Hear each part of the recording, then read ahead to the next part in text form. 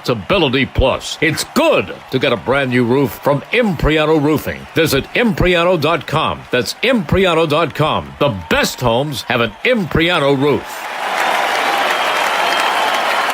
Pet parents, there are many sources to buy your pet food these days, but at Dogs and Cats Rule, we take special care in selecting our brands based on quality of ingredients, company transparency, and science-based nutrition. Coming into a Dogs and Cats Rule store with a dietary issue, we can help select the proper food. The best part of the visit is the shopping experience. That's Dogs and Cats Rule with 7 locations. For information online, visit dogsandcatsrule.pet. Dogs and Cats Rule. Shop small, shop local, shop family.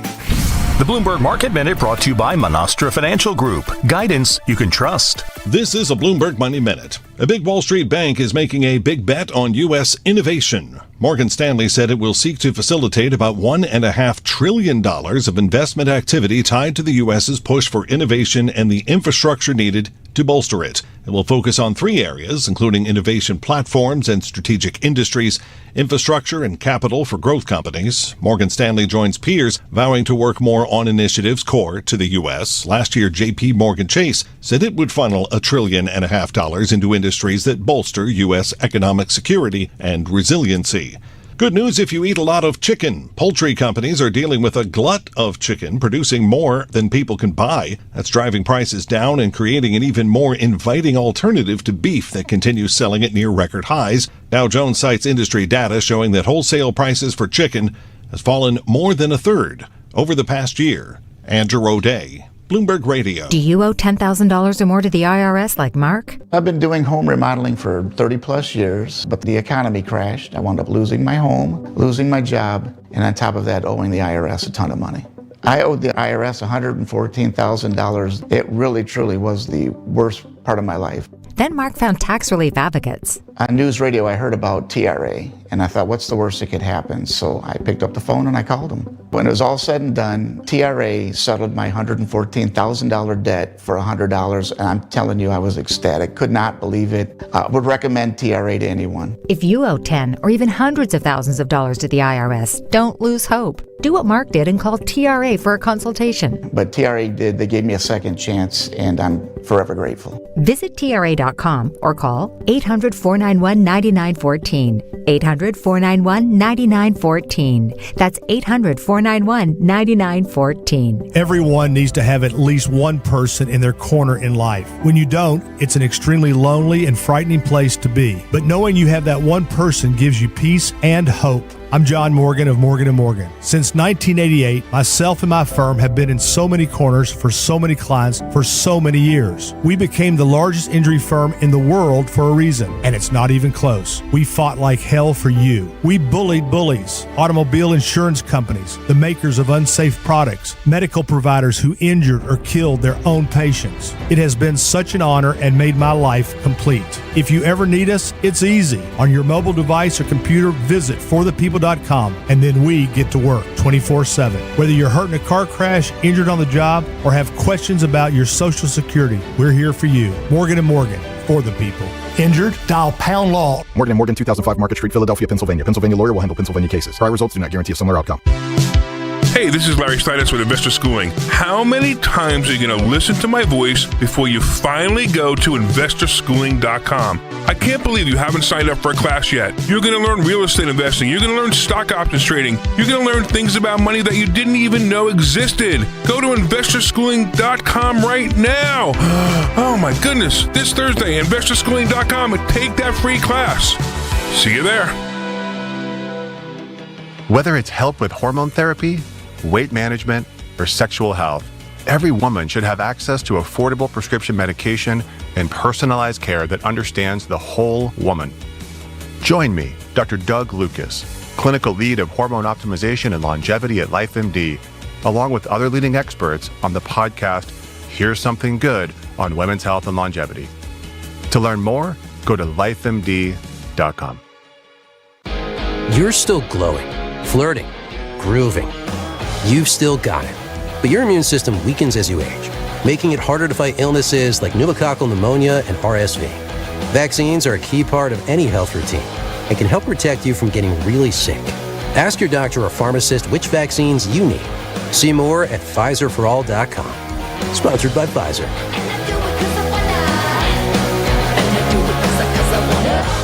Your favorite power hitter, pocket-sized. All fans receive a Wawa Kyle Schwarber bobble figurine on Friday, August 21st when the Phils take on the Cardinals at 6:40. Visit Phillies.com for tickets now. Finish the summer strong with some weekend baseball when the Phils take on the Cards Friday, August 21st at 6:40, Saturday, August 22nd at 6:05, and Sunday, August 23rd at 1:35. Secure seats today at Phillies.com. You're invited to the Invitation to Lexus Summer Sales Event at Lexus of Cherry Hill. Discover more than an exceptionally crafted vehicle. Experience everything a Lexus makes you feel, from exhilarating performance to inspiring electrification. Explore the redesigned 2026 Lexus IS and the all-new Lexus ES, available in hybrid and electric. Visit the family-owned, veteran-owned, 8-time J.D. Power Dealer of Excellence for the customer sales experience. Lexus of Cherry Hill. For J.D. Power Dealer of Excellence information, visit jdpower.com. Squeeze. Tried, tested, and Trixie's. 53 years of songwriting live. With special guests Adam Ant and Leon Tilbrook. Friday, August 28th, Borgata Hotel, Casino, and Spa. Squeeze.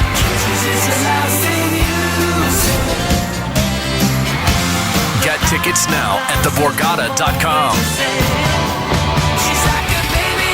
Don't miss Squeeze live. Just hearing the word IRS can make people break out in a cold sweat. No one wants to deal with the IRS, and now you don't have to. The good news is Legal Tax Defense has been successfully negotiating with the IRS for more than 15 years. It doesn't matter how much you owe, whether it's $5,000 or $5 million. You deserve the best in the business on your side, and that is Legal Tax Defense. Even if you're working with someone else and just want a second opinion, there is no cost or obligation to call. They can prevent levies, liens, wage garnishments, even file back tax returns. And the best news about Legal Tax Defense is they won't take your case unless they know they will reduce or eliminate your tax debt. Call Legal Tax Defense right now for a free no-risk consultation. 800-284-1238. 800-284-1238. You have nothing to lose but everything to gain. 800-284-1238.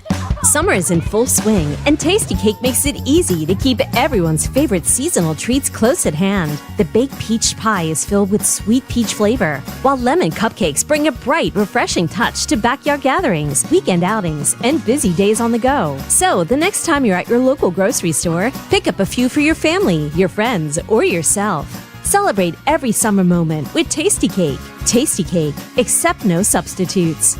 The IRS finally caught up with Louie. I hadn't paid my taxes in 8 years. I owed the IRS a lot of money. Louie was in deep trouble. We're going to take your house, put a lien on your bank account, garnish your pay. They don't care. They're going to take your paycheck. Louie found out about Optima Tax Relief, the leading tax resolution firm. A-plus rated by the Better Business Bureau, they've resolved over $3 billion for their clients. Optima Tax, they helped me. They calmed me down. They made me feel comfortable, and I trust them. Louie has a lot to be thankful for. I don't owe the IRS anymore, and I'm able to live a comfortable life, a lot better life. It was because of Optima Tax. For tax help you can trust, call Optima now for a free consultation. Take it from Louie. If you owe the IRS, don't go it alone. Give Optima Tax a call. They can help you. Call 800-354-2840. 800-354-2840. 800-354-2840. Optima Tax Relief. Testimonial from an actual client. Some restrictions apply. For complete details, please visit OptimaTaxRelief.com.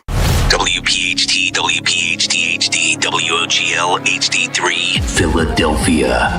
Always live on the free Odyssey app. From the Piazza Premium Automobile Studios. Powering your drive with 10 brands and 20 locations. Free speech lives here. It's Kayal and Company on Talk Radio 1210 WPHT. Today on Kayal and Company, we've got a few surprises for you. The Big Take will dissect Woke 2. I mean, what the heck is that? Dumber Woke Sports takes like Cap 2016, NFL is slavery. Verse Carrington 2026, WNBA white privilege. Sean Farash is in for both Dawn and Greg. That usually means we'll hear from 47 too. Wait, Dawn is out just after Caroline Levitt is leaving as White House press secretary. Coincidence, huh? Maybe Trump will have something to say about that. And Greg off again? What? Is Reverend Stalker attending a religious retreat in search of a kinder, gentler Greg that won't rip on YouTube chatters? Fill it with the latest in sports!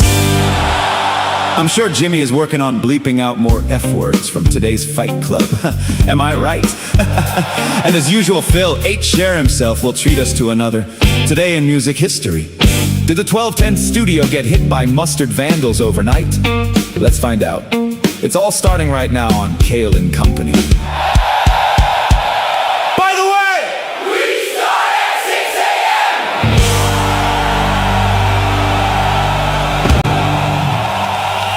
a.m. And away we go. Kayal and Company live on a Thursday, August 13th, right here on Talk Radio 1210 WPHT. Always live on the free Odyssey and iHeartRadio apps. And, of course, you can get the show for your video viewing pleasure over on YouTube. 855-839-1210, the phone number. And on social media at 1210 WPHT. Sean Farish is in this morning for all 4 hours. How about this today? No Greg Stocker, no Dawn Stensland, no Rich Zioli, no Jimmy Fala. It's just Nikki and Sean, Phil and Jimmy for the full four. Good morning, sir. Well, I have to say, it's a tremendous morning. Nobody's doing better than we are right now. And, we have a vacancy at press secretary, and there are a lot of beautiful options. I can tell you that. A lot of beautiful options. We're looking at all of them, by the way. We're looking at all the options very strongly and very closely. And we think we have some beautiful options for you. That much I can tell you. How you doing, buddy? Everything all good? Oh, we're doing well. It's just another day. I can't believe Caroline Levitt's out, but I can because she had a baby. Mm-hmm. And I put my hat in the ring for press secretary for one day. I like it. Nothing more than that. Just one day. But as a certain individual, right? Right. Now, the condition is I will do press secretary. I will do it for a day. But I will agree to answer all questions as President Trump if I'm press secretary, just for a day. I don't want to live in D.C. I don't want to be there for 100. No. Mm-hmm. Got some cool stuff on the horizon starting on Monday. Okay. I can't do this whole long term, but one day, we can have some fun. Okay. There's nothing I'd love to do more than call Caitlin Collins Dylan Mulvaney to her face. So, well, let's actually do this exercise right now. So, if Sean Farish was to take for one day only the responsibilities and the duties of by the way, for those who don't know, Caroline Levitt is leaving on her own.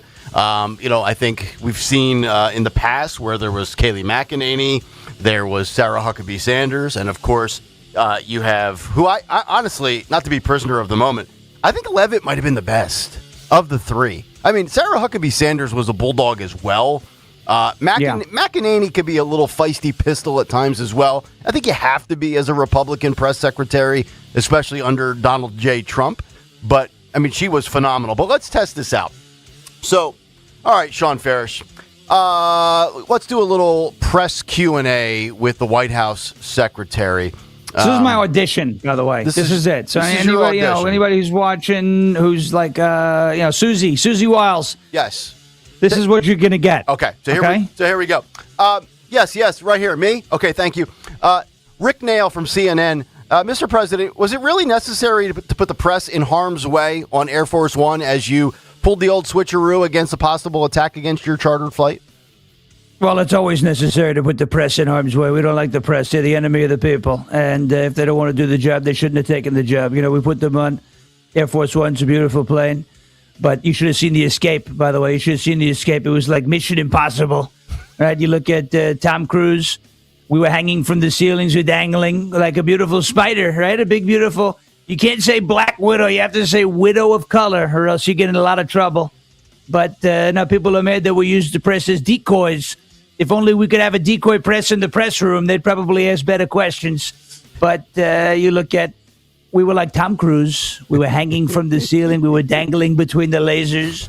There was beautiful music going on. Dat. It was a beautiful thing, right? Think about it. But it was a great escape. You should have seen it. You should have been there. You should have seen it. But it was it's always necessary to put the press in harm's way. This way they know how I feel, right? Ain't no fun when the rabbit's got the gun. Next question. Joe Blow from the Washington Post here, sir. My question for you would be, why can't trans women play in the WNBA? Well, they can play in the WNBA. You look at the fabulous Enes Kanter, you look at Royce White, and Donna Trump is going to be declaring, she's great. She's tall, 6'7" out of New York. She is a fabulous person. She's the master of the rim. You look at it, the master of the rim, as opposed to Angel Reese, who has a lot of problems with the rim. She gets into fights with the rim all the time. They call her the Mason. You look at Angel Reese, she's the Mason. She's a bricklayer. She lays more bricks than anybody's ever seen before. But Donna is declaring for the WNBA draft, the oldest and, frankly, most fabulous WNBA player of all time, Donna J. Trump, center. And she's going to do a great job. She's a lean, mean, rebounding machine and a scoring machine and a beautiful person. And she's going to be in the WNBA. So they're going to have a beautiful player. Very soon, we've declared eligibility for the WNBA draft. Mr. President, final question. Tina Smith from the New York Times here. Are you really giving consideration to a fourth time of serving and perhaps making a run for a third term? Well, this is a stupid question, but I watch you a lot. You ask a lot of stupid questions, and we're not doing a fourth term. We're doing a first term for the WNBA MVP who's going to run for president after a couple of years, Donna. So you look at Donna J. Trump. She's a wonderful person. She has long, flowing blonde hair, locks of love, they call it. That she has Mondo Gazungas. She's a beautiful person. They call them cans, right? They say, ma'am, you have beautiful, I have to say that, Gazungas. Look at that. But she does a fantastic job. She's going to do a fantastic job as WNBA MVP and as president. She's a beautiful person. Make America fabulous again. And we're going to run or she's going to run. She has my complete and total endorsement. She's going to run to be your next president. First term for Donna, second term for Donna. And if they steal the election from Donna, then we're going to do 3 terms or 4 terms or 5 terms. So you better just let her win. Let the natural course of things play out. But she's going to do a great job. The first female transgender president and WNBA MVP, Donna Juliet Trump, is going to be the greatest president probably in the history of the world. Unbelievable. I tell you what, if Dawn Stenslin doesn't want the job, I think Sean Farish as Trump for a day would absolutely fly. Wow. It'd be easy. Great stuff. Yeah. Yeah. I mean, honestly, if you're prepared and you have a backbone and you're not rattled, you just go up there and you stonewall these people and just give them the business. And most of them, unless it's Little Miss Snippy Shorts, Caitlin Collins. The little toots over here. Yeah, as Dawn called her yesterday, called her Little Toots, by the way. Little Toots. Dawn going top rope on Caitlin Collins with a Toots drop. You don't get that every day. She called her Toots? You dropped the Toots on her. Yeah. All right. We have a ton to get to today. Cut sheet coming up at 7:45. No official big take, but Sean and I are going to get into what would be the theme of the big take as kind of just an opening segment. We'll get to that in about 15 minutes. But let's start with the news. Round number 1, Kayal and Company News Live here, which is brought to you by Crystal Cave Park. I've got 3 stories for you. I'll skip the monotonous stuff like, shooting, no description of suspect. It was hot last night. People with nothing better to do in their life in Philadelphia causing chaos. But some very interesting news stories that are coming out locally. And we'll start here statewide in the state of Pennsylvania with the rising opposition to data centers. And believe it or not, it is nonpartisan. It is a thing where Democrats and Republicans, for the most part, agree on. As a University of Pennsylvania survey finds right here in Philadelphia, that Democrats and Republicans appear to agree on one thing. They're opposed to data centers. That's according to a new UPenn survey, which found opposition to data centers rising by 12 percentage points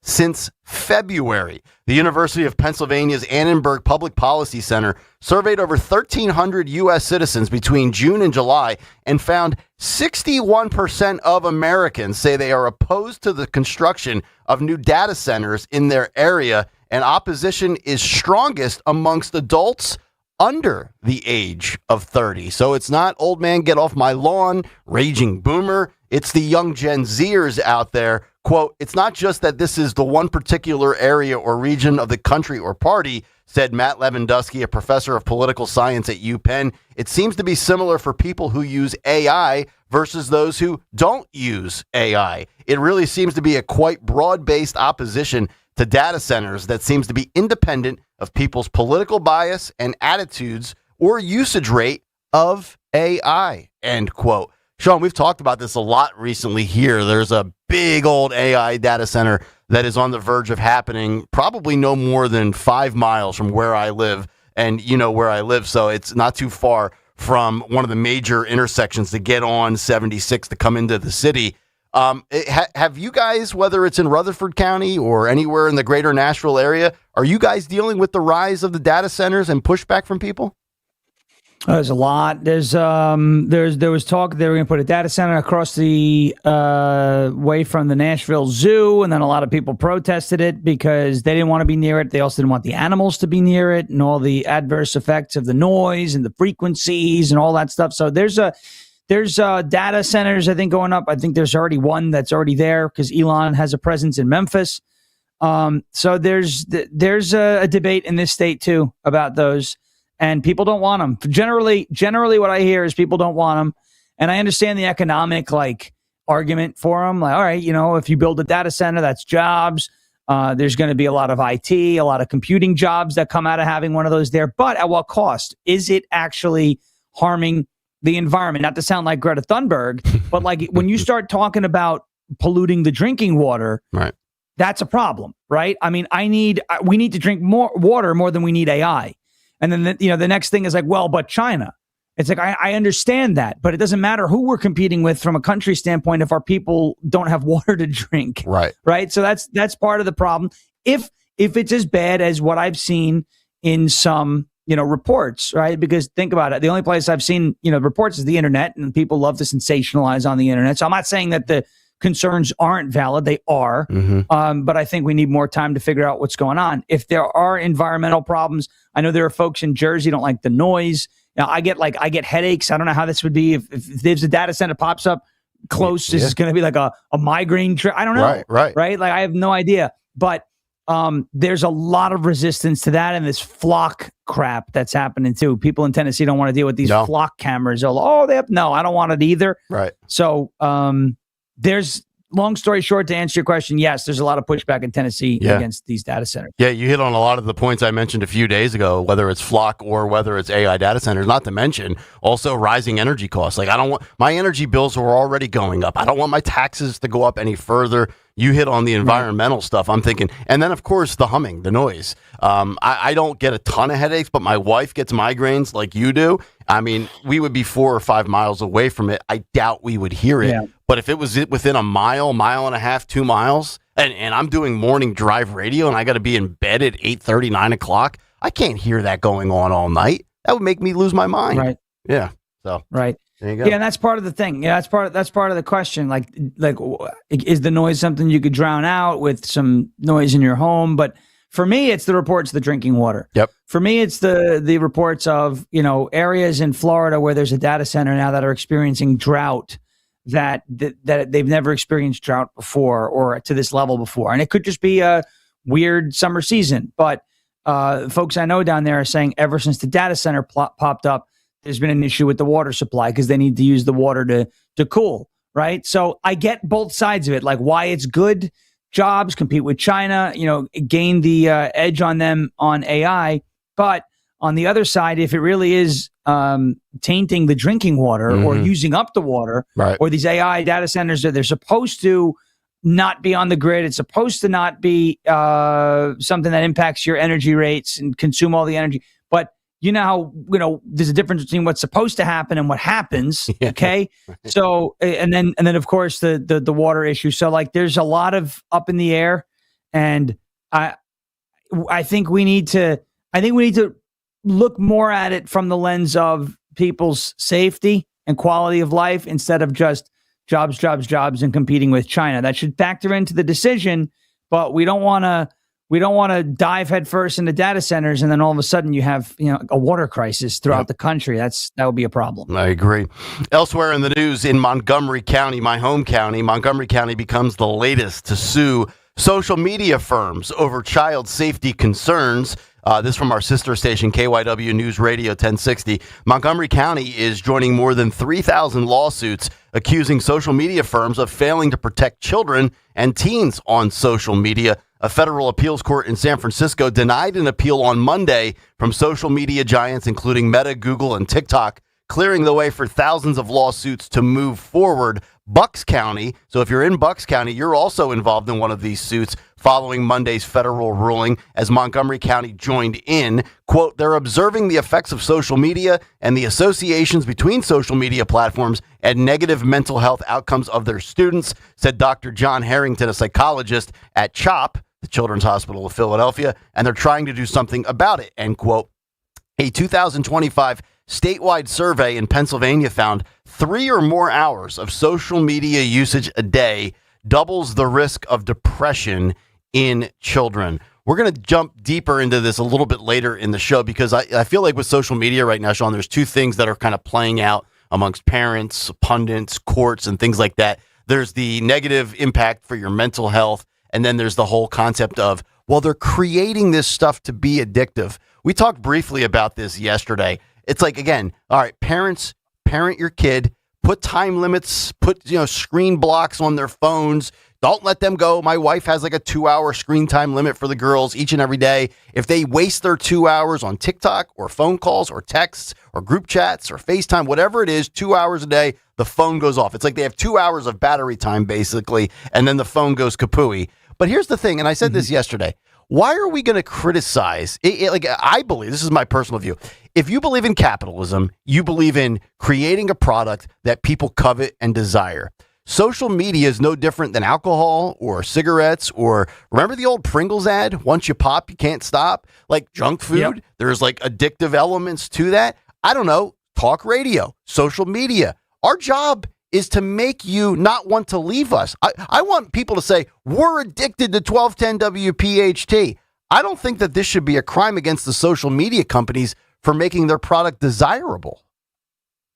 No, it should not be a crime against them for making their product desirable. This is again where parenting comes in, right? Like it's like one of those things. Would you let your kid eat 3 tubs of ice cream a day? Right? I mean, like the answer is no. Okay, so then treat social media, treat online, treat the internet, treat phones, etc. the same way. I was just reading a story this morning about a team of girls. I forget where it was. California, was it? A team of teenagers? Yeah, California, Del Oro. This is on CBS News. It's pretty cool.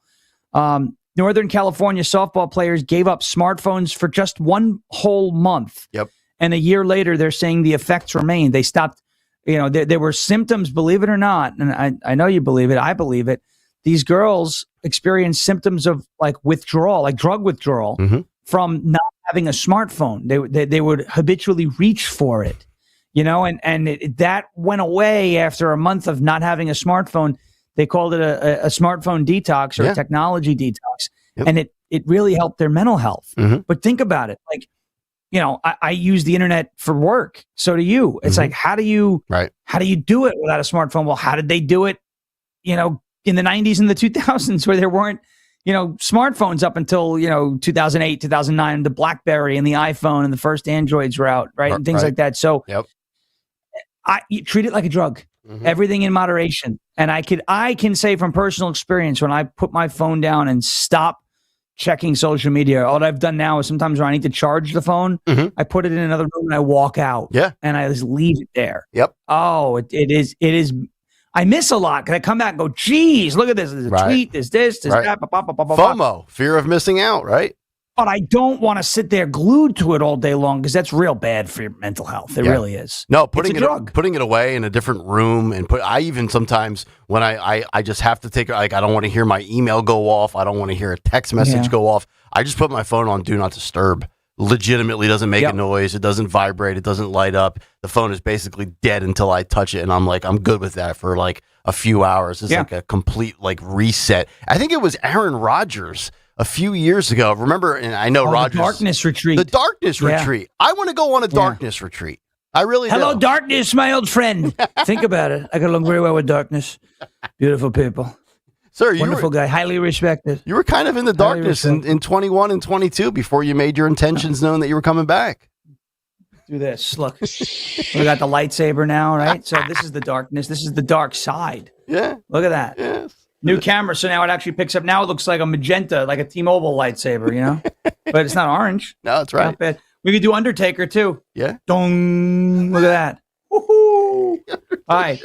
Embrace the darkness. Yes, damn right.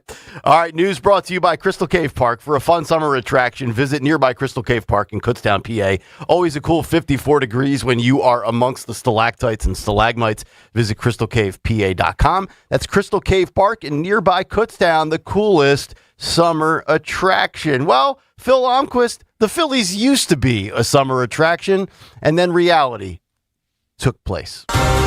That is correct, Nick. Sports Today is actually sponsored by Ashley Furniture. We'll start today, with the Phils, who wrapped up their series with the Cards. Zach Wheeler struck out 4 of the first 5 batters. That's good. He was still pitching well through 4 and then scored nodded at 1. However, by the way, it's really good when I actually say however. In the 5th, with 2 on and 2 out, Wheeler would then give up an RBI single to Ivan Herrera, a 2-run double to Alec Burleson, followed by an RBI double to Jordan Walker, making the score 5-1. Oops. The Cards would then add 2 more in the 7th because Jose Alvarado also stinks. And the Phils lost to St. Louis 7-1. And by the way, if the playoffs began today, the Phils would be home golfing with you, Nick, in Bluebell. That's right. Kyle Schwarber and I would stop at Wawa. We'd get a 6-inch shorty. Don't say it. Yep. We get a... Don't say it. Don't say it. Dude, think about how bad this team is right now.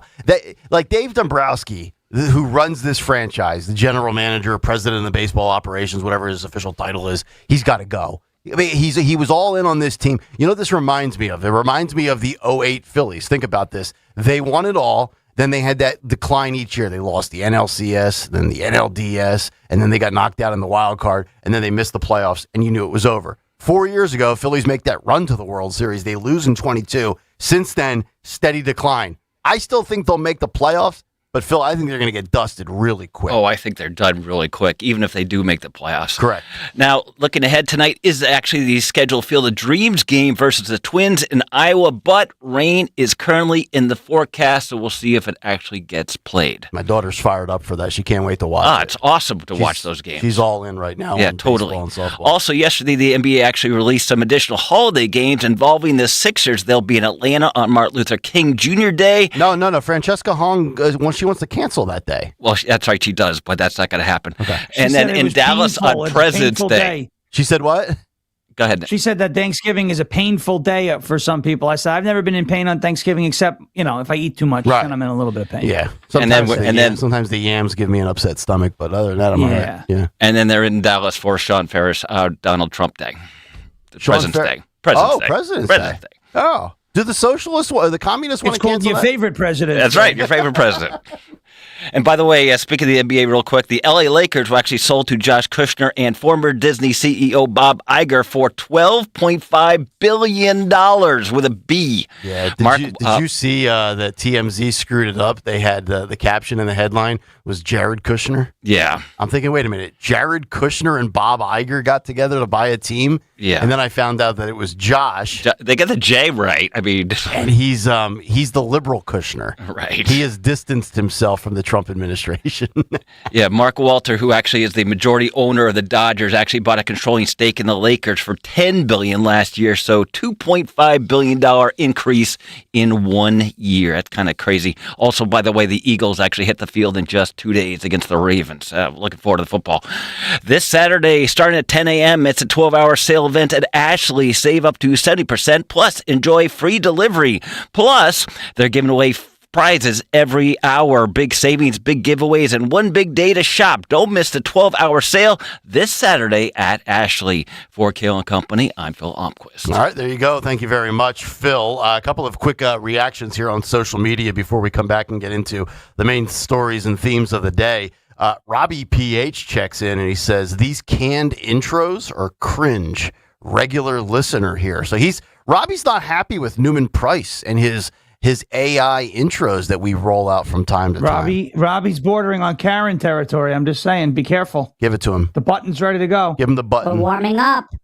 We're warming up, Robbie. Roberto, calm down, brother, because we got the pearls here. Are you clutching? You want to mess around? You better get out of here, buddy. This is your warning shot. Wow, there it is. Hey, careful. Just be careful. Deliver Robbie to the tribal chief. You're going to have to, and then Solo will be like, pow, pow. Wrestling reference for those who don't know. Irk checks in on Twitter. Irk would like to ask the president a question. He says, hello, this is Irk with BS News. This question is for Mr. Trump. There are rumors that your relationship with Mr. Scrooge McDuck of Duckburg has fractured. Can you elaborate, sir? Don't worry about Scrooge. He's a great duck. We love him. We tell you to shut the duck up, okay? That's what we're going to tell you. That's a stupid question. But that's why you work for BS News, right? Otherwise known as The View, right? The View, the zoo. I call it the zoo. You look at the bickering bovine on the zoo. There's zoo. There's zoo animals. You look at Whoopi, Joy Behar, Sonny Hostin, the walking legal note. She's a walking legal note. Nasty people. All of you are nasty people, so you leave Scrooge alone. And the stupid question that was. Keep the questions coming later this morning. We'll have the one-day-only White House Press Secretary Sean Farish answer all of your questions in place of Caroline Leavitt before Trump finds a new White House Press Secretary. Philly weather is currently 73 degrees, a high of 87 today. It's brought to you by Wawa, your all-day destination for sweet cravings, midday rewards, and late-night treats. From ice cream parfaits to cream smoothies, floats, and more, you're in for a treat. Gotta have a Wawa. Gotta have a big take, but we're going to do it a little differently. It's going to be like a regular show. We're just going to jump into the main topic, and that is Woke 2. But Woke 2 for now, or Woke 2 forever. It's Kayal and Company. Sean Farish is in this morning for both Dawn and Greg. It's Talk Radio 1210 WPHT. Time now for today's Spotlight on Health Trends, sponsored by Ethos. To push through your next tough workout, turn up the volume. A study from the University of Jyväskylä in Finland shows that listening to your favorite fast-tempo music boosts exercise endurance by nearly 20%. The study is published in Psychology of Sport and Exercise. Exercisers lasted over 35 minutes with music compared to under 30 minutes in silence. I'm Margie Schaefer.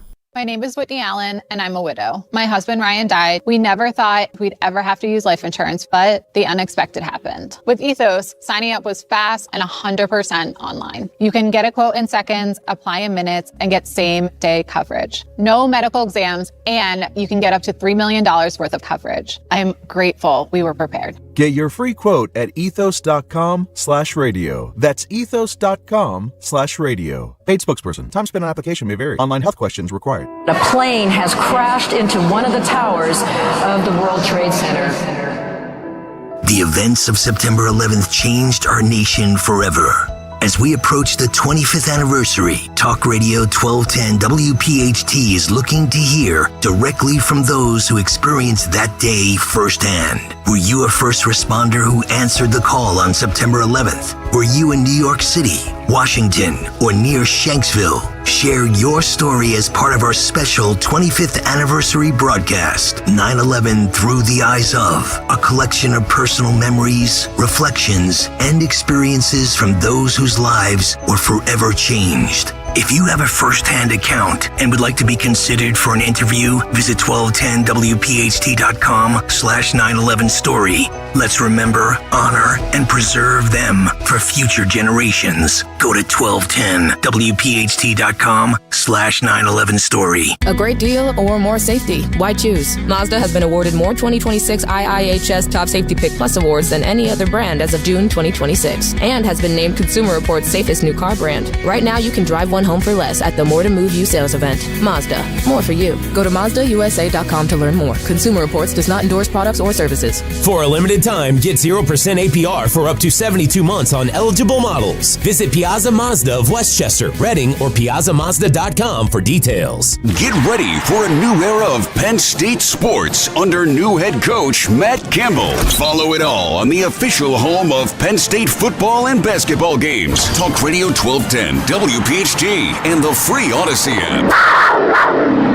Prioritize yourself and make your dream of an attractive attractive, healthy smile a reality at PI Dental Center. The professionals at PI Dental have been transforming patients' smiles for over 38 years. Board-certified specialists, Dr. Glenn Wolfinger and Dr. Robert Slough, perform complex dental makeovers with their Teeth in a Day protocol, where dental implants are placed and restored with fixed teeth in just one day. It's time to invest in yourself. For a smile that's monumental, trust PI Dental. Visit PIDentalCenter.com. Back to school season is here, and Dollar General has everything you need to start the school year strong. Don't forget to grab a pair of bright yellow sunglasses from the Yellow Glasses Project for just $2. Every purchase makes a difference, with 100% of proceeds helping support teachers, classrooms, and nonprofit organizations working to improve reading and literacy skills across the country. Stop by Dollar General today and shine bright with the Yellow Glasses Project, available now at Dollar General. The Yellow Glasses Project is a program of the Dollar General Literacy Foundation. Lanny went to college and racked up huge debt. A little bit over $100,000. For a degree he couldn't use? Now what? I had a friend that went to my computer career. They even helped him get hired immediately after graduation. One of the things I love about IT is that you can work from anywhere you want. You could become an IT pro in just months, including cybersecurity and the basics of AI with zero experience at mycomputercareer.edu. My Computer Career, an elite CompTIA certification partner. It worked for me, and I know it can work for you. This is one student's experience. Individual results vary. Free speech lives here on Odyssey's #1 talk station. Talk Radio 1210. WPHT. It is 6:32. Welcome back in, Kayal and Company here on a Thursday morning. Sean Farish is with us for the full 4 hours today. Dawn and Greg with the morning off. So it's Nick, Sean, Jimmy, and Phil. No Rich Cioli today. He's got other commitments. Jimmy Fallon normally joins us on a Thursday, but he will be on Fox and Friends this morning at about the same time. He said if for some reason they bump him from TV, he will be able to join us here on the radio. So that could be a fluid situation. We got to get a lot of different things in today. So much time has been spent, and I think rightfully so, on the DSA, the Democrat Socialists of America, the crazy communists, whatever you want to call them. We're going to continue with this reaction and fallout to the big upset in Wisconsin. But I also want to look at what life is like on our side of the aisle in the post-Trump era, which will be here before you know it. And also, ICE has a nice, cool little toy that they're going to be deploying and rolling out. And I'm all for it. We'll get to that coming up. But Jimmy Kelly, let's get to a modified edition of a Thursday Big Take. The Big Take on Kayal and Company. Brought to you by Bucks County Estate Traders. All right, Sean. So, woke 2 for now. And, you know, we chopped it up yesterday. Dawn and I, as well as Tony Bruno, was in with the big upset from the Wisconsin Democratic primary for governor. As Francesca Hong, you know, when you looked at all the polling, she was 10, 12, 15, 20, 22 points ahead. Prediction markets had her 97% likely to beat Crowley, who was labeled the more establishment moderate Democrat, which is, I think, a load of crap. But I'm thinking about where the Democrats are today. And if you think about this, with this current iteration, you know, okay, that AOC's still around. Bernie's like the elder statesman, but between Hassan Piker and El Said and Fong and these crazy people, it's not so much about TDS anymore. I actually think it's about ADS, American Derangement Syndrome. Like, think about this for a moment. They've gone from hating Trump to hating America, our way of life, our culture. They don't like capitalism. They want blood in the streets, in large part because of capitalism, which is fascinating because Hassan Piker's got a home worth $2.7 million, a net worth of $35 million, and he makes a $4 million annual salary. So capitalism has treated that crazy nutbag quite well. They don't like the fact that you accumulate assets. They want to seize your property. But think about this, the most notable names, and I just jotted these down, and some of the most ridiculous things they've said. El Said in Michigan doesn't like guns, football, or fireworks. James Tallarico believes in 6 genders and hates red meat. The guy that replaced the nut job, Graham Plattner in Maine, married his cousin, and Francesca Hong wants to cancel Thanksgiving. Like, that's the state of the Democrat Party right now. It's not about hating Trump anymore like the last wave of squad Dems and Kamala and Biden and Hillary and TDS, they hate the fabric of our country, dude. They do. And it's, we talk about canceling Thanksgiving. You talk about the 4th of July. All right. You talk about, though, there was a quote that Abdul El-Sayed gave to the New York Times in 2009 that said he was obligated to live by Sharia law. Like, I don't want anyone who believes in that anywhere near the United States Senate. Sorry. You look up if you're not a Muslim under Sharia law, you got to pay like a tax. Like, I'm not interested in any of that. Sorry, we're not doing it. So this whole movement of people, it's not just that they have different ideas for America. They actively hate the principles this country was founded upon. I don't want any of them near the seats of power, and they're close. It's bad when AOC has to distance herself from you, right? Because she's getting ready to run for president, but it's bad if that's the case. And it seems to be the case with these folks. They come to the country, or they're living here, they're afforded an amazing opportunity. And then what happens? They complain about it. Well, then go somewhere else. Go do it better somewhere else and show us all how it's done. But don't change this place, because we're not interested in that. No. And the one thing I think we do need to really reiterate to our audience, and I try not to be in this position of telling the audience, here's what you need to know, here's what you have to do. I kind of feel like you should know these things already.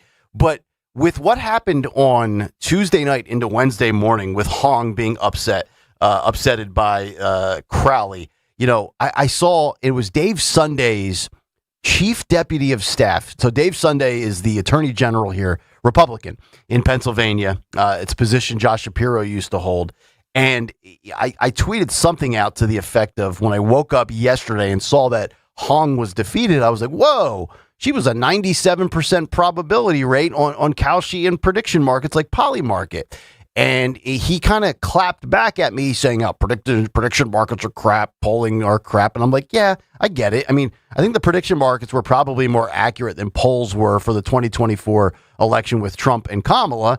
And I said to him in response, I said, they're nothing more than data points to launch a conversation on talk radio. But he said, well, people just have to get out and vote. I totally agree. And I thought about something I've seen you say on Twitter. I've heard you say it on the air. Everybody has to get out and vote. Nobody stays home. So I don't want to lecture, but I can't believe there are people out there that are considering voting, and then they see a poll or they hear odds from a prediction market and they say, wow, the deck's really stacked against my guy or my girl. I'm just going to sit it out this year and stay home because the numbers tell me it's a long shot. Like, you're a Jets fan, Sean. If the Jets are a 10.5 point underdog and they're playing the Eagles in Philadelphia, do you think the Jets just sit home and say, well, Vegas says we're a double-digit underdog. We have no chance to win. We might as well roll over and play dead. No, they show up, they prepare, they try hard. Roll over and play dead. And then they die at halftime when they're down by 17. But you just can't mail this in because of what a poll or a prediction market tells you. They're not absolute. No. Well, and elections is a little different than football, right? So everyone can go and put the same amount of points by themselves on the board. Right. Okay. Like, it's not like shooting and making a basket or kicking a field goal or throwing a pass or catching a ball or running into the end zone. Right. This is, everyone can do it. You go to the polling place, you fill out your ballot and you leave. And it doesn't have to be more complicated than that. Right. But to your football analogy, like, imagine being on a team, football team, baseball team, basketball team, hockey team, whatever, and saying, our chances of winning today are so slim to none that we're just going to forfeit. And we'll come back and we'll play next week. We don't want to risk anything. We don't want to risk injury. We're just going to mail it in. We're just going to forfeit. Like, nobody would think that's a good idea. And yet, when we talk about elections, it's like, oh my gosh, we're down by X amount in these polls. What's the point of even going out? But the point of going out is the minute you cast your ballot, the deficit that you're talking about just went down by 1 because you voted. You literally played a role in closing the gap. But if you stay home because you think the gap is too big, then you're actively choosing to do something that doesn't help us close the gap. Okay? So, like, yes, we're playing from behind. Yes, we're down by 40 points at halftime. But you can literally put a point on the board and make it 39 tomorrow. Okay? Oh, well, someone's gonna cancel me out. All right, but then again, if you cancel yourself out, now it's a +2 for the other team. You didn't vote, and they voted, so now your 40-point deficit just went to a 41-point deficit instead of a 39-point deficit because you didn't go out and vote, or a 40-point deficit because you and someone else vote. So you've got to be a force multiplier.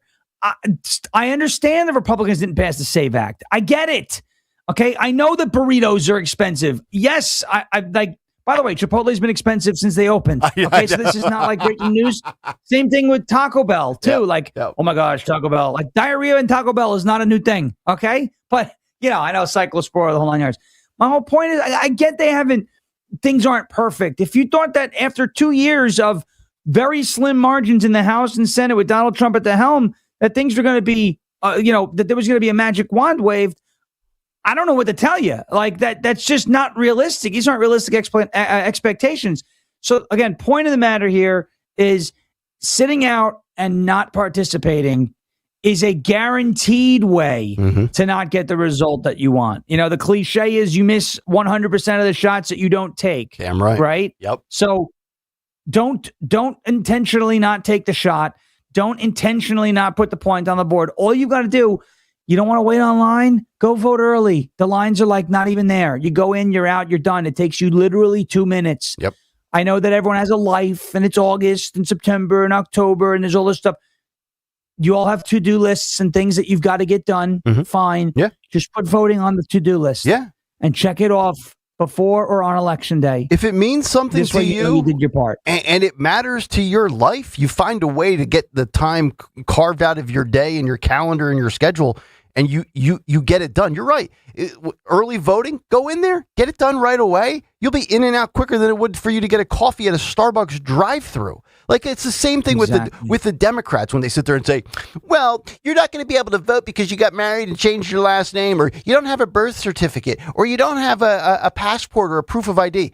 But what? It's August. If voting this November matters to you, liberal excuse maker, well, now you have 82 days to figure it out and make it a priority and get what you need to have to go out there and vote. But like this concept of I couldn't get there to vote is nonsensical. You desire a brand new iPhone 18, you find a way to get it. When you were younger, I wanted the new Jordan sneakers. You found a way to muster up $120, right? Like, you're addicted to drugs or alcohol. I'm broke. Well, I'm gonna donate blood and plasma to feed my vice.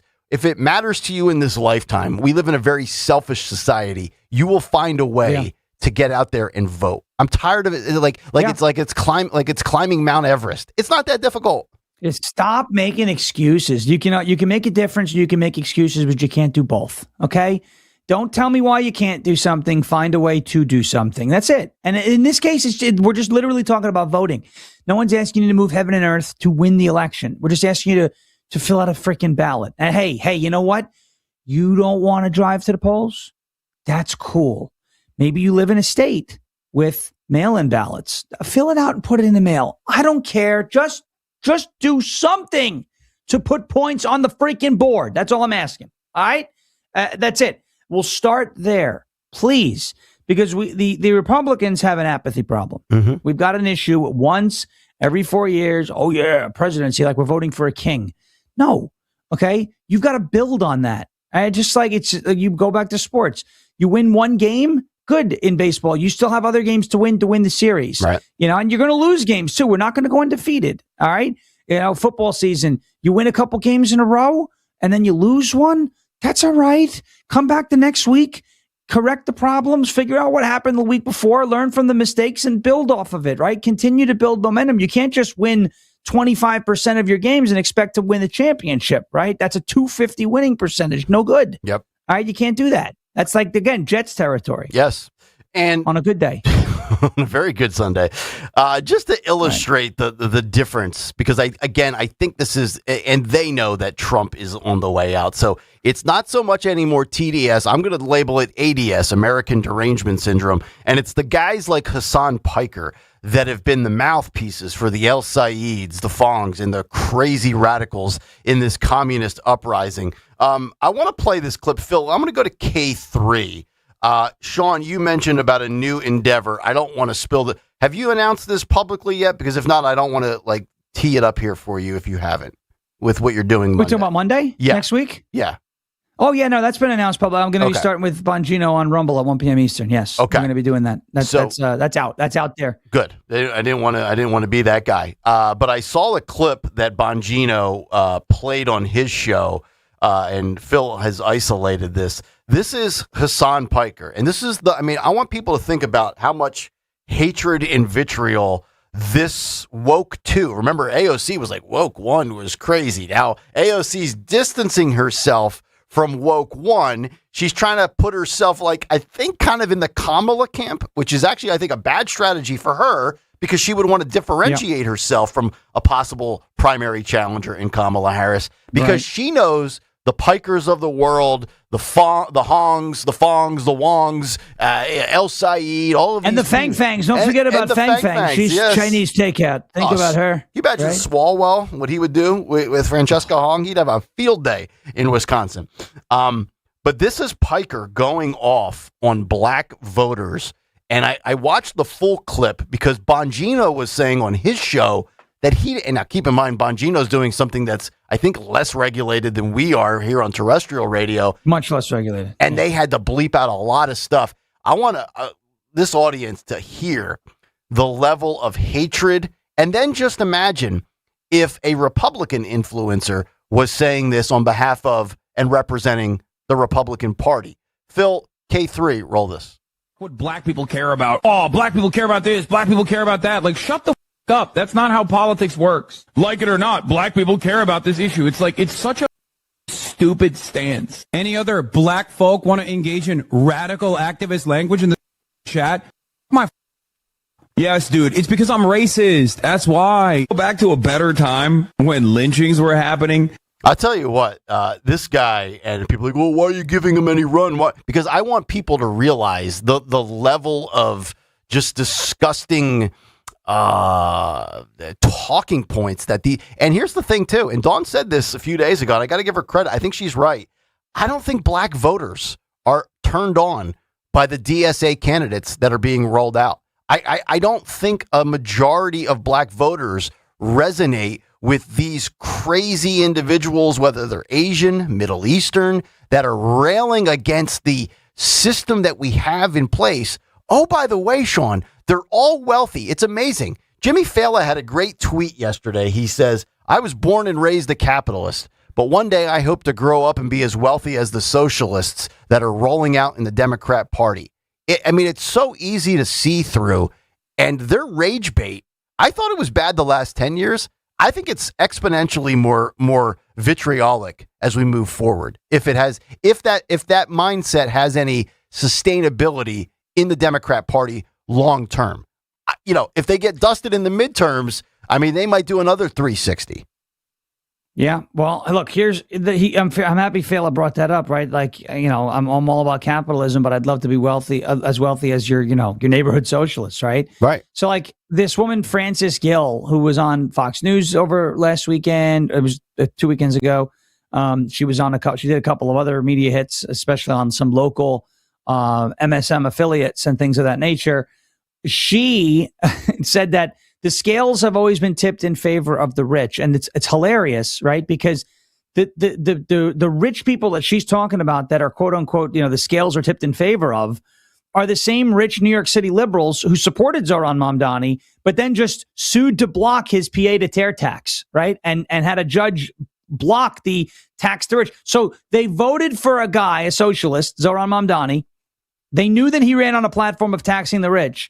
Then he comes out and taxes the rich with the pied-à-terre tax. And then all of a sudden the rich who supported him said, whoa, well, not us. Don't tax us. I want you to tax the other rich. Mm-hmm. So they all joined together and sued. Yep. That's something that only folks who have access to a decent amount of money and resources be able to sue the mayor of New York City. That's something that only that class, if you want to say it, of people would be able to do. So yeah, the scales are tipped in favor of the rich, but then it's your own people, it's your own voters, it's your own supporters, it's your own donors who you're mad at that are the ones that are now putting your tax the rich tax on hold. So it's hilarious to watch. It's cannibalism, right? And Andrew Wilkow, who's one of my favorites in the space, says this all the time. Socialism, communism, never for the socialists and communists. The government folks aren't going to wind up on that single payer healthcare plan, right? They're not the ones who are setting their thermostats to 78 degrees. Yeah. They're not the ones who are good. They're going to find loopholes in terms of, and find ways to avoid all of these crazy oppressive taxes, right? So they're not the ones who are going to be impacted by their own policies. It's going to impact the people. It's going to impact not the socialists and communists, but the people, the subjects, the peasants, the victims, right? And that's the way it always works. Look at Maduro in Venezuela. His people were starving. Right. He never missed a meal. He was living like a king. Yeah. He was fat and happy. Just like but me. His people, they were going days without eating. They were eating out of the back of garbage trucks. They were killing zoo animals. They were burning their paper currency because it was more useful to them on fire to heat their homes than it was to to use in a grocery store because of inflation. But Maduro never experienced that. The Chavistas never experienced that. The people in the inside never experienced that. It's only the subjects who wind up becoming the victim of this horrible ideology that's responsible for tens of millions of deaths since the beginning of time. Yeah. Right. Those are the ones who experience the negative effects. And the socialism, the communism, never, ever will you see. Even Bernie Sanders said, I'm not going to wait for online at United. I'm going to fly private. But they tell you not to fly private, right? They tell you not to use a gas stove because of the emissions. They never pass their own tests. The policies that they run on are never policies they actually have to abide by or are impacted by. So it's all a facade. Yeah. It's all a facade. You know what? I'll say this. This will make Jimmy Matthews happy. His uncle, who I don't like, Chris, called out the socialists. He did. I saw it. And I'll say this. Hey, he's making his way. He's back on a path to redemption. This is like Anakin Skywalker, maybe before he throws the Emperor down the shaft. Yeah. All right, Chris. Yep. Listen, I still don't like him, but I like what he's doing. So keep doing that. Yeah. There you go. And I'll tell you, the only two bases that this whole blueprint, this political ideology, this uprising appeals to are white, wealthy liberals, probably Gen X to boomers in gated communities that know that they never will have to live this life. And then the other group is the young, dumb, and desperate. The ones that are Gen Z, Gen Alpha, that are in debt, went to college, and are so angry. They hate America. They hate the Jews. They fall into these algorithms of rage, and they're falling for a political ideology that has failed everything it's touched.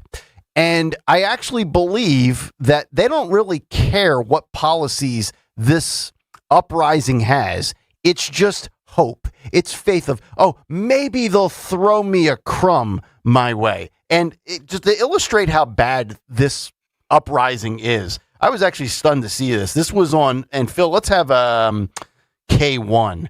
This was on Mark Halperin's roundtable that he does on the two-way TV app. He had a couple of panelists on, and they were talking about the possibility of and this was right before the election on primary Tuesday. The results came in where Hong was defeated, conceded, the whole thumb drive stuff. And listen to how they dig in and rip Francesca Hong. And I think really it illustrates the entire DSA right now, where they, espouse this nonsense. But it's really, when you think about it and you do your research and you look at historical context, there is no policy behind any of this, much less some of the power to pull off and achieve what they promise you on the campaign trail. Let's roll K1. Our first topic is Wisconsin. The big primary there today, there's some others, of course, is the governor's race. And this poor lady, Francesca Hong, Bernie Sanders isn't for her, and the establishment isn't for her. And yet it seems like she's poised to win, although maybe not so fast. Here's some MS Now reporter. I've never heard of him. Seems like a nice young man. I don't know if you guys know this guy. Will McDuffie. Will McDuffie is like a modern-day David Broder. He stood outside a polling place and he talked to several voters as they came out for early voting yesterday. Here's Will McDuffie on Morning Joe explaining the polls may not be as reliable as his anecdotal experience at one polling place. 123, please. Willie, she's up 20 points in a poll that came out Friday. Not sure I buy that. I've met too many voters here who are worried about her electability, Democratic voters. I mean, we stood outside a polling site in suburban Milwaukee on Friday for a couple hours, and probably on a 3-to-1 ratio, Democrats who came out of the polling site said they were voting for David Crowley over those electability concerns. Not that they disliked Hong's policies, some of them identified as progressive. They just don't think this is the race to try out that kind of platform, Willie. Well, we'll have our answer in just a few hours. You can stop it right there, Phil. Quote, they would go on to say in this interview that Halperin was discussing with his panel and roundtable, one of the panelists says she has, and this is the female panelist in the right-hand corner, African-American lady, by the way. She says, Francesca Hong has no talent. She has no charisma. Her ideas, if a toddler said them out loud, would get them put in timeout. She's not a real person. She's actually, in my opinion, deeply unsettled, and she should really work through in therapy some of her own beliefs. And I cannot believe that we might be on the cusp of having to lift up this person who is undeserving of a seat in Congress, much less running a battleground state like Wisconsin. This is what I've battled Greg with on for almost a year now, where his prediction is that AOC will be president one day. People like AOC, Francesca Hong, El Said, socialists, I still, to this day, I'm going to keep dying. I'll die on this hill until I'm proven wrong, and then I'll admit I'm wrong. I don't think a socialist can win a battleground state. And you heard it right there. This might not be the spot for her. Special House district, congressional seat in the state government at the grassroots level, yes. But a socialist running Wisconsin as the governor? Not a shot in hell, man. Well, we'll see, right? Because we're going to see if a socialist, an Islamo-fascist, or an Islamo-Marxist as like Abdul El-Said, we'll see if he wins Michigan. If he doesn't, there's your rebuke in a swing state. True. So that's your litmus test. True. And my buddy Chase Bowes seems to think that Rogers is going to win that race, albeit narrowly. It is a swing state, and you're dealing with Republican, Democrat. There's going to be people who, vote blue no matter who, or vote red no matter who as well, right? There's the team sports aspect of it. Yep. But I think what you are going to see, and that's the place to watch, is Michigan. Okay, because it's one thing to look at. It's one thing to look at New York City and say, well, socialism won in New York City, socialism won in Seattle, socialism won in Denver, socialism won in Maine. It's okay. It's another thing to see it happen in Michigan. Yep. Right, in a swing state, a Rust Belt state, and so you saw. And I'll tell you that here's a little preview of it. You saw the polling and the prediction markets and all this. Abdul El-Said was supposed to win that race going away, and we didn't know who won until the following day. It was so close. Yep.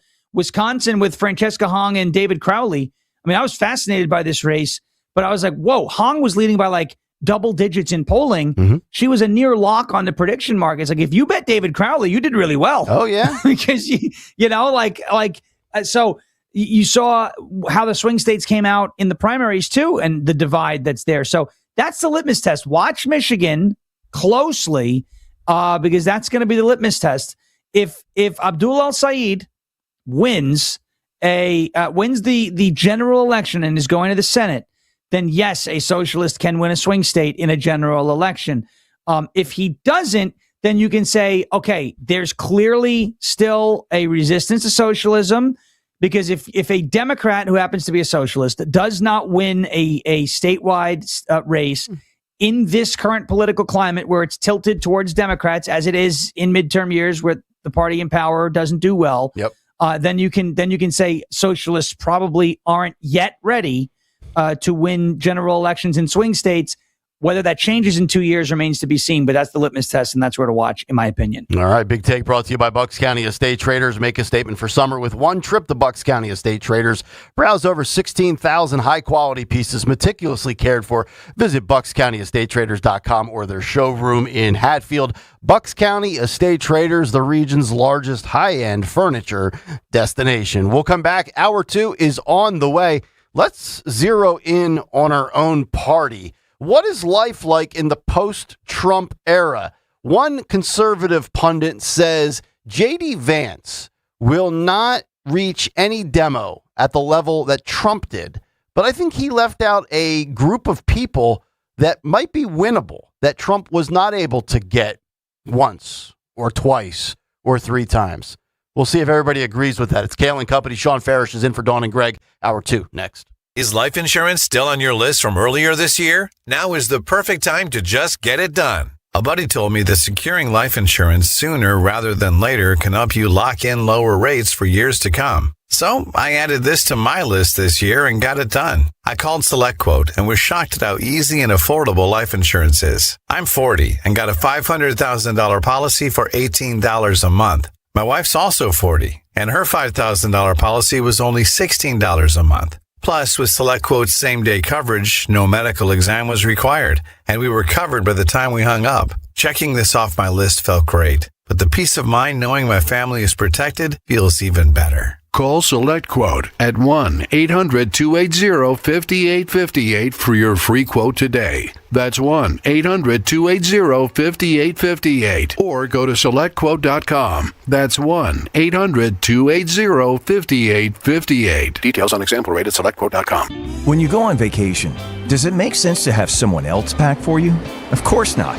The same can be said for your retirement. Your 401k could be packed with things you don't know about or even need. If you're close to retirement but don't have a plan customized to your goals, that's kind of like taking a 30-year vacation with no idea what's in your suitcase. Seems like a stressful way to start what should be a relaxing time. Jim Cipriotti and the Retire Ready Financial Group can help you unpack your savings and build a plan to help reduce future taxes, along with a clearly defined income strategy. Call Jim at 610-894-7415 for your complimentary retirement game plan, or visit retirereadyfg.com. That's 610-894-7415. Investment advisory services offered through Retire Ready Wealth Management, a registered investment advisor. Insurance and annuities offered through James V. Cipriotti, Retire Ready Financial Group, LLC, NPN number 2083768. You know what I don't like? Paying for something twice. I can't stand that. Hey, it's Rich Zioli. That's why when it comes to your roof, siding, doors, and windows, there's only one call you should make, and that's to my guys at Emmons Roofing and Siding. Emmons is a platinum Owens Corning contractor, which means that Owens Corning backs not just the shingles, but the workmanship as well for life. That's right, for life. Roofing, siding, windows, doors, residential or commercial, done right the first time, every time. Go to emmonsroofing.com. For 50 incredible years, Merrill Reese has been behind the microphone, calling unforgettable game day moments and creating memories for generations of Birds fans. United Tire and Service is proud to congratulate Merrill on this historic milestone and thank him for 5 decades of passion, excitement, and legendary calls. Congratulations, Merrill, from all your friends at United Tire and Service. Don't drive alone, drive United. My name is Whitney Allen, and I'm a widow. My husband, Ryan, died. We never thought we'd ever have to use life insurance, but the unexpected happened. With Ethos, signing up was fast and 100% online. You can get a quote in seconds, apply in minutes, and get same-day coverage. No medical exams, and you can get up to $3 million worth of coverage. I'm grateful we were prepared. Get your free quote at ethos.com/radio. That's ethos.com/radio. Paid spokesperson. Time spent on application may vary. Online health questions required. Everywhere you look, things are getting more expensive. But at Consumer Cellular, we're lowering the price for those 50 and up. Now you can get unlimited everything for just $35 a line. That's $35 a month for unlimited talk, text, and data. Switch to the carrier ranked #1 in network coverage and customer satisfaction and get unlimited everything for just $35 a month. Call 1-888-FREEDOM or visit Consumer Cellular online or in-store today. Price includes $5 credit for autopay and e-billing. Taxes and fees apply. Data speeds reduced after 35 gigabytes. Rankings done by 2025 ACSI survey. WPHT HD, WOGL HD3 Philadelphia. From the Piazza Premium Automobile Studios, powering your drive with 10 brands and 20 locations. Always live on the free Odyssey app. Hi, this is Dom Giordano. Many people put off dental treatment for years because of fear, anxiety, or a bad experience. At Bent's Dental Group, your comfort comes first. Dr. Robert Bentz, Dr. Emily Bentz, board-certified prosthodontists, understand every patient is different. Every treatment plan and every experience is customized to each individual's comfort comfort level. You'll be saying, I wish I hadn't waited so long. Schedule a consultation with Bent's Dental Group and discover how comfortable modern dentistry can be. 610-272-6949. There's nothing simple about choosing an engagement ring. Most people don't know where to start. That's why they turn to Family and Company Jewelers on Route 70 in Marlton. JR will walk you through every step: diamonds, settings, styles, and how to choose what actually fits their budget and their partner. There's no pressure and no confusion, just straightforward guidance and a wide selection to compare with confidence. The goal is simple: leave knowing you made the right decision. Family and Company Jewelers in Marlton, New Jersey, South Jersey's diamond destination. Babbel proudly presents The Bookstore Bungle. Librairie means library in French, right? Yeah, obviously. I just love a library. The French are so loud, though. Yeah. Hey, be quiet. This is a library. S'il vous plaît. Ce n'est pas une bibliothèque. Bibliothèque? I think that's Spanish, ma'am. You are in a bookstore, not a library. Oh. No more bookstore bungles with Babbel. Ah, touriste. Learn to speak like a local and act like one too. Practice with Babbel's guided conversations based on real situations. Get up to 50% off on your Babbel subscription when you sign up at Babbel.com. That's Babbel.com to get up to 50% off. Babbel.com. Pet parents, there are many sources to buy your pet food these days, but at Dogs and Cats Rule, we take special care in selecting our brands based on quality of ingredients, company transparency, and science-based nutrition. Coming into a Dogs and Cats Rule store with a dietary issue, we can help select the proper food. The best part of the visit is the shopping experience. That's Dogs and Cats Rule with 7 locations. For information online, visit dogsandcatsrule.pet. Dogs and Cats Rule. Shop small, shop local, shop family. Your heart's rhythm is what keeps you moving through life. And when AFib throws it off, every beat matters. The elite team at Deborah Heart and Lung Center diagnose and treat AFib with advanced technology and a focused expertise, measurably better outcomes from one of the leading heart hospitals in the nation. From diagnosis through recovery, it's the team that's with you every step of the way. Because when it's your heart, don't take chances. DemandDeborah.org. You can listen to Talk Radio 1210 WPHT on the iHeartRadio app. 7:08. Welcome back in hour number 2. Kayal and Company. Sean Farish is with us here on a Thursday morning. It's Talk Radio 1210 WPHT. Get us on the free Odyssey app. You get the podcast, iTunes, Spotify. Watch on YouTube. Starting in September, we'll be on Sirius XM. We will let you know which channel you can find us on once that officially comes out. Sean Farish with a big debut coming up on Monday. Dude, I got to tell you, just publicly, super happy for you, man. Like, you have kicked ass for so many years. And to almost bypass terrestrial radio and go right into the Bongino world full time is remarkable. You should be taking victory laps and spiking the footballs like the Jets would if they went 14-3 this year. Which they won't. There's no spiking. There's no spiking the football, which, by the way, 14-3. Hey, then we'll be spiking some footballs. Okay, no, I appreciate it. Enough of the mushy stuff. Okay, you know, I mean, this is no, it's good. I appreciate it, and I'm super excited for Monday. But yes, I'm not going to be taking any victory laps on people. We're going to just keep going, working hard, and trying to make a difference. That's the number one goal. Got to stay humble, though. You got to, because the minute you don't, that's when you get humbled. So, you know, we're going to just we'll take one step at a time. We're very, very excited for Monday. Appreciate the kind words and everything that we've been able to do here on 1210. You know, this radio station let me cut my teeth on radio, so it was a lot of fun, and it's been fun ever since. And that's why I said, I got to be able to do my Fridays. We got to be able to, that's all good. So Farish Fridays will continue. We're going to be doing it. We love it. Yes. All right. Until morale improves. And then they'll continue again. All right. Watch it. Watch it. Yes. That's it. Dawn and Greg are out this morning. I think Dawn's actually out for the rest of this week. We'll see if Greg's back tomorrow. In place of Dawn today at 10 o'clock, we have Dan Borowski and Matt Rooney. They can go to hell. We're going to have a disgruntled tax-paying producer and a cheapskate lawyer together for 2 hours. I actually think it could be a dynamic show.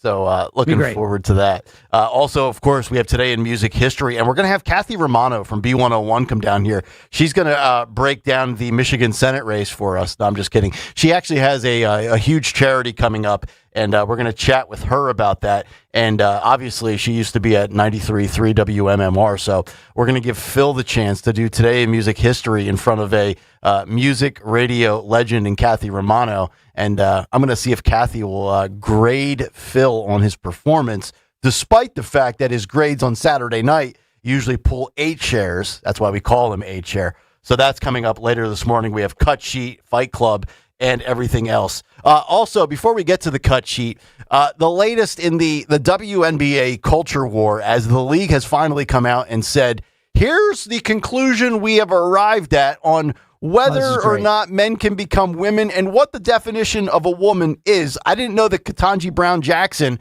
was actually in a dual role as not only a Supreme Court justice, but the commissioner of the WNBA. But apparently that's the case.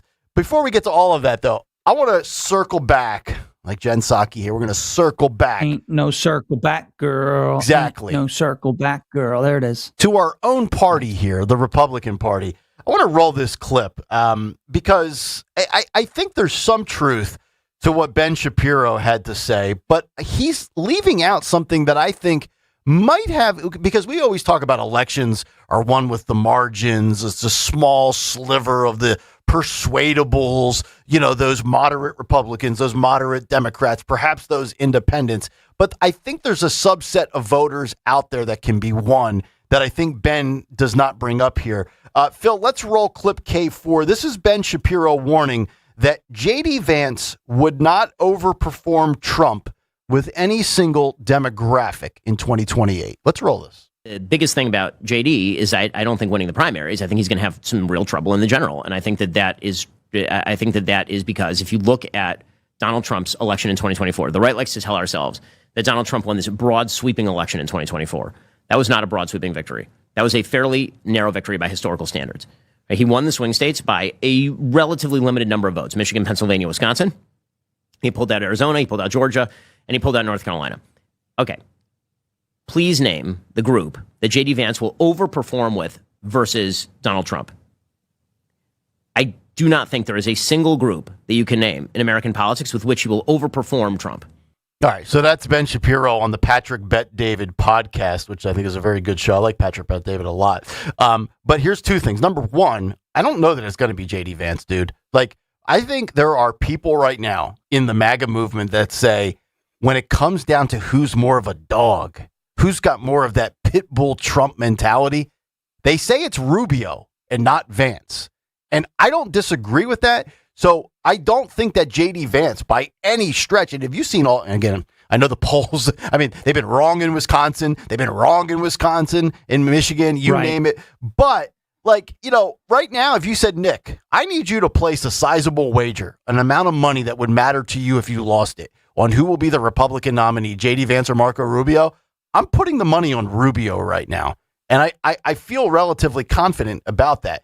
But Shapiro's missing something here, and I want to see if you agree with this, Sean. I thought about this last night. I said, there's a sliver of people out there that certainly agree with Donald Trump's policies. They're like, closed, secure borders, low crime, economics, no wars. Okay, some of that maybe hasn't played out in term 2. But like, I'm with you on Trump's policies, but I can't stand the way the guy acts. I don't like the temper tantrums on social media. And this is my mother-in-law always says this, he's not presidential. I'm like, I don't need him to be presidential. But those people... I didn't vote for him because he was. Right. So. Like, Bill Clinton was getting a you-know-what under the desk. I mean, don't tell me about tell me about presidential.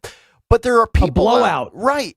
There are people that don't like the theatrics, that don't like the social media, that don't like the reality television mindset that Trump has in some regards. I actually think that those people that were unable to pull the lever for Trump based on all of the periphery stuff, that let's just say it's Vance or Rubio, both of them certainly more buttoned up, have more decorum than Donald Trump has.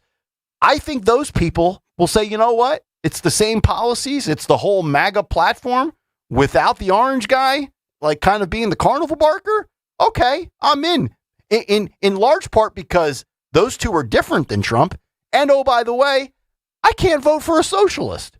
So I don't know that I don't know that Vance or Rubio will exceed Trump on a raw popular vote. I don't know if they will sweep all 7 swing states. I think they'll probably win 5 or 6 at a minimum against a socialist like AOC. AOC, I don't believe, is capable of winning because she can't win enough swing states. But I think there are people out there that are going to say, yeah, J.D. Vance seems like a pretty classy guy. Marco Rubio, pretty buttoned up conservative. Okay, I like their policies, their common sense, and I don't have to deal with the Trump shenanigans.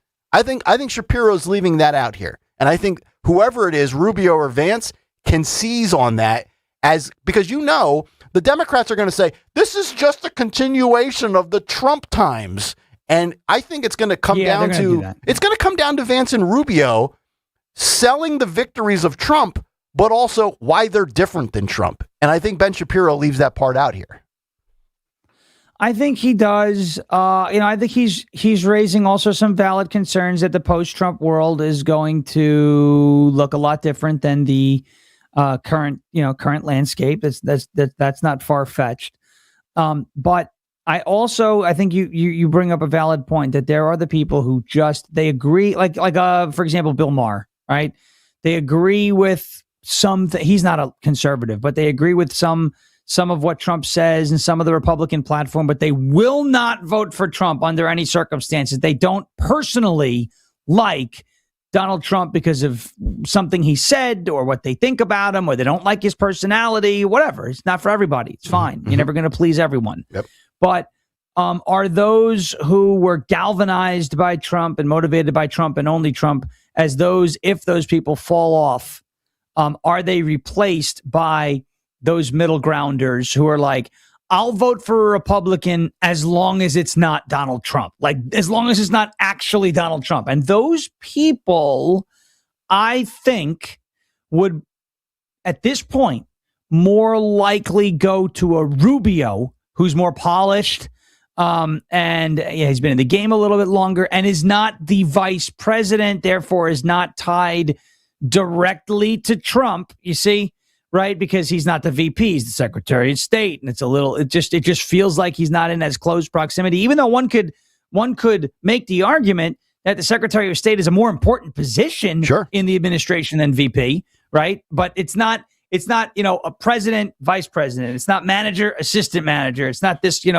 pitcher catcher. Like it's you have pitcher catcher and then you have somebody out in right field. Okay. Even though the right fielder might be better than the catcher, you know what I'm saying? I'm trying to say not in as close proximity to Trump. So are these voters that are totally anti the idea of voting for Donald Trump?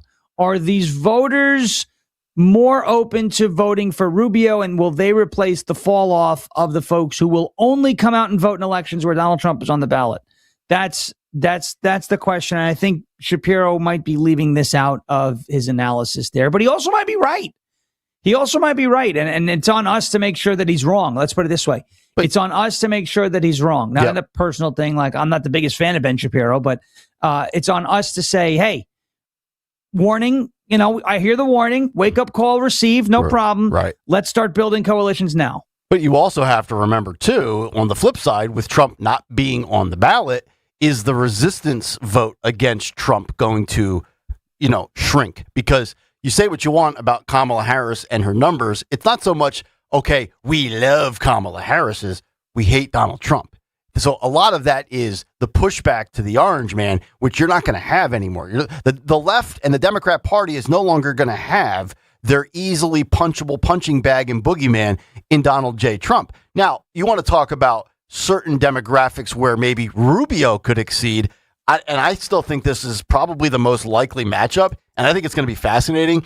Rubio versus AOC, because Shapiro noted in that Patrick Bet David podcast that Secretary of State Marco Rubio, by comparison, could likely outdraw Trump when it comes to both Hispanics and women. He said he's doubtful Rubio will run, however, calling him a risk-averse politician who may not see a clear enough path to run on his own or join a ticket with Vance. Quote, is J.D. Vance going to outperform Trump with Hispanics? No way. Is he going to outperform Trump with women? I don't think so. Is he going to outperform Trump with blue-collar workers, which is sort of his bread and butter? I don't think it's possible to outperform Trump with blue-collar voters. I actually would push back against that. Trump's not a blue-collar guy. Trump's a boardroom guy.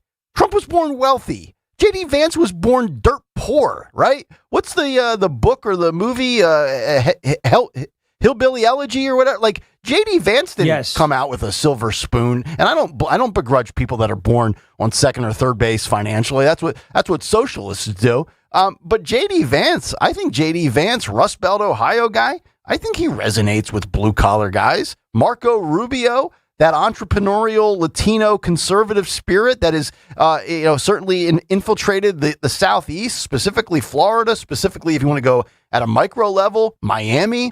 I mean, remember, Miami's mayor was Suarez. He was a Republican.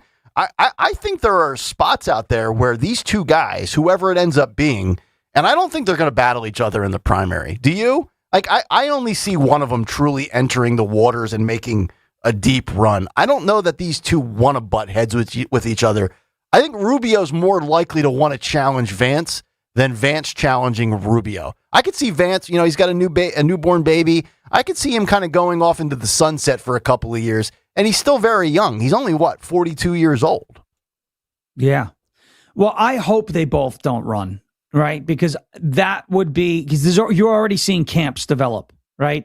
I'm Team Vance, I'm Team Rubio. And I'm like, so if both of them were in the primary right now, I would prefer JD. I'm partial to JD. I do think his youth is an asset. To me, and I'll always feel this way about Rubio after what I saw in 2016 with Chris Christie, where he pointed out and this is like, I'll never say something complimentary about Chris Christie except this. In 2016, he called out Rubio for trotting out a rehearsed talking point. And ever since I saw that, every time I see Rubio speak, there will be like, oh, there was such a great answer on terrorism, but you can go back 10 years and he's speaking the exact same way, the exact same words. And so whatever, he's comfortable saying certain phrases. I'm not saying he's fake. Okay. I think Rubio has been one of the best parts of this administration by far, and he far exceeded my expectations thus far that I had of him when he was nominated. Same here. So, but Vance to me seems more, do I want to say genuine, authentic? He's less polished, I think is, in terms of, I think I feel better about a guy who came from nothing and Hillbilly Elegy and the whole story. It's not just about the book and the movie and all that. It's just, he's seen some stuff, and Rubio's seen some stuff too. His family fled, communist Cuba. So if I was to pick between the two right now, I'm still partial to JD Vance, but I hope they both don't run, because that could turn into a very contentious primary. And that's the last thing we needed. A healthy primary is good, but in politics, it's never clean, right? So let's not damage both guys. And I think if Rubio wants to run, then Vance should step aside, like you said, with the baby. Or Rubio has already said this, although it was a while ago. If Vance decides to run, Rubio won't challenge him. So I hopefully, if those two are interested in running, there's an agreement that takes place behind closed doors, and only one will enter the primary. It's going to be a crowded field regardless. I just hope those two aren't in it. I hope one of those two are, but not both. Crowded cut sheet coming up in just about 20 minutes. If you want to jump in, 855-839-1210. We'll come back. Final story before we get to the cut sheet. ESPN reports last night a WNBA task force of team presidents and general managers met Wednesday and discussed transgender athletes, but did not arrive at any eligibility rules. The virtue signaling and the bluff has been called out by common sense, and now they're boxed into a corner. We'll jump into that next. It's Kayal and Company, Sean Farish in for Dawn and Greg. It's Talk Radio 1210 WPHT. This hour of Kayal and Company is brought to you by Ashley Furniture. This Saturday, starting at 10 a.m., it's the 12-hour sales event at Ashley. Save up to 70%. Plus, enjoy free delivery. Plus, they're giving away prizes every hour. Big savings, big giveaways, and one big day to shop. Don't miss the 12-hour sale this Saturday at Ashley. $5,000. That's the average amount of money people in the U.S. are now spending on gas in a year. $5,000. That's crazy. If you drive, you have to download Upside, the free app that gives you cash back for buying gas. That's right, you can earn cash back with Upside just for buying the gas you're already buying. You can literally start earning cash back today. I use Upside, and just last year, I made nearly $300. You're putting gas in your car anyway. Why not get cash back? If you like extra cash, download Upside. I'm saving the cash I earn from using Upside to help pay for a vacation later this year. Download the free Upside app now to earn cash back when you fill your tank. Use promo code FRESH to get an extra 35 cents per gallon on your first tank. You can cash out anytime, right to your bank or a gift card for Amazon and other brands. Just download the free Upside app and use promo code FRESH for a 35 cents per gallon bonus on your first tank. That's code FRESH for a 35 cents per gallon bonus. At Tri-County CDJR, something exciting is happening. Our inventory is going up while our prices are going down. And right where they meet, that's the perfect moment to buy. Right now, get up to 20% off new 2026 Ram 1500s, including a 10-year, 100,000-mile warranty. More inventory, lower prices. Find your perfect deal at 422jeep.com. That's 422jeep.com. Julia owed the IRS thousands. I was paralyzed with fear. Then I heard a commercial for Optima Tax Relief. Optima Tax Relief is the leading tax resolution firm and have resolved over $3 billion for their clients. Optima Tax Relief settled my IRS tax bill. Call Optima now for a free consultation. It was amazing. Call 800-354-2840. 800-354-2840. Optima Tax Relief. For details, visit OptimaTaxRelief.com. My obstructive hypertrophic cardiomyopathy kept me from baseball games with my boys. The stairs were too much. With Camzyos, my symptoms have improved and I can be more active again. Camzyos is a cardiac myosin inhibitor, the first in its class to treat adults with symptomatic OHCM. Camzyos may improve your symptoms and ability to be active, and it reduced obstruction in the heart 4 times more. In a 30-week study, Camzyos, mavacamten, reduced post-exercise obstruction on average 47 units of pressure versus 10 with placebo. Results may vary. Camzyos may cause serious side effects, including heart failure that can lead to death, a risk that's increased with serious infection, irregular heartbeat, or with certain other medicines. Do not stop, start, or change medicines or dose without telling your doctor. You must have echocardiograms before and during treatment. Seek help for new or worsening heart failure symptoms. Camzyos is only available through a restricted program. Before taking, tell your doctor about all your medical conditions and current or planned pregnancy, as Camzyos may harm your unborn baby. Visit Camzyos.com or call 1-855-CAMZYOS. Actor Portrayal. How We Made Your Mother is a rewatch podcast that looks back episode by episode at the hit TV show How I Met Your Mother. It's hosted by me, Josh Radnor, along with series co-creator Craig Thomas. In seasons 1 and 2, we were joined by Neil Patrick Harris, Kobe Smulders, Bryan Cranston, Ashley Williams, Wayne Brady, Jenna Fisher and Angela Kinsey, Joe Manganiello, and my brilliant co-creator Carter Bays, and now we are diving into season 3. So whether it's your 50th rewatch or your first time through, follow How We Made Your Mother wherever you get your podcasts. You're in charge of ordering boxes. Small boxes, big boxes, really big boxes. You're in charge of tape, labels, mailers, bubble wrap, extra bubble wrap, just for fun. You're in charge of warehouse cleaning and safety supplies. Good thing there's Uline. Thousands of quality products for your business and warehouse needs, always in stock, ready to ship same day, and backed by Uline's legendary 24/7 customer service. Uline makes it easy because you already do enough. Uline, we warehouse for you. Back to school season is here, and Dollar General has everything you need to start the school year strong. Don't forget to grab a pair of bright yellow sunglasses from the Yellow Glasses Project for just $2. Every purchase makes a difference, with 100% of proceeds helping support teachers, classrooms, and nonprofit organizations working to improve reading and literacy skills across the country. Stop by Dollar General today and shine bright with the Yellow Glasses Project, available now at Dollar General. The Yellow Glasses Project is a program of the Dollar General Literacy Foundation. Have you been putting off going to the dentist or addressing that complex dental procedure you've been putting off? Well, stop procrastinating. I want to talk to you about my friend, my dentist, and the undisputed master of dental implants, Dr. Mike Veneria. Hey, it's Rich Zioli. Dr. Mike is my dentist, my family's dentist, and he is the dentist that other doctors and dentists go to and refer their patients to. He's the guy the experts call the expert in handling complex dental surgeries and procedures. He's been recognized by his peers for 12 years in a row as the master of complex Alexa Dentistry. See, with Dr. Mike Veneria, it's not about cost, it's about care. Dr. Mike, it's about compassion and commitment to your health. So when it comes to your health, including your dental health, which is key, you want the best. You deserve the best. Bridget got a beautiful smile upgrade from Dr. Mike last year, and Mama Zioli discovered him for our family, and the whole Zioli family goes to see Dr. Mike Veneria. With 2 offices to serve you in Cinnaminson and Woodbury, make your appointment today, veneriadental.com. Be sure to follow Talk Radio 1210 WPHT on the free Odyssey app. Download it now. It is 7:30. Welcome back in. Kayal and Company, Sean Farish hanging out for the full 4 today. Dawn and Greg with the morning off. Cut sheet coming up in just about 15 minutes time. Identity politics is stupid.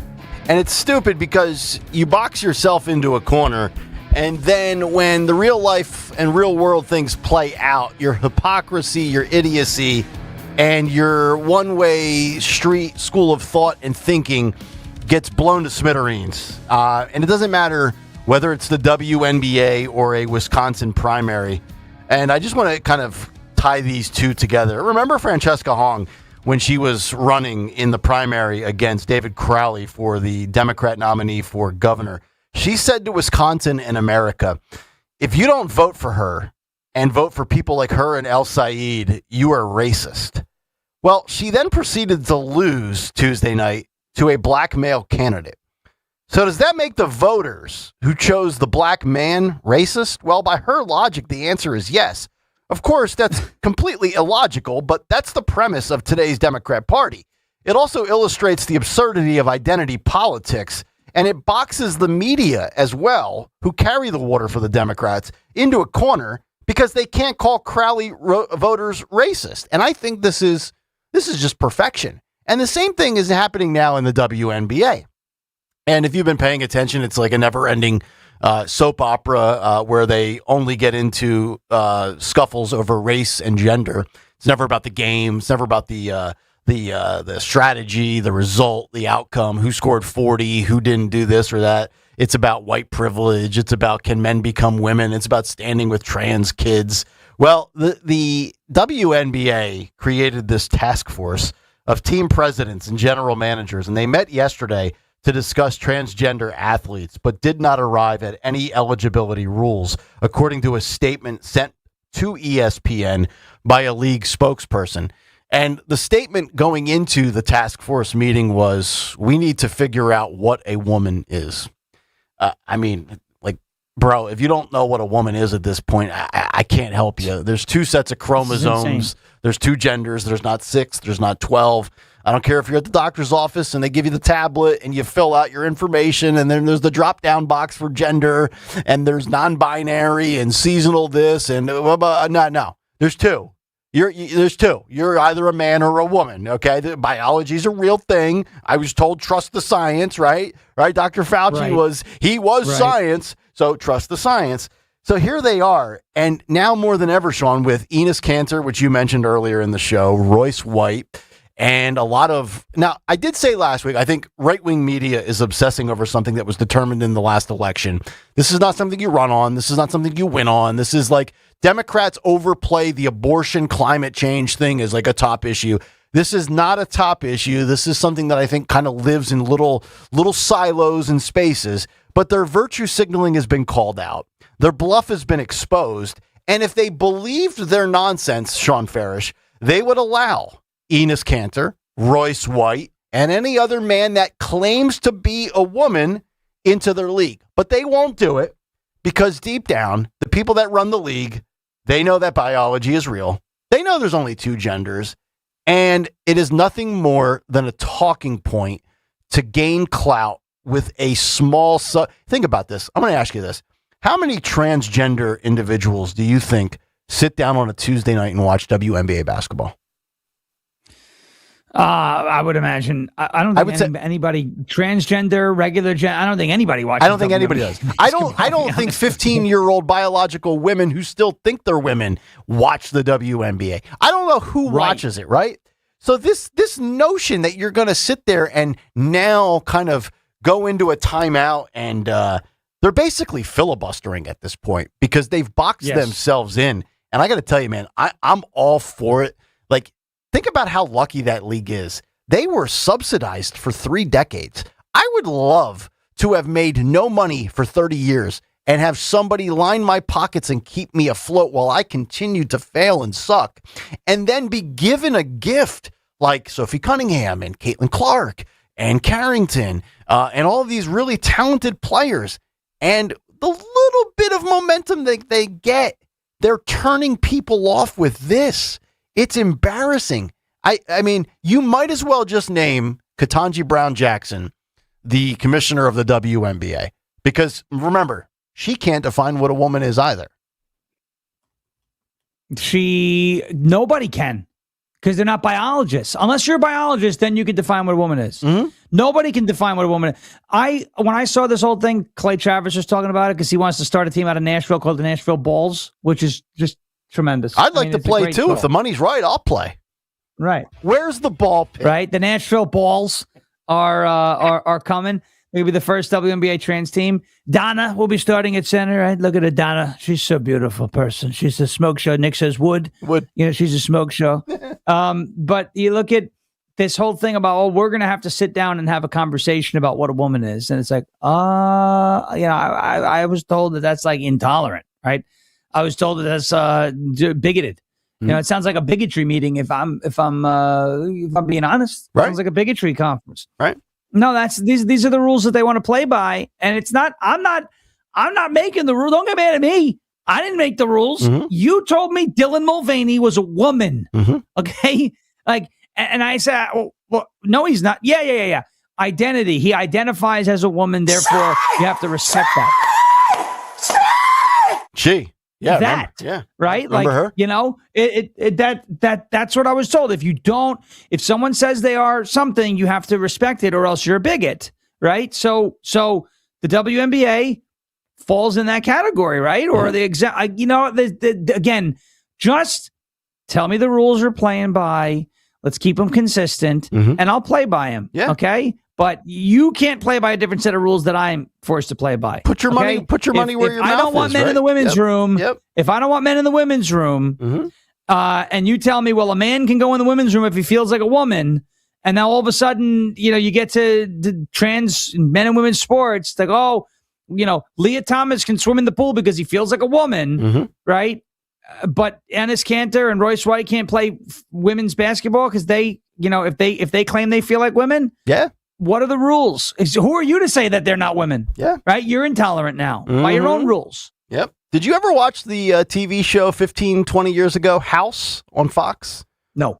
Hugh Laurie was, my wife used to watch it all the time. It was like I think it was House, and then there was another show on Fox. It was like, one of those, fall sitcom type shows.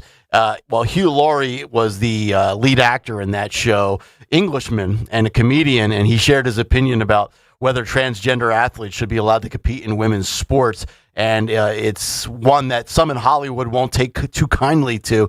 He says, quote, "Firstly, F off. Secondly, no, I don't believe men should compete against women. I thought I'd made that pretty clear," the 3-time Golden Globe winner wrote in a reply to a since deleted post on X by writer and trans activist Graham Linehan. Laurie, best known as his star role in the drama series House, made it abundantly clear in a social media post this past week that he does not believe men should be in women's spaces.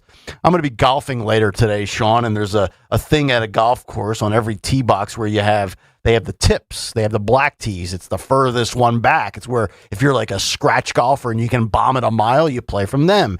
Then you go to the blue tees. And then like if you're just an average middle of the road golfer like me, there's the white tees.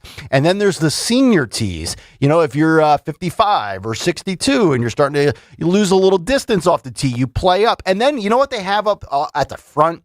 The purple tees. And you know who plays from the purple tees? Women. They call it the ladies' tees. Now, why would ladies play 50 yards ahead of men? They're purple now? They used to be red. Weren't they red? Well, some courses. Ours are purple. Okay. Yeah, it's like the purple M&M. You remember they changed up the colors for inclusion? Yeah, they play 50 yards ahead because by and large, most women can't hit the golf ball as far as men do. There's a real biological difference. There's a reason why many, and I know we've seen these little stories pop up here and there where a chick will play football. That's cool. If the guys want to let her in, separate bathroom, separate shower, if she's the kicker, if she's the third string quarterback, whatever, I'm cool with that. There's a biological difference. Hell, I just saw this. Mike Opelka will love this. He's a tennis guy. Front Office Sports broke the news yesterday that the WTA Tour, the World Tennis Association, is going to start genetic sex testing in their league. Jessica Pagula confirmed to Front Office Sports that testing has began at the Cincinnati Open. The WTA is now requiring a genetic sex test of all players, which will effectively ban transgender women from competing in their sport. Why? Because a dude can probably smash a tennis ball at a higher rate of speed than a woman can, in most cases. Yeah, I mean, you see these guys, you watch like the Australian Open, these guys are hitting tennis ball way, way, way harder. I mean, there's a reason, watch this. Women's tennis, what is it? It's 2 out of 3, right? Or is it 3 out of 5? And then like men's tennis is 4 out of 7. I know that the matches are shorter on the women's side. Why? Mm-hmm. If they're equal, right? If they should be in the same league. Yep. Okay. I would. Like, no one answers that one. All right. Yeah. Like as good as Serena Williams was at her prime, she would have gotten mopped by Roger Federer, and she would admit that. Yeah. Right? I mean, you would think she would admit that. Maybe she wouldn't now, but I think back then she would. Let me ask you this. Is the whole WNBA transgender and the race aspect actually dumber than what I thought was the dumbest thing of all time? The Kaepernick stuff of 2016 and 2017. Yes. I mean, the guy came out and said playing in the NFL is like being on the plantation of slavery. Must be nice to make millions of dollars in that regard. Remember Kaepernick, the whole kneeling protest to Trump, and then he had the socks that depicted police as pigs. I didn't think I didn't think the dumbest sports take or stance or position or grift or virtue signal of all time could be eclipsed. And 10 years later, I think it has been eclipsed with the WNBA. I think Kaepernick has been dethroned here. Well, the funniest part about Kaepernick, so on one hand, playing in the league is slavery. On the other hand, he really wanted to play in the league. Right. He petitioned to get back in. Right. So I'm being blackballed. I thought it was slavery. I thought, by the way, what slaves made millions of dollars to sit on a bench? Mm-hmm.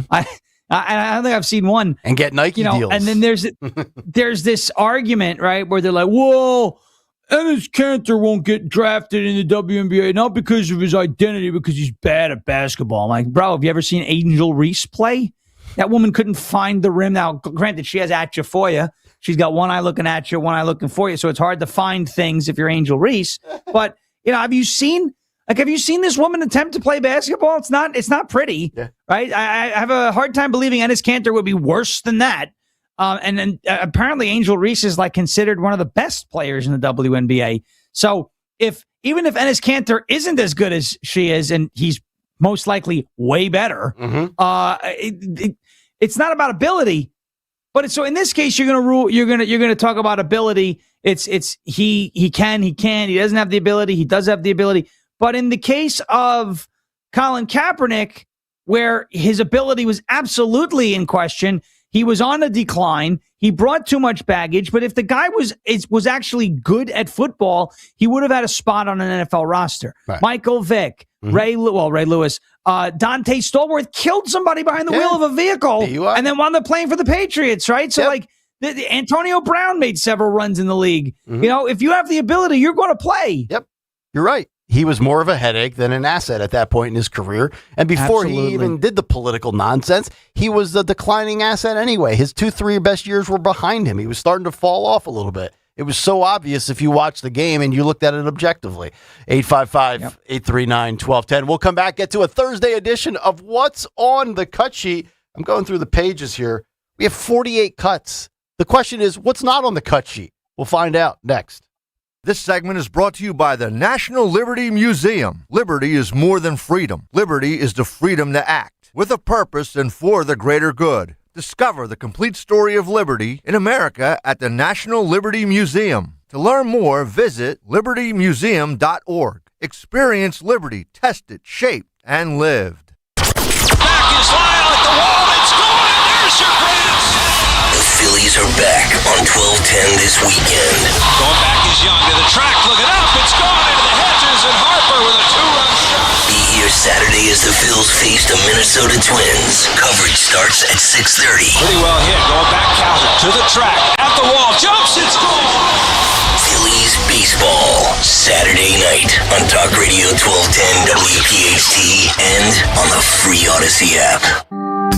Hey, this is Larry Steinhaus with Investor Schooling. Listen, I know sometimes you worry about coming to see me because you don't want to invest in real estate, because you don't want to deal with toilets, trash, or tenants. I'm going to teach you a way that you don't have to deal with toilets, trash, or tenants, or even own any real estate and invest in real estate at the same time. You want to learn this, so go to investorschooling.com. That's investorschooling.com and take a complimentary class this Thursday, and I promise you, no toilets, no trash, no tenants.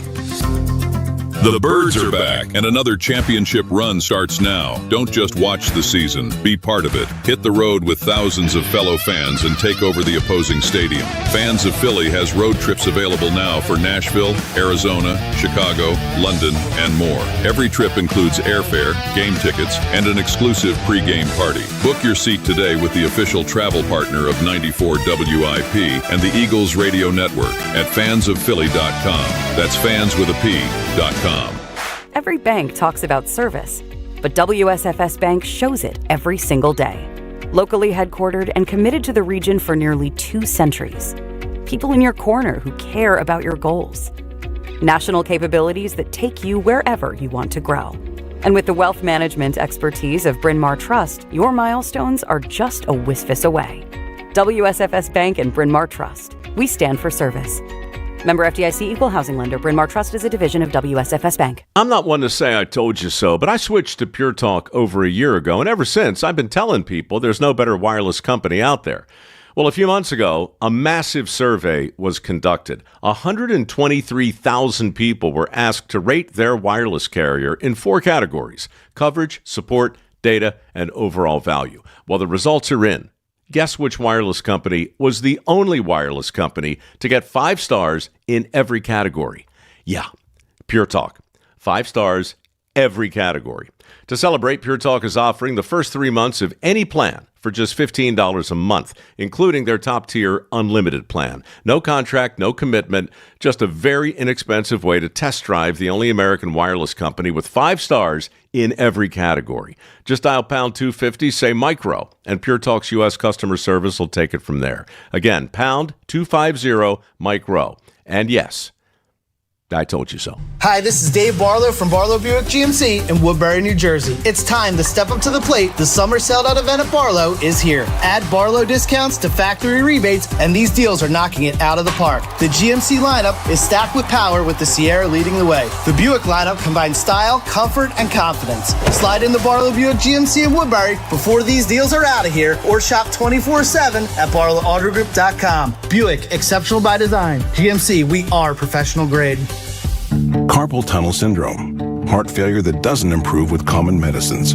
These are some signs and symptoms associated with ATTR-CM, or the cardiomyopathy of ATTR amyloidosis, a serious heart condition with symptoms that get worse over time.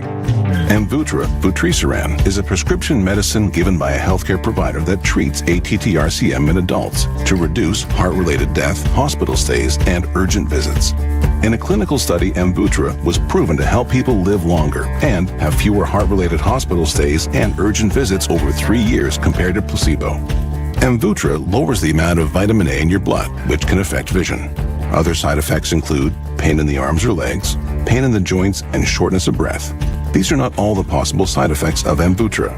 For prescribing information, call 1-833-256-2748 or learn more at amvuttra.com. Ask your doctor about Amvuttra for ATTR-CM. 250 years have gone into building this great nation. Iron, brick, and stone forming its foundations. Wires carrying the lifeblood of electricity. And pipes delivering the water to our cities. Behold the strength and scale of American infrastructure. But it only takes a minute for some uninformed homeowner with a shovel to shut it all down. Electricity off. Running water non-existent. And that sewage ain't going nowhere now. Gee, thanks, Bill. Know what's below. And contact Hashtag PA1 call before you dig. Visit PA1call.org. Julia owed the IRS thousands. I was paralyzed with fear. Then I heard a commercial for Optima Tax Relief. Optima Tax Relief is the leading tax resolution firm and have resolved over $3 billion for their clients. Optima Tax Relief settled my IRS tax bill. Call Optima now for a free consultation. It was amazing. Call 800-354-2840. 800-354-2840. Optima Tax Relief. For details, visit OptimaTaxRelief.com. Keep free speech alive. Follow 1210 WPHT on the free Odyssey app. Download it now. 7:50. Welcome back in. Kayal and Company. Sean Farish with us here on a Thursday morning, right here on Talk Radio 1210 WPHT. Dawn and Greg with the morning off. We have a ton to get to. Fight Club is coming up at 9:10 today. Today in music history. And also we're going to welcome in Kathy Romano from the B101 Morning Show to talk about her charitable contributions via Kathy's Clips and hair donations for kids that are dealing with all sorts of ungodly issues. We'll talk to her coming up just about 2 hours from now. But Jimmy Kelly, let's first get to a Thursday edition of What's on the Cut Sheet. What's on the cut sheet? What's on the cut sheet for this Thursday is brought to you by Tri-County Auto. Great deals on Toyotas and Chryslers, Dodge, Jeep, Ram. Stop by both dealerships, look for the big American flag, and thank you, Tri-County Auto, for sponsoring this Thursday edition of What's on the Cut Sheet. All right, Phil, we're going to start with clip 20. Clip 20, please. And we have a ton in here. All the big stories of the day, all of the stuff with the socialists and the communists. We've got some good stuff with good people doing good things, some bad people doing bad things, all sorts of current events. Sheriff Grady Judd is going to make a return today, as Sheriff Grady Judd is once again taken to the podium and given us some audio gems. But I want to start with 20 because Sean kind of mentioned this a little bit earlier in passing, how nobody cares about climate change anymore, or climate change is not a thing anymore. Well, I got news for you. I don't think it was really ever a top 5 issue, right? The economy, the border, law and order and crime, wars and healthcare. It's not about abortion, and it's not about female reproductive rights. It's not about this, that, or the other thing. It's not about climate change. Oh, Nick, you're a radical. You're a dummy. No, Harry Enton's going to back me up here. Clip 20. Let's roll Harry Enton with the newest data points on America's disinterest in global warming. All right, we learned that July 2026 was the hottest month on record in the United States. Very hot, causing a whole lot of problems. So the question is, will that become a political issue? How much do people care about that? How much do people care about climate change? Is it something they will vote on? CNN Chief Data Analyst Harry Enton is here. Wow. It was hot. So is that going to drive decisions from voters? You know, I was schwitzing a lot in the month of July, although granted, you know, I schwitz a lot all the time. But the bottom line when it comes to voters is, simply put, they don't care. They don't care. I mean, just look at these numbers. Okay, top issue, a midterm vote. You can list up the 3 issues. The economy, not surprisingly, comes in at number 1 at 54%. Immigration, 28%. Look where climate change is. It's tied for 14th. Tied for 14th, all the way down here at 3%. Johnny, I'm not the greatest mathematician in the world, but I sure as heck know that 54% is a whole heck of a lot higher than 3%. So despite the climate being so warm in the month of July, the hottest month on record here in the United States of America, the voters simply put do not say that climate change is going to be an issue on which they vote upon in the midterm election. And how much people are concerned that, has been Phil? changing over time. Yeah, we can get out of this is, I think, the other thing Phil, which we can get out of this. Tied for 14th, climate change. That's like those low-energy morning radio shows that we leave in our dust in the ratings, tied for 14th. 3%. Think about that. 3%. I mean, I don't know, Sean. Green New Scam seems like exactly what Trump said it was. I don't think people give a rip about it anymore. It's summertime. It's going to be hot and humid. Deal with it. Because it's very simple to understand why this is happening. Okay? Yep. Because you were told however many years ago that Long Island was going to be underwater. Miami was going to be underwater. It's the end of the world as we know it, right? Everyone was blasting REM because of what Al Gore said, the inconvenient truth. And it wasn't true. Nope. Okay? So it's the whole fool me once thing. Like, you got us all scared that cow farts are about to end the world, and it didn't. You got us all scared, oh, there's going to be ice caps. They're melting. That didn't happen. People are, excuse me, why on earth, if the ocean levels were going to rise to the point of places like Long Island and Miami and these coastal areas being underwater, then why do all the freaking liberals live on the coast? Okay? Like, you're telling me you have all this foresight about the ice caps are going to melt and the sea levels are going to rise, and you live next to the freaking water? Okay. So you're full of sugar honey iced tea. And Americans are looking at this going, no. We're not going to be fooled. We're not going to be fooled. No. And a lot of people are done, falling for this hysteria and this scare tactic, all these fear porn examples. Okay. I'm so glad storms too. are going to happen. Yep. It's going to get hot in the summer. Breaking news, by the way, spoiler alert. It's going to get cold in the winter again. What? Okay. Like this is, and then 6 months after it's really cold in the winter, you know what happens, Nick? It gets hot again in the summer. It's crazy. Okay. What Stop a wild calling concept. me the heat dome. Don't give me this. It's polar vortex is meteorological term, but they use it to scare the crap out of you. Oh, the polar vortex. What is this? Like a tornado of polar bears, like Sharknado? Like that's why people don't care, because it's all been stuff that you tried and people, well, we'll do this. Okay. You mean to tell me that not getting a plastic bag in the supermarket is making a difference, yet everything in the damn supermarket is wrapped in freaking plastic? Give me a break. Oh, I know. Okay? I know. A break. I mean, think about how full of sugar honey iced tea liberals are with all of this.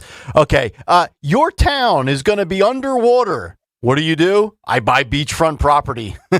Well, we're going to defund the police. What do I have? Personal security everywhere I go. Yep. Everything they advocate for, they're the biggest violators or users of.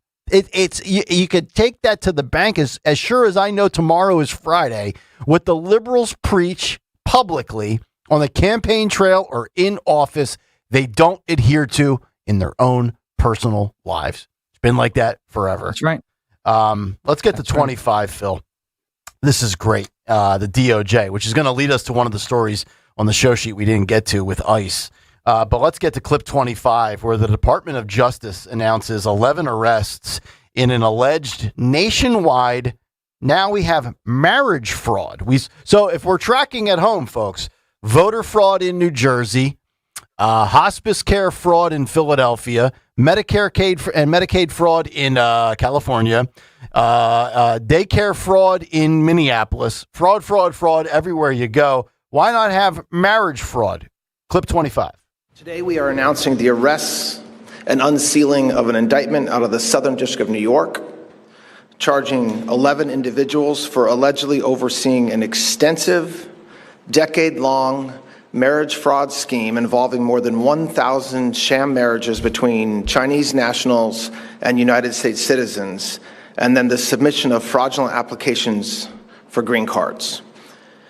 This is one of the largest marriage fraud prosecutions in United States history. This scheme was not a quick fly-by-night operation, but rather a years-long, multi-million-dollar cottage industry to criminally assist people who would not or legally could not otherwise become citizens of the United States. It's great work by the DOJ. I think Todd Blanche is doing a really nice job. I mean, there's fraud everywhere you go. Marriage fraud. Hell, we got the guy that replaced the crazy Graham Plattner in Maine. He's banging his cousin. I mean, there's everywhere you go, we have fraud. And then, of course, you have this ICE story, which I'm assuming, Sean, you're as giddy about as I am. ICE is about to spend $20 million on electric shock gloves. Road Warrior tweeted me this. He says, man, I wish I had electric shock gloves when I was a homicide detective. This is going to be glorious. I love it. It's going to be great. You're going to have all these illegals that are going to be on the show. Getting zapped. It's going to be fantastic. Mm-hmm. Oh my God, you're shocking these people. Don't come into the country. You know what? Yep. Don't come into the country illegally. You won't get zapped. Yeah. How's that sound? Yeah, you raped little kids. You sexually assaulted a female. You killed somebody. Zap them. And now the bad guys are on the run. And if you start to flee and you're an ICE agent and you realize it's about to go down and you have electric shock gloves on, I go right for the throat personally. I think that'll, why I'm forget zapping them? Yeah, forget the taser or the gun. Just give me the electric shock gloves. I might apply to join ICE just so I could use that for a little bit, then resign. And I'm going to zap these illegals, and I'm going to do it with a little bit of joy, a little bit of enthusiasm, a little bit of energy, and a little bit of stick it to them. You know why I'm going to zap the illegals? Because that's the Michigan way. You're damn right. That's the Michigan way. I miss Haley Stevens. You said for one day you'd like to be the White House press secretary and answer all the questions as Trump. Yeah. I would actually, I'm going to be on vacation the end of August from like the 28th until the 8th of September, the Tuesday after Labor Day. I would actually rescind my vacation, still not do the show, but use those 10 days to go work as an ICE agent. Just bring me along. Bring old fat, frumpy, bald, pasty Nick Kayal with his pot belly. Give me the shock gloves. Give me the taser. I'm not trained with a firearm yet, but you know what? Just give me some of the other accessories. I'll do the ride-alongs. But I want to go. I don't want to go for the people that are just here illegally, which is a crime in its own right. I want to go for the bad guys, though. As long as they're not armed. Let me chase after, and then I'll do the diving tackle like a Jets linebacker trying to stop Achane at the 3. I probably will miss the tackle. Take me 5 minutes to get back up. But if I get a hold of him with the electric gloves, Sean, I just want to send some voltage through vile individuals that have violated other human safety and security. That's what I want to do. Yeah, I would like to do that too. And by the way, if you came here illegally and you're not a vile individual and you happen to get in the way and you get zapped, that's on you. Yes. Don't come into the country illegally. I have zero sympathy. No impeding. No obstruction. No impeding. Yeah, no impeding. If you impede, you're getting voltage. What is it? 18. And this, USC? by the way, this is if Mike Lindell had campaigned on zapping illegals instead of giving them work permits, he probably would have won the governor's primary. But I was just going to ask you, do you think amnesty was what derailed him, or was he dead anyway? I think it was people were looking for an excuse not to vote for him, and they found one. Mm-hmm. Okay. Yeah. He had no chance. Look, he's a nice guy. He has done a lot for the movement. It's not personal. I don't hate Mike Lindell. Okay. That being said, I never viewed him as a serious candidate for governor, but he was in the race and he had Trump's endorsement. Trump is very good to his friends.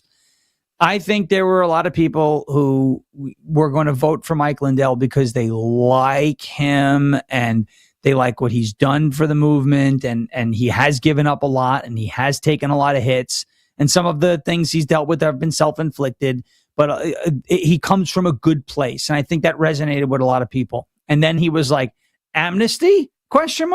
And people were like, nope, never mind. Nope. You know what? Stay in your lane, brother.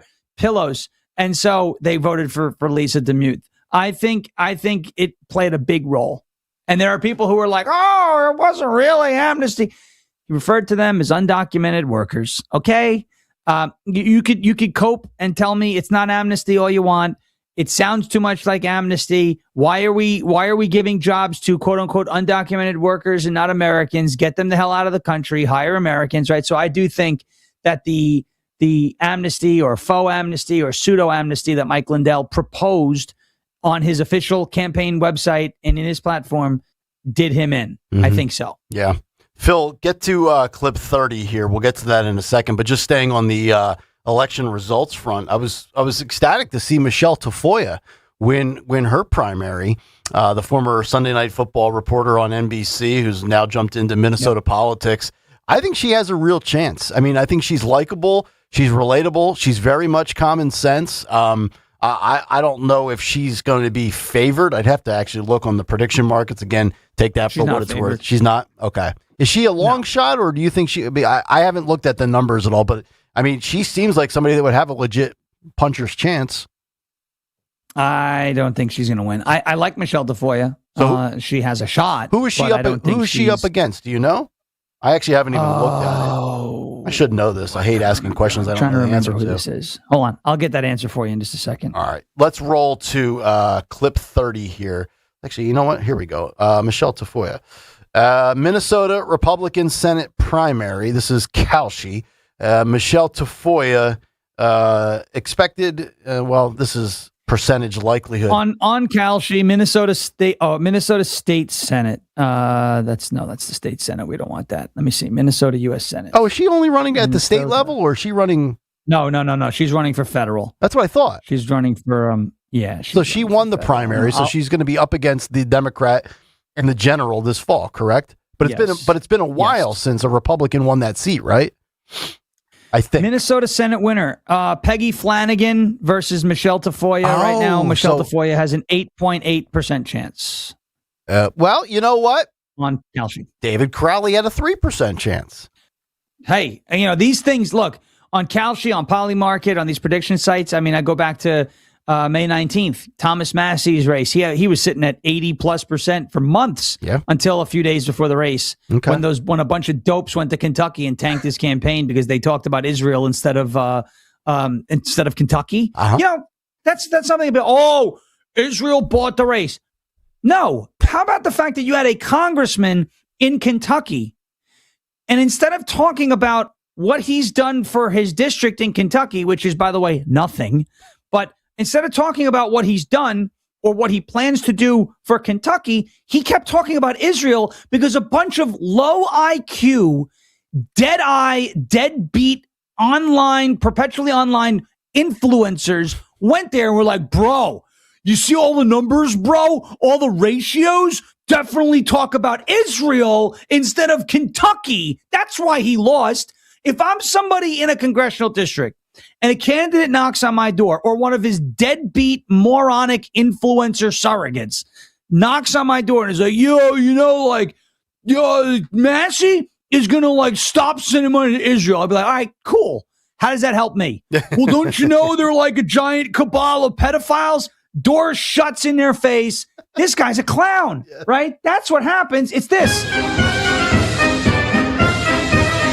It's a freaking circus, dude. It's a circus. That's why he lost, because he hadn't produced any results. And then when they're asking, what are you going to do for us? Well, we're going to take on the Israel issue. How does that do anything for the people of Kentucky? The answer is it doesn't. But the Polymarket and Kalshi's prediction odds, they had him at like 80% for months leading up to the race, until that bunch of idiots descended on Kentucky's 4th congressional district, and people were like, yeah, I don't think so. And then the odds flipped in favor of Ed Galrine, who thankfully won the primary. And we will bid adieu to Thomas Massey, that human colostomy bag. Yeah. Clip 30 here, Phil. So we were talking a little bit earlier about Harry Enton showing us the data that Americans just don't care about climate change. It's the 14th biggest issue. Only 3% say it's the top issue in the country. This, I guess, would factor into it, but it also factors into socialism. Remember the whole nonsense around the 4th of July when Mom Donnie's out there telling New Yorkers to keep your thermostat no lower than 78 degrees. Meanwhile, the mayor's office, the thermostat's like in the 50s. I don't even know if you can get it in the 50s. It's friggin' Travis Kelce and Taylor Swift got married in a freaking freezer in Madison Square Garden. But you're going to tell me, so the elites, again, this is it. The elites play by different rules in Mom Donnie's socialist utopia, the Socialist Republic of New York. Right? If you want to jack your energy bill up and you want your AC at 61 and you're going to pay for more at the end of the month, that's your right. But this woman, Clip 30, says that the new smart air conditioners prevent her from lowering the temperature. Let's roll Clip 30, Phil. My own thermostat was 79, and I wanted to put my daughter to bed, and it had a little warning that said, you are not allowed to lower your thermostat set point because the energy grid in your regional area is stressed. Wow. And I took a picture of it, and I posted it on social media, and I was very annoyed because I was thinking, I understand why this is happening, but, the average consumer is just going to see you're not allowed to control your own air conditioner in your own house without a reason other than the energy grid is stressed. And B, there needs to be, especially for sensitive communities, an easier opt-out feature. So I was able to find one, but I think there always needs to be an opt-out feature for infants, for elderly people, for people that have health conditions.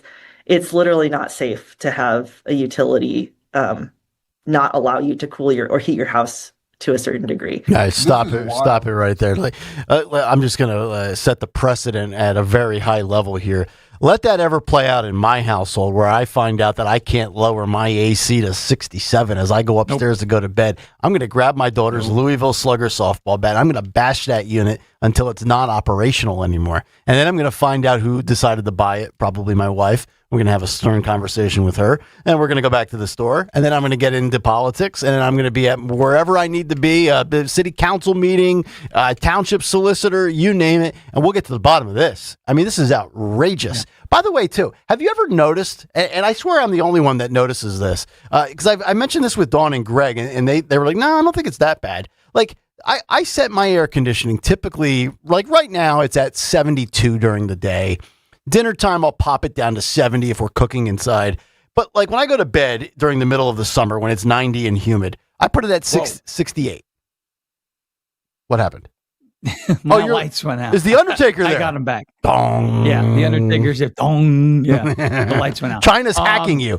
Like I told China. Like when your house, let's say your AC doesn't work and it rises up to 78 degrees in there. It feels like a sweat box, in my opinion. Yet when you go outside on a 78-degree day, it feels fabulous. Yeah. Well, it's I don't know what's causing that. I have no idea. I'm okay with the temperature as long as it's under 80. We get to 80 and start sweating. What do you have? What do you have the AC in Murfreesboro right now in the dead of August in Tennessee? My house is set to 70. 70, yeah. But when I sleep, it's 67. Yes. So it runs a little more, so I can stay a little cooler when I'm sleeping. Because if I start sweating when I sleep, it's done. Yep. There is no sleeping anymore, so it doesn't work. Here's the thing: I don't like being told in my own home what to do. Right. So like that's why I don't live in an HOA. Because a lot of them, you can't put the flag up here, or you can't have a lawn sign for your political candidate, or you can't do this, you can't do that. And I don't live in the land of can'ts. Okay, so if I had a thermostat that told me, sorry, you can't you have to leave it at 79 or whatever the temperature was. No, this is why this is why the smart thermostat thing. I will never. I can't. Right. I cannot. Right. Because the folks wear the tinfoil hats who are like, one day those thermostats are going to be like, nope, you can't do that. No, it'll never happen. You could just, turn it off. Like it's happening because it goes in your region. Yep. There's an issue. Yeah. No. In my region, AKA in my house, it's hot. Therefore, cool it off. Yes. Don't tell me I can't cool it off. That's it. I hate it. I did too. I will never, ever experience. I will never do it. It just won't happen. This one is right in your wheelhouse. When I saw this appear on the cut sheet last night from Dan Borowski, I said, this is right up Sean Ferris's alley. Clip 34, Phil. Clip 34. Rosie O'Donnell is back. Rosie. And she says she tattooed "they" on her wrist to remember her non-binary child's pronouns. This is courtesy of the Good Hang with Amy Poehler, formerly of Saturday Night Live and that other awful show that she did on NBC with Tina Fey that I think is vastly overrated. Don't care that Tina Fey's a Philly girl. So is Kristen Welker. I don't like her either. Clip 34. Let's hear Rosie. Can you tell us where the title Common Knowledge comes from? Because I love this. This is a true story. So she, they, and it's a they, them. Yeah. That's the pronouns that they choose, also, but it's Rosie, very hard, honey. I know. And I love that you're constantly correcting in real time like we all do. It's really beautiful. And it really matters to them. Yeah. And beautiful. I know it matters to them. Yeah. And so when they first told me that it was they, them, I tried my best, but I kept saying she. Yep. And so they wrote on a cardboard paper, they, and then they would hold it up above their head every time I said she, like John Cusack and Say Anything with the boombox just staring at me, And so I took her to my cousin's tattoo shop with the they in her handwriting, and I had it tattooed on my wrist so that I would never forget, that it would remind me. And I thought she'd be very touched, and she didn't give two shits. She could not care less. And I just said, you can't say that, Rosie. Crazy. You cannot say that. They're crazy. You can't say it. Sean Ferris. They. So Rosie has a daughter, singular, but they, if I'm correct, is plural. So yes, I mean that I don't know. One would refer to this as a syntax error. Okay. I mean I guess that was a therapy session. I mean, Amy Poehler, I'm so glad you correct them. That's like these low IQ dummies in our YouTube chat that say, "Hey Nick, it's not 360. I know. I meant to say 180." But I'm to channel my inner Amy Poehler, I'm so glad you corrected me on that.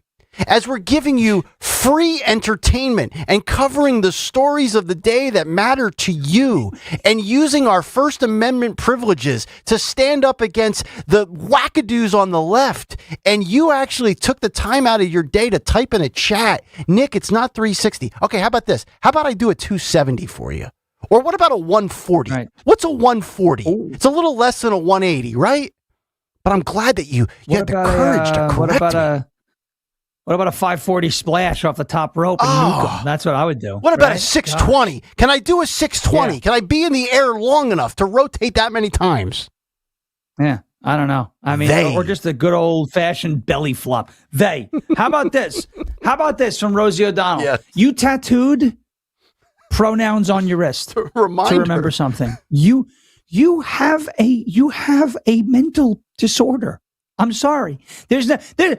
You are effing insane if you have to tattoo someone's pronouns on your body. How about you? So not only are you playing along with the insanity, but you're now emblazoning your skin with the insanity to now have the mark of the moron on you.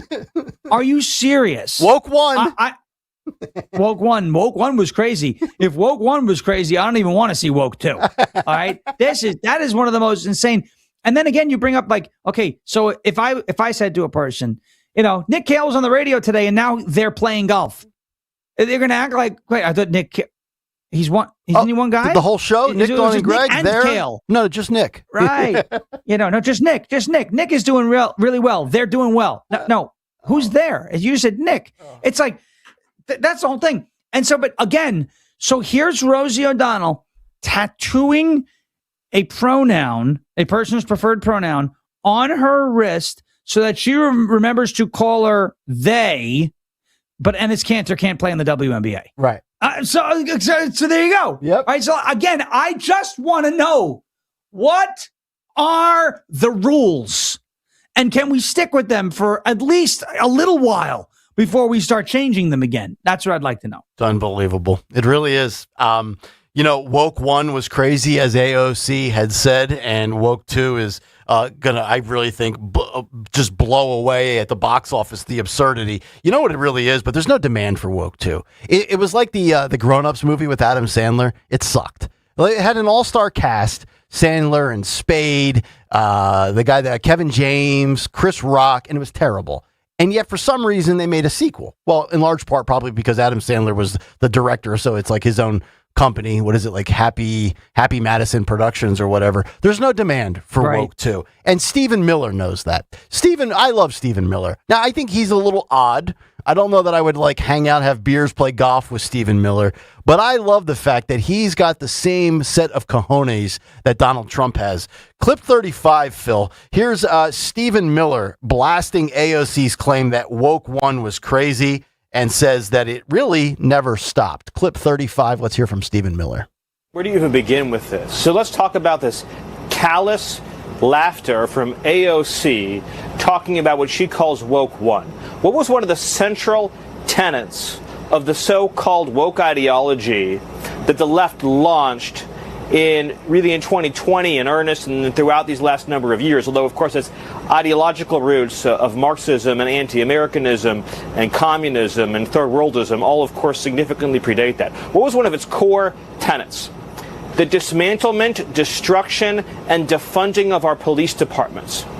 That policy objective, which remains in force in every blue city today, in Chicago, in Los Angeles, and New York, an unrelenting war against police.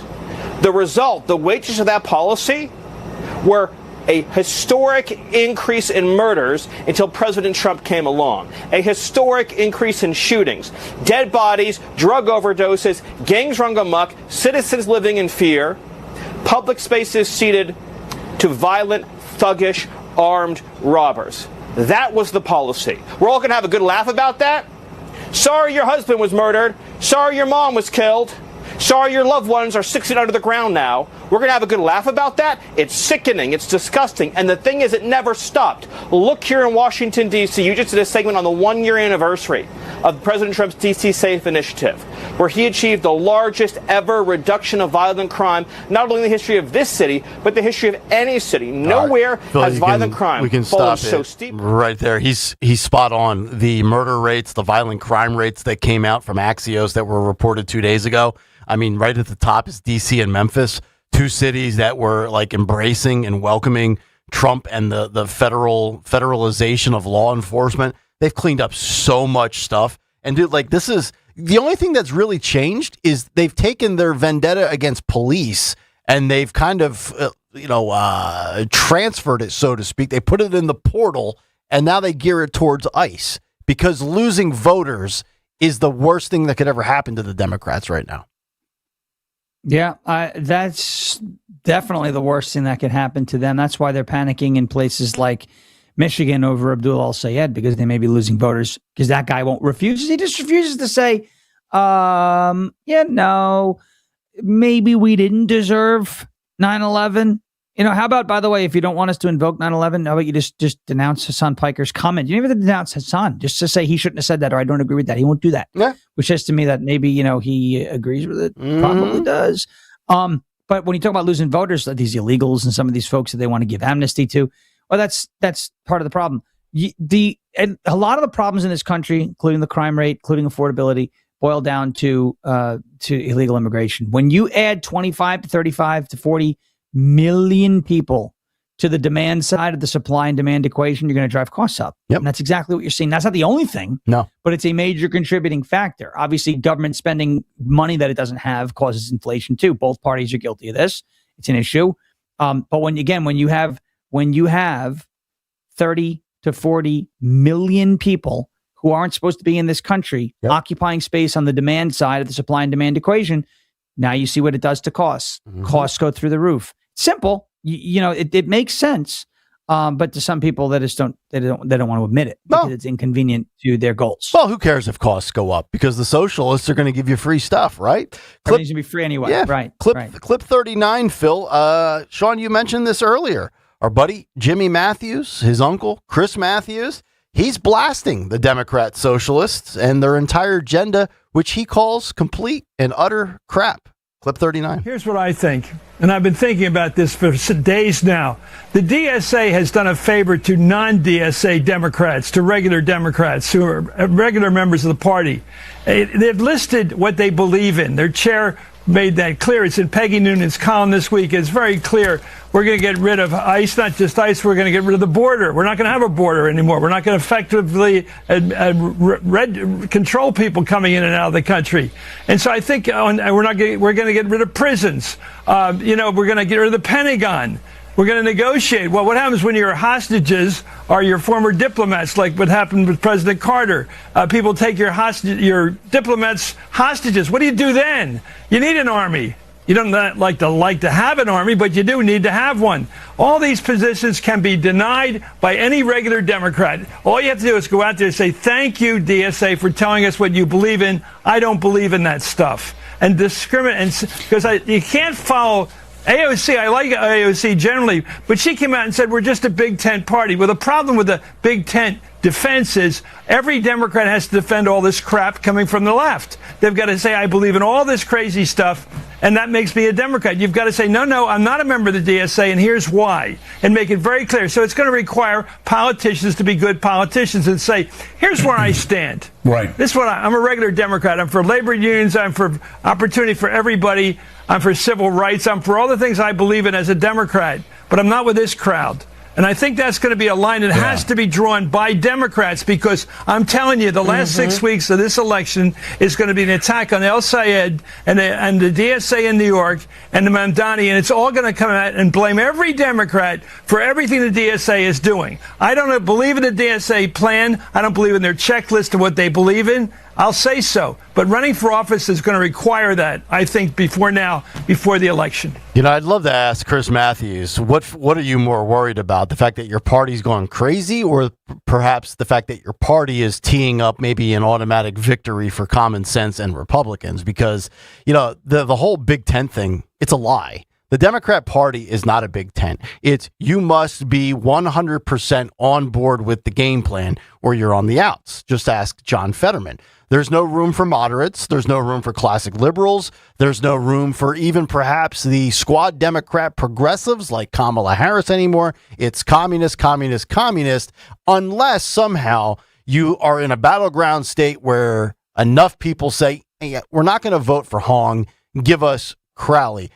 I think the big tent, and I know the social media will not illustrate this, the bigger tent's on the Republican side. And I know, like, you know, if you're like hardcore MAGA, you might dominate on social media. And I know we call people rhinos, but there are centrists, there are old blue dog Democrats that voted for Trump. There's the Elon Musk wing. There's the Tulsi Gabbard wing. It's probably a very small wing. The Bobby Kennedy wing. There is more room on the Republican side of the aisle for different iterations versus the Democrats, where it's like, no, it's one lane, it's a one-way road. Like, the Republican Party might be MAGA, but it's a 3-lane highway, in my opinion. Yeah, well, there's definitely more viewpoints. It's more diversity of thought on the right, for sure. It might not be embraced or accepted, but like it's still out there. There's diversity of thought, and there's more conversations that happen on the right. And people are more comfortable on the right, standing firm on their position, saying, no, I'm not just going to fall in line blindly with policy X, right? There are people who are genuinely anti-war on the right. They don't want to go to war. They don't believe we should be involved with Iran. That's okay. I would rather not be involved with Iran, okay? But I also say I don't want them to have a nuclear weapon, because if we think they have leverage over us, over the rest of the world with the Strait of Hormuz, wait till you see what that looks like when they have nukes. And you can't just assume that a terror state is bluffing, because they're terrorists. They don't care about mutually assured destruction. So I can have that conversation with somebody who is purely anti-war. I know some of these people. They totally oppose Donald Trump's war in Iran, but they support the rest of his agenda. So they say, I disagree with him on this, but I'm with him on the other 85% or whatever it is that makes up the platform. Those folks are welcome here. You are not welcome to do that on the left. You're not.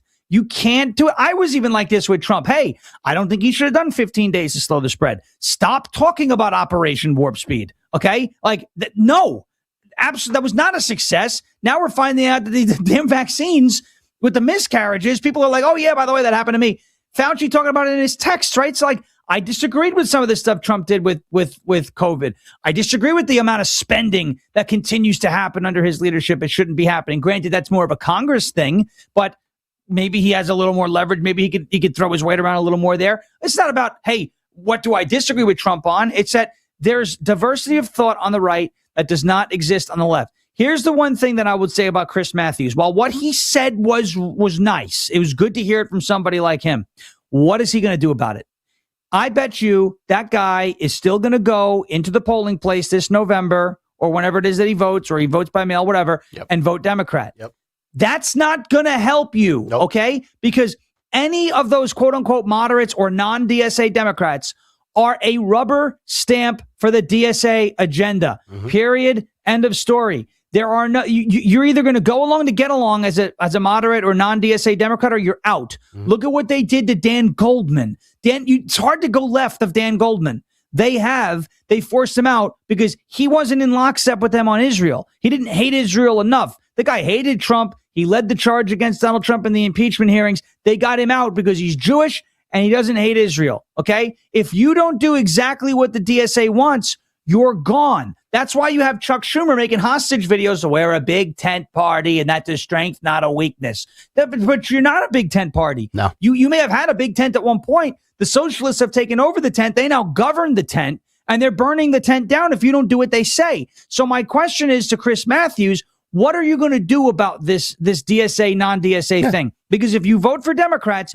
you're just giving the DSA, the folks who are driving the party, you're giving them more weight. You're giving them more rubber stamp approval. So Chris Matthews, if he really means what he says, don't vote for Democrats this November. Stay home. You don't need to vote for Republicans. Don't vote for Democrats this November. He's going to do the same thing Bill Maher does. He's going to do the same thing Stephen A. Smith does. He's going to do the same things that Michael Rappaport does. He's going to They're going to grandstand. Oh, I don't know about this, but then at the end of the day, I voted Democrat again. Voting Republicans it's on the table. It's on the table. Right, every election cycle, voting for Republicans are on the table. And then Stephen A. Smith will come out and say, I made a mistake, brother.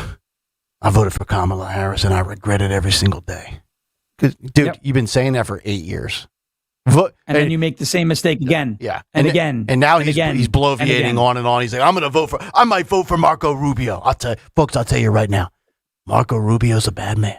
I might vote for Marco Rubio. And he won't. He'll vote for Kamala again or AOC. And it'll just continue on with a little facade. Don't take the bait, folks. These people are just doing it for content and getting through a segment. 855-839. Are they getting through it? Right? Yeah. Yes, we've never seen any. It's unbelievable. Yeah. Fight Club in 40 minutes as we'll continue with the cut sheet. But first, a word from our friends at Bucks County Estate Traders. If you value quality and great craftsmanship like I do, well, then Bucks County Estate Traders is your high-end furniture destination. No matter the style you're looking for, inside or out. Yeah, it's patio and deck season. Before you know it, though, 2-3 months from now, it'll be back indoors. So they have everything. Classic, modern, rustic, traditional. 16,000 pieces of high-end furniture built with the kind of quality craftsmanship that stands the test of time. Matt Stanella, the owner, he does not purchase garbage. He's purchasing high-end estate homes, people that are selling their $1.2 million home with beautiful furniture.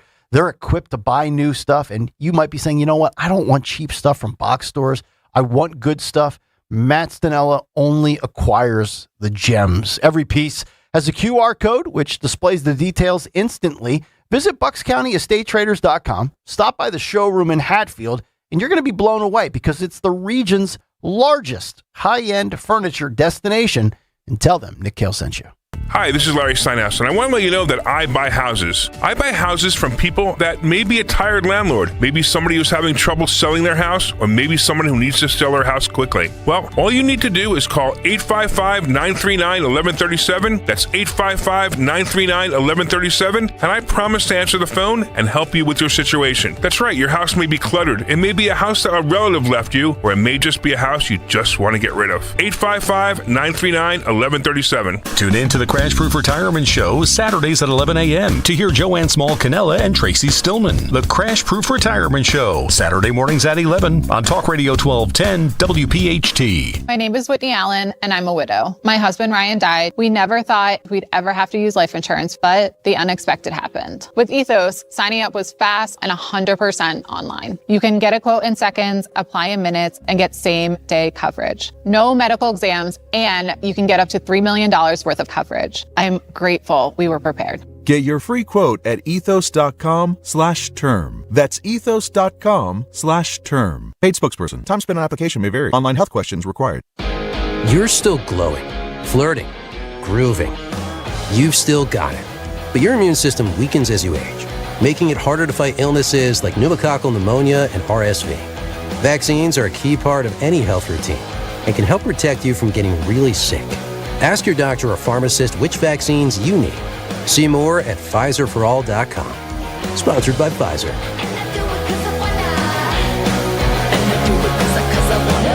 Celebrate the legendary voice of the birds, Merrill Reese, at Merrill Live. An unforgettable evening of stories, memories, and behind-the-scenes moments with Merrill Reese and special appearances from some of your favorite players and more. Merrill Live at the Scottish Rite Auditorium, Tuesday, September 15th. Get your tickets now at 94WIP.com. Presented by PNC Bank. Brilliantly boring since 1865. And Impriano Roofing and Siding. The best homes have an Impriano roof.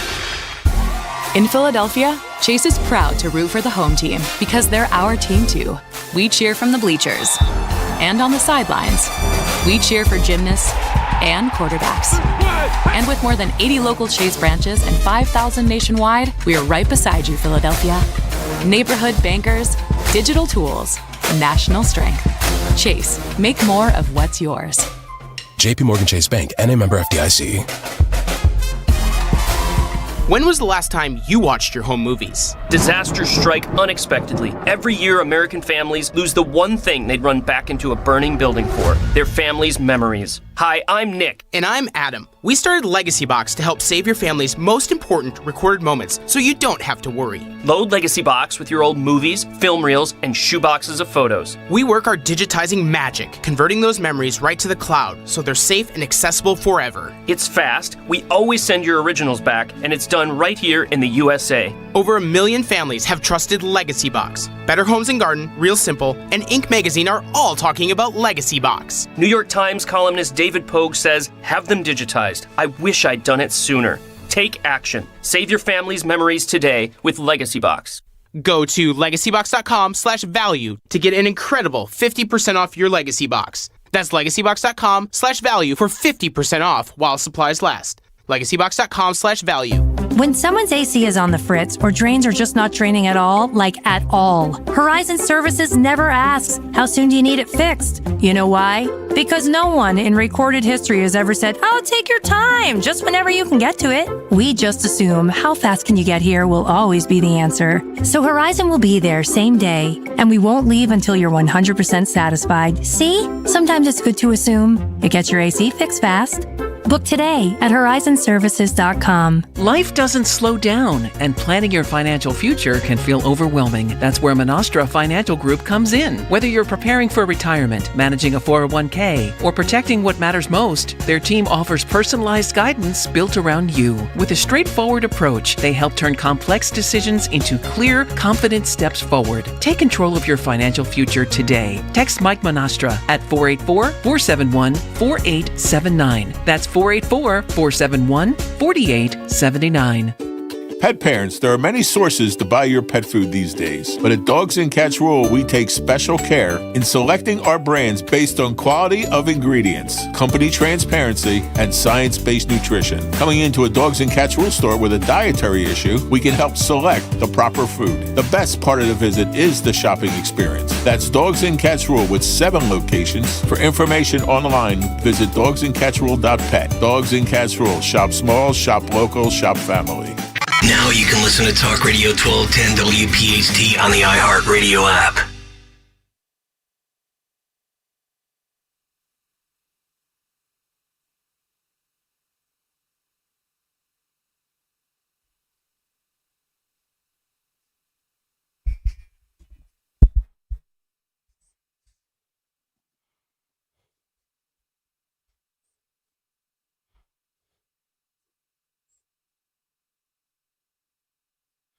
Kayal and Company, stay with us. We'll set you free. Sean Farish is in today. Dawn and Greg with the morning off. We believe Dawn is interviewing for the vacancy as White House press secretary. She's not going to get it right away, because we're going to start off with Donna. Donna's going to do a great job. Donna and her gazungas. Think about it. Actually, Mr. President, since Sean Farish, you would like to serve as the White House press secretary for one day and one day only, but only answering questions as the President of the United States. Maybe we could go through this little exercise again. So who do we have here at the gaggle of reporters at the White House? Let's go to... Let's go to Lou Johnson from MS Now. Lou, here's your chance to ask the president a question. Mr. President, I was watching another network that gets no ratings than CNN, and I saw that Harry Enton says that according to polling data in America, climate change is only the 14th biggest issue, with only 3% of Americans citing it as their top concern. Are you concerned that July was a very hot month, and maybe we should take this a little bit more seriously, sir? Well, I have to say, first of all, that was the longest question in the history of questions. You said you're going to ask a question. You didn't say you were going to give a speech. You gave a speech that was longer than the Gettysburg Address 7 years ago. I got along very well with Abe. Abe Lincoln is a great guy. But you look at climate change, it's a hoax. It's a total hoax. The only thing that's going to change the climate, you look at, they say cow farts, and I agree that the ladies on the zoo pass too much gas. They have to bring that. You have to get that under control. You have to get that under control. You can only think about the gas that is passed by Whoopi. It's a bad situation. I can tell you that's a very bad situation. But no, that was a long question. It was a stupid question. We don't fall for the climate hoax BS. It's called BS. And, the world is going to be just fine. We're going to save the world, by the way. And, you look at Supergirl, people saying that it wasn't a movie that people wanted to see. It's because Donna wasn't the lead star. Donna could have been the lead star, been Supergirl, the woman of steel. Think about it. Donna's a great person. She fits into everything.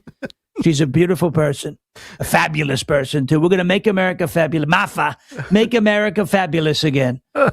Speaking of fitting in, I sent you the picture of the meme. Mike Opelka sent his morning prep email out that he sends to everybody, and there was the picture of Trump in the food pantry truck as they did the switcheroo. And there you see it. There's Trump next to a bunch of loaves of bread and salad. It's called Mission Trump Possible. Look at that. Look at him looking at it. Is it clear? Did we dupe everybody? Agent 007, right? My name is Trump. Donald Trump. Donald Trump. What did you make of He likes his Diet Cokes shaken, not stirred. There it is. Dude, how funny would it be if he hit the button for the Coke and then the chick that brings the Coke in shook it up and he cracked one open, maybe as he's getting ready to do his little Oval Office gathering where everybody's wrapped around the desk and the soda exploded everywhere. Don't give the left any ideas, Nick. They'll start. We're gonna shake. Yeah, we'll show him. We're gonna shake up his soda. Okay. All right, we're back. All right, we're back. Mike's on Francesco on the Fam. We're the 47th president of the United States of 4. If it wasn't for me, he would never have been elected. Okay, He got him elected in 2016. Yes, he did. Yeah. What did you make of the way the media was melting down over the fact that the press was in harm's way flying on a flight that Trump was not on? My whole stance was like, dude, this is part of the gig, right? Like when Dawn was reporting on crime for Fox 29 or CBS 3 here in Philly, she would do ride-alongs with cops. In theory, Dawn could have been shot and killed, right? Like, that's part of the gig, is it not? That's part of the job, unfortunately. I don't want to see anybody in harm's way, but so there's active assassination plots against Donald Trump. Like, we've understood the fact that Iran wants to kill him. Obviously, we had Butler. You had the White House Correspondents' Dinner. You had the golf course. You had the guy at California. The course a couple weeks ago. It was last week. You had the there was another one too. I'm blanking on it when it happened. But there's been plots against Donald Trump for quite some time. So that if you're in close proximity to him, you might be in considerable danger. It's part of the job. It's not like he said, let's just throw these reporters on a plane, sacrificial lamb. That's not there. They're making it out to be, oh my gosh, he put us in harm's way. No, it's part of the job, unfortunately. There are people that are trying to kill him. How about instead of focusing on the fact that you were in harm's way, ask yourself, why? Were you ever in harm's way when Joe Biden was the president? The answer is no, because we weren't trying to kill him. First of all, he was going to most likely do it to himself, tripping over sandbags on a stage. But the second part, as much as I loathed his policy and the way people talked about him and, he's sharp as that, I never was like, hey, I hope someone takes him out. No.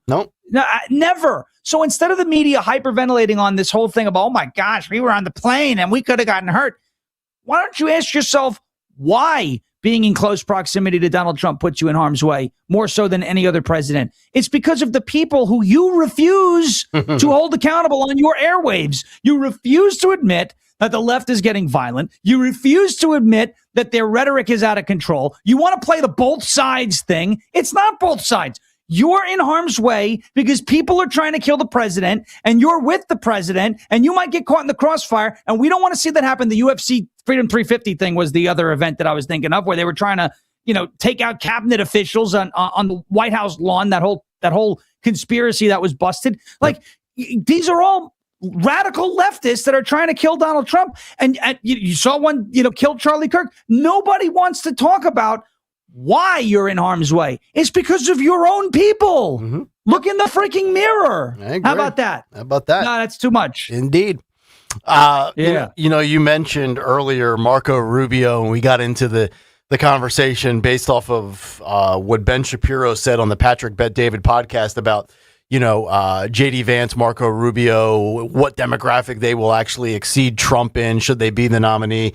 Marco Rubio, Phil, clip 47, joking about a keto diet that he was apparently on. Now, Farish, I approve. You're keto, right? That's the whole pork chop broccoli thing? Yeah, the whole pork chop. So last night I made a big, beautiful roast, okay? A beautiful bottom round roast of rump. We love the rump. It's beautiful. Donna has a nice rump, by the way. They say, sir, ma'am, you have a nice ass, ma'am. Yes. Beautiful job. They're beautiful. You're a loose caboose. We love that loose caboose. Donna is beautiful. But I made a roast, people. But yes, I have been, I do keto. It helps with my migraines. If I do it for long enough, it reduces the severity and the frequency of them. But it's a high fat, low carb diet, and I love it. It's my body likes it the most out of any diet that I've tried. So Marco Rubio tried it, and he told Katie Miller on the Katie Miller podcast that the keto diet for him was a near psychotic event. Clip 47, roll it. Oh, geez. I did at one time, maybe 4 or 5 years ago. I tried this thing called keto. You've heard of this? Yeah, keto. Okay? And you just eat all this protein. And so you go through this massive withdrawal from sugar and carbohydrates for the first 72 hours. You did it wrong. It was a near psychotic event for me. It's true. If I did this in this job, I would be, Mr. President, we must bomb, Paraguay. And it's like, why? I don't know. I'm just really mad I haven't had any sugar. So the point is that you can't, it really is not I'm not against this diet. I'm not asking that we ban it. I encourage people to try it. I'm just saying it's not for everyone. That's what I'm saying. All right, so I guess now it's official, Sean. You're going to vote for J.D. Vance in the primary, right? All J.D. Vance has to come out now and say, I love keto. It's my favorite diet. He's got my vote. No, it's not for everyone. It's not. Everybody's body's different, right? So you got to do what works best for you. Some people don't do well. Now, he said something specifically that I have to push back on with regards to this keto thing is that you eat a lot of protein. That happens because you're eating a lot of meat. But that's not supposed to be the staple of the keto diet. The keto diet staple is supposed to be fat. You're supposed to focus on healthy fats, animal fats, because what keto is short for is it's ketogenic. So it's your body generates ketones. Okay, when you metabolize fat, the byproduct is ketones, right? So that's why you're able to test it with blood, or you can test it with urine. If you have excess ketones, it comes out in your pee and the whole 9 yards. So eating a lot of protein doesn't necessarily generate the ketones. It's eating a lot of fat that generates the ketones. What your body does is it switches from looking for carbs for energy. Instead, it looks for fats for energy. The argument in favor of the diet is that 1 gram of fat provides 9 calories, right? Which is a unit of energy. 1 gram of carbohydrates provides 4 calories. So a gram of fat goes longer, okay? But the flip side is if you eat too much fat, and you don't use all that energy, it gets stored on your body. Right. Now, the psychotic event that he was probably referring to was stopping the intake of sugar. Sugar is one of the most addictive substances in the world. Natural, unnatural, whatever. Yeah. Sugar is very addictive. It turns on the same pleasure receptors as some opioids. It's not an opioid, but it's addictive, right? You see ice cream and all the junk food and even like potato chips. They're carbohydrates. When your body metabolizes that, turns into glucose, right? So even that, in a way, is a sugar, right? So think about this: you are addicted to carbohydrates. You're so reliant on it, and in some cases, it's good for people. Some cases, it's not good. Again, everyone's body's different. But that first 3 to 4 days, give it a week, when you first start keto, you get something called the keto flu, which is just brutal. You're sweating. It's hard to sleep. You're irritated. You're irritable, right? You feel sick because your body is craving what it's been getting for years, carbs. Now, all of a sudden, it has to do something different. So there is like a withdrawal process, and it will drive you insane. But I have experienced when you can get past the keto flu, number one way to get through it and manage it is to drink water with a lot of electrolytes, because your body starts to shed a lot of water in that process. the best way to avoid the near psychotic event that Rubio was talking about, electrolytes, and just fight through it. It will go away. And now for me, I don't even crave sugar anymore. I'm not looking for ice cream. I'm not looking for nothing. I have one little tiny square of dark chocolate every night as my dessert. That's my sweets for the day. I don't crave sugar. Now, I like to go off the rails every now and again and have a little cheat, but I'm not like, oh my gosh, I need sugar. I tried one of these like sugar-free or whatever drinks that you can find in a supermarket, and it was too sweet for me. And it didn't even have a lot of sugar in it. Yeah. It was like a little artificially sweet, and I was like, too sweet. So that's probably what Rubio was talking about, was the keto flu. It screws with your head. It screws with your body. But I swear by this diet, and I practice it almost religiously with the pork chops, the broccoli, and all that other stuff. Well, there's good fats and there's bad fats. Obviously, when you're doing the keto, you want to do the good fats. McDonald's a bad fat. The bad fat. McDonald's would probably qualify as a bad fat, even though 47, I can never see Trump doing a keto diet. He does the McDonald's diet. But Phil, let's go to 48, which is 47's favorite fast food joint. I don't know where I found this, but I found this yesterday. I wanted to throw this in here because, we talk about how we used to be a proper society. Fight Club, a lot of times there's fights over food, or they're at a fast food place, or over a Carnival cruise buffet where maybe macaroni and cheese is gone or whatever, and you're starting to crash out. Well, this is footage of a McDonald's in 1984, which I still believe is the greatest year in the history of years. This was the year I was born. But think about how nice and proper it used to be in a McDonald's 42 years ago. Let's roll clip 48. Look at this. Wow. Look at the prices. That was in 1984, Nick? 1984. Wow. Everybody just gathered there. Proper. No. Friends. Should we smile? Lunch break. Family. No boobs exposed. Nobody throwing trays. Nobody threatening the cashier. Nobody violating somebody through a drive-through window. I'm the one who's eating. Look at this. Look at that. Phil, if you could just, while we talk about it, if you just want to roll it without the audio and continue it, that would be fine. We could just play the rest of it. I mean, think about where we are in society today. And I get it. We've technically evolved with technology, with DoorDash and Uber Eats. And, now you go to Chipotle or you go to Starbucks. Look at that. They're putting look at that. Remember that? We used to have the plastic tray with the little paper, tablecloth on top of it. Yeah, the place setting thing. Look at that. There's an ashtray. I mean, remember the days where you could go into a McDonald's and ascot on? Yes. It's just like you're on an airplane. Whoa, yeah. Wow. Salt and pepper shakers. Wow. I want to go back to simpler days. There's actually, I want to encourage people, if you like nostalgia, I tweeted this last night. I want to give you the Twitter handle. It's a great feed I stumbled across last night as I was wasting some time scrolling. It's at Growing Up Retro. Growing Up Retro is the Twitter handle. It says, I love these things. Before smartphones, before streaming, before life got weird, daily retro content from the 70s, 80s, and the 90s. And it's just videos with people loading up the station wagon. Remember those freeze pops and remember those little hugs, the little juice boxes that you would get in that clear plastic. It almost looked like a barrel, and it had the little silver plastic lid to it. We need to go back to better times. I was on Facebook, and I started scrolling, doing a little scroll, and when you like one, you get like 100 of them served up to you. Yeah. And there was one that was like, this is what things looked like before the internet revolution, and it was the Nintendo 64, right? And all the, and I was like, wow. Yep. Wow. And you know what? There was more color in the 90s and the early 2000s. Everything is bland and gray, and I feel like it's all designed to just make us bleh. Yep. To just make us bland and blah, and I get it. Things change, I'm not asking for tie-dye to come back at all, but it was happier, I feel like. Yeah. Well, maybe it was because I was a child and I knew less, but it just that nostalgia, the growing up retro, those are cool channels. Yeah. There's a bunch of those that are out, and it's like, here's what it is. And you have like people playing Grand Theft Auto on a PlayStation 2. They have a video of these kids in gym class, which looks like it had to be from like the mid 80s. Remember when you used to climb the rope in gym and the only thing that would break your fall was a 2-inch little mat below you?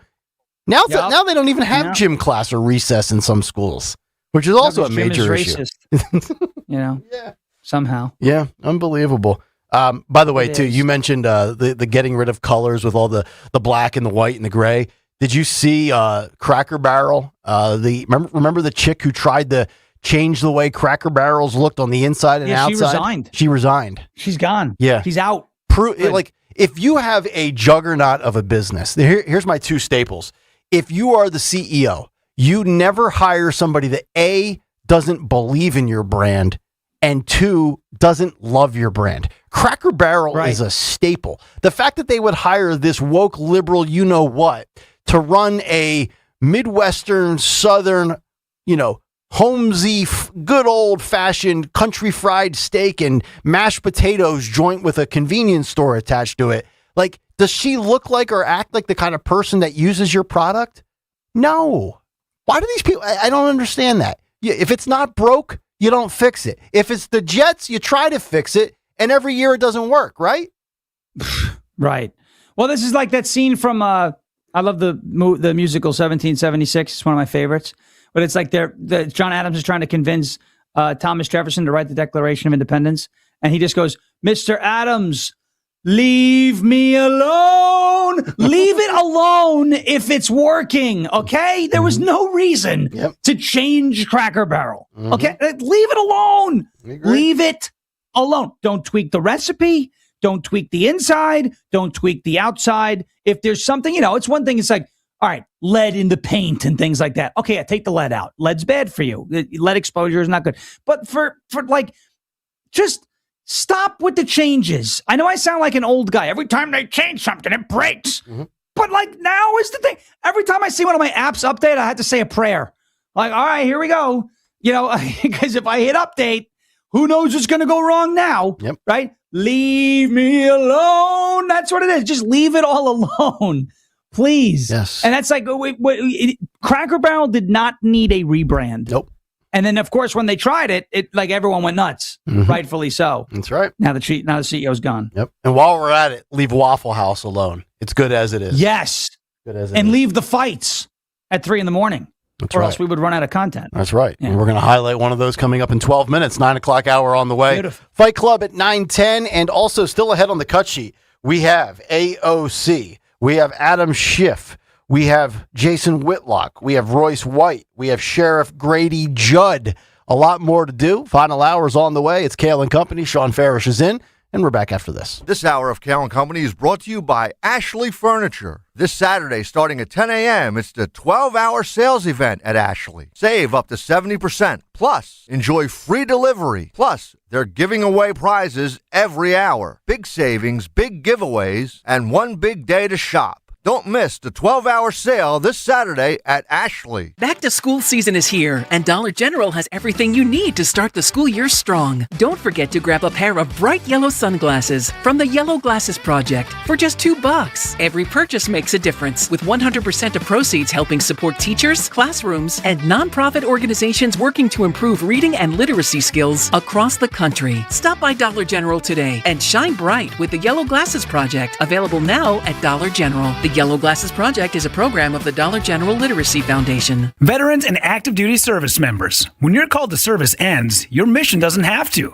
Go from GI to IT in just a few months at My Computer Career. Prepare for a high-demand career in cybersecurity, protecting people, systems, and institutions from real cyber threats. Cyber warriors are needed now. Will you answer the call? Go to mycomputercareer.edu/CWP to learn more. That's mycomputercareer.edu/CWP. An elite CompTIA CompTIA certification partner. VA education benefits are available to those who qualify. Looking for an auto repair shop you can actually trust? McCullough's Auto Repair has been serving Delco since 1999. They believe honesty, fairness, and friendly service still matter. Chuck and Ralph run the place. No matter your car's issue, they'll explain it in plain English and help you decide what really needs to be done now and what can wait. Chuck's motto is, I'll never steer you wrong. Call McCullough's at 610-446-1230 and ask for Chuck or Ralph. Or visit McCullough'sAutorepair.com. This is Mike Quick. Get rid of those flimsy tablets and slow computers and get your team the game changer in point-of-sale solutions for restaurants, casinos, and bars. PDQ POS. Their state-of-the-art technology ensures that transactions are swift, secure, and hassle-free. But that's not all. PDQ Signature Systems is not just a point-of-sale system, it's a complete business management solution. Join the thousands of companies that have made the switch and upgrade to a customized POS solution from PDQ Signature Systems. Visit pdqpos.com. WPHT, WPHT HD, WOGL HD3 Philadelphia.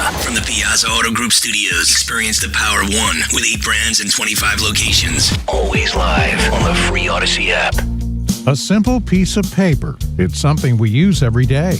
For the most part, it does what it's designed to do. It sits there flat on your desk as a placeholder for information. But with a couple strategic folds, suddenly your flat piece of paper becomes an airplane and flies across the room. Your 401k is kind of like that flat piece of paper. It just sits there as a placeholder for your money. Alan Cohen of Spectrum Wealth Partners can show you those strategic moves to take your 401k from just sitting there to creating the income you need for retirement. Call today for a free no-obligation meeting. 856-322-8686. That's 856-322-8686. Or online at SpectrumWP.com. Advisory services offered through Concurrent Investment Advisors, LLC, and SEC-registered investment advisor. Concurrent Investment Advisors, LLC, and Spectrum Wealth Partners are not affiliated companies. Let me tell you something about insurance. When you sign your insurance policy, for some brokers, that's the finish line. Handshake, commission, done. Then you may not hear from them again until it's time for renewal.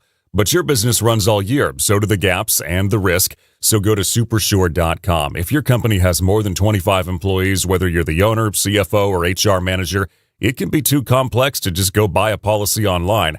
Supersure is the super agency built for you, licensed in every state for your business insurance and employee benefits, all with year-round support for you and your team. At supersure.com, you can access tools like fine print facts. It'll translate your current policy into plain English so you see what's covered and what's not. Plus a business value calculator so you can estimate what your business is worth so you know what actually needs protecting. Go to supersure.com. One super agency, one powerful platform, all your policies in one place. Supersure.com. That's supersure.com. Paid for by Supersure Insurance Agency, LLC, a licensed insurance agency. At Tri-County CDJR, something exciting is happening. Our inventory is going up while our prices are going down. And right where they meet, that's the perfect moment to buy. Right now, get up to 20% off new 2026 Ram 1500s, including a 10-year, 100,000-mile warranty. More inventory, lower prices. Find your perfect deal at 422jeep.com. That's 422jeep.com.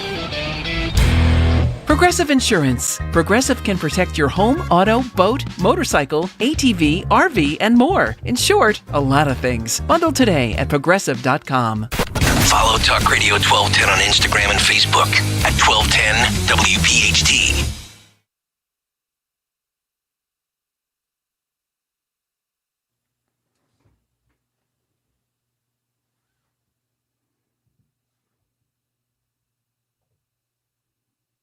All right, we're back. 9:03 as we continue live here on a Thursday morning. It's Kayal and Company. Sean Farish is in this morning. Dawn and Greg with the morning off. We have Fight Club coming up at 9:10.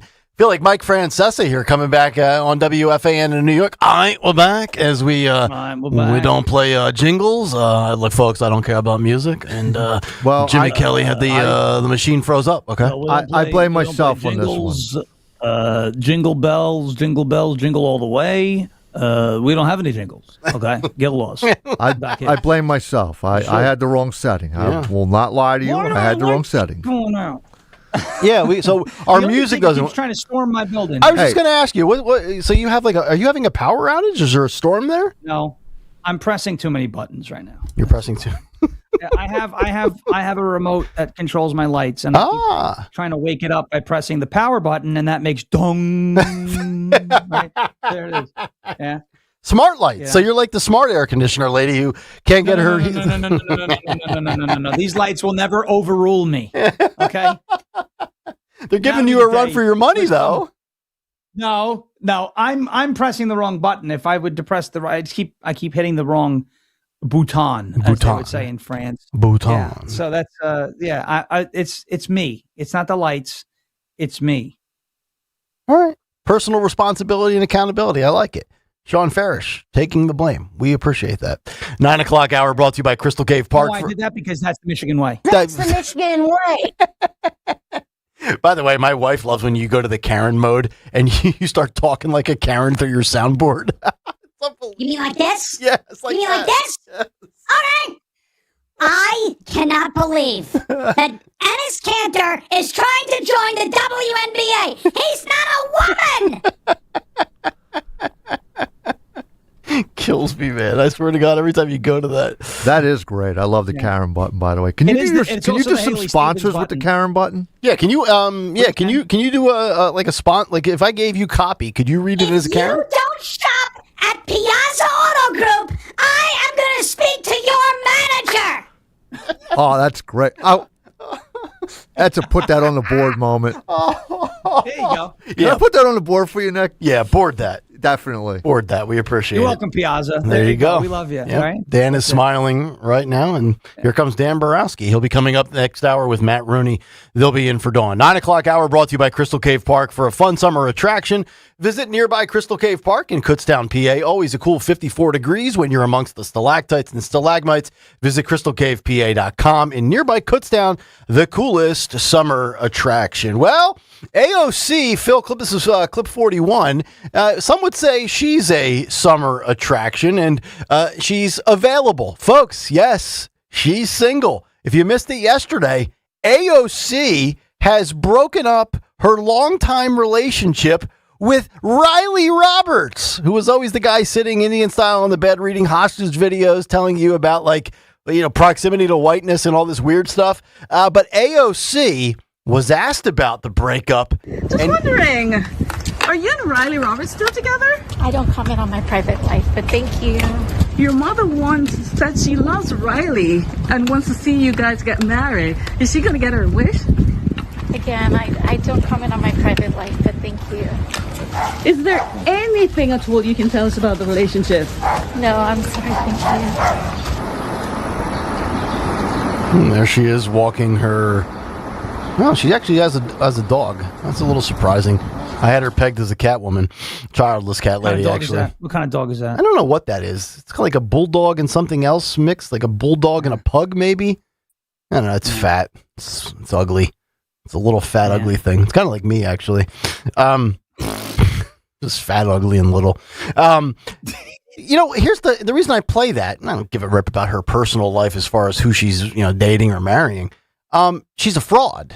You break up with Riley Roberts. You don't want to be asked about it as I don't know if she's in D.C. or if she's back in her district of the Bronx, which, by the way, is another fraudulent statement she has made. Folks, did you know AOC was born and raised 42 miles from the Bronx? She was not born. Where is it? Yorktown Heights. Yes. And I know for some reason, I forgot. Yep. You know what I like to call it? Not the Bronx. That's what I call it. Okay. Fraud. Yeah. But here's the fraudulence of what she just said there. I don't discuss my personal life. Yet you're on camera injecting yourself multiple days to freeze your eggs. So you want us to know about your reproductive goals, situation, which is your personal business. Yet when you're asked about your breakup from your long-term relationship with old Riley Roo, you don't talk about your personal life. Well, which one is it, AOC? By the way, Sean, yesterday I gave full, and this is not a Nick Kayal original. Kellyanne Conway says AOC stands for always on camera. I like that. Yeah, that's a good one. Curtis Lee, we used to call her all out crazy. So I think I like that too. But I like that. yes. I like that better. Yeah. Curtis is clever with stuff like that. It wasn't necessarily the best idea to run for mayor of New York City, but he was the only one who did it. So I give him credit. Okay. I give him credit. Yep. Guys, listen, the guy, the guy's giving a lot to the city. So I give him credit. But that just shows you the state of the Republican Party in NYC right now. That is correct. I want to get to one more on the socialist communist coalition that is now the Democrat Party. Phil, let's go to clip 29. This is everybody's favorite detestable Democrat from the West Coast, Adam Schiff. You know, if you had to rank them, would you go Schiff over Swalwell or Swalwell over Schiff? Some would say maybe it's too close to call, but clip 29, Adam Schiff on welcoming communists and socialists into the Democrat coalition. Democratic Party, and I think if we want to be in the majority, we're going to have to be a big tent party. I would much rather have that diversity in our party than have it outside the party. I don't think you can extrapolate too much from the results because they're all over the map. Well, the one thing I will agree with him there is the results are all over the map, right? Hong was supposed to win and win going away. She got knocked off. Yeah. El Said was supposed to win going away. He won by the scantest of margins. But this whole nonsense of Big Tent again, Schiff better be very careful. Huh? It's a talking point. That's their new thing is, we're a Big Tent party. That's their way to explain it away. Right. But he is aware that he is considered yesterday's news in the Democrat Party. Like, these incumbents are getting knocked off left and right.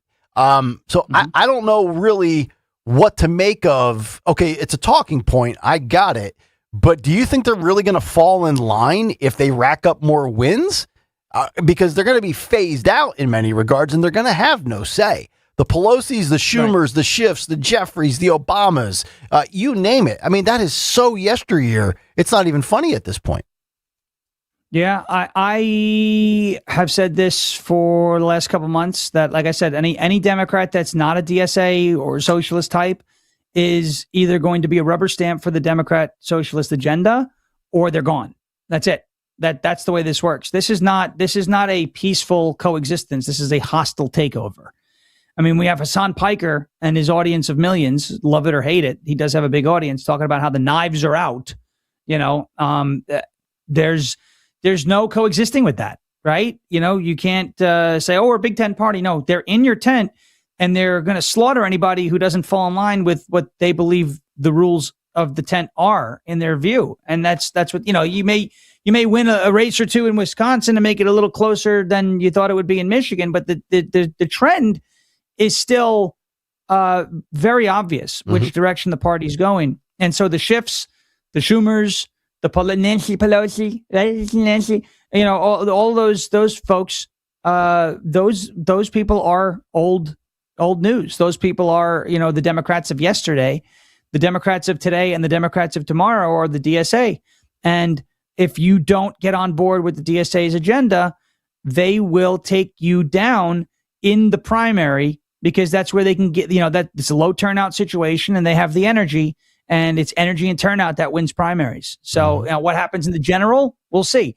I will say this, if this midterm election becomes less of a referendum on Trump, right, and more of a referendum on the direction of the Democrat Party and socialism and communism, then you may see, if the Democrats lose these midterms or don't perform well, you may see a huge fight break out on their side of the aisle, like what happened after Reagan-Mondale, where you had the DLC, the Democrat Leadership Council, which pulled the party back towards the center because they were no longer a viable general election national party. So you might see that after these midterms if things break well for Republicans, but that's a big if, and that all remains to be seen. Well, we know communists and socialists, they hate America, but some people out there still take pride in the American flag. We're going to get to this amazing video that's gone viral with an Amazon driver coming up in just a few minutes. But first, 9:13, Jimmy Kelly, let's get to a Thursday edition of Fight Club. Thank you, Nick. She's single, guys. Remember that, and remember this. Funny that Dawn is out and Caroline Levitt has retired. Is there a connection? We'll find out. But right now, it's time for Kayal and Company Fight Club. Brought to you by the Karen button. Everything sounds great with the Karen button, including fights, because fights equal ratings. Ain't that right, Smokey? You got knocked the out, man. Yes, Jasmine. We are going to knock you out. Alex, what do you have to say? I'm not looking for a fight, but if you want one, you came to the right place. Jimmy Kelly's so good. All right, so Phil Almquist, I believe, has selected the Fight Club today, and you can tell it's a Phil Fight Club submission because it's about hockey. And I got to tell you, normally I would rail on Phil for being a hockey honk on this show, but I'm watching it right now in the hopper, and it looks like a good old-fashioned tussle. So, Phil Almquist, let's get to Fight Club hockey style today. It's not even on the ice. Oh, wow. Oh, it's fans in the stands up against the glass. Fans in the stands. Shirt coming off. Give the players some entertainment for it. It's a 2-on-1, but now it's turned into a 1-on-1. And this is what you do. You belly against belly? Yeah. Put him on the glass. Shirts over his head? Yeah. This is like Hillbilly Hockey Fight Club. This must be J.D. Vance's old neighborhood as a kid. Look at this. All right, now they're breaking it up. Guy's got a bit of a skull. Oh! Whoa, wait. What happened? How did he go down? Mystery knockout. What? I saw. Wait a second. We're going to have to rewind. Was that a mystery knockout? Did something come in? Something flew in from the right-hand side. Was it a can? And pushed him up against the glass. What was it? Oh, my. I think it might have been a can. All right, dude in the trucker hat's like, you okay, bro? Oh, Phil, let's go back to like the 20-second mark. A little bit. Yep, let's go back and review this. Yeah, we're going to have to review the tape. This video. Yeah, we're going to need multiple angles here. Still standing. All right, roll it. He's standing. He looks like he's okay. He's going to gloat a little bit. I don't think like he threw himself against the thing. I think he might have had a heart attack or a stroke. He looks like he looks like he threw his head against the boards. I don't know why the hell he did that. Watch again. Unless something hit him in the head and his head hit the board. Oh, he did.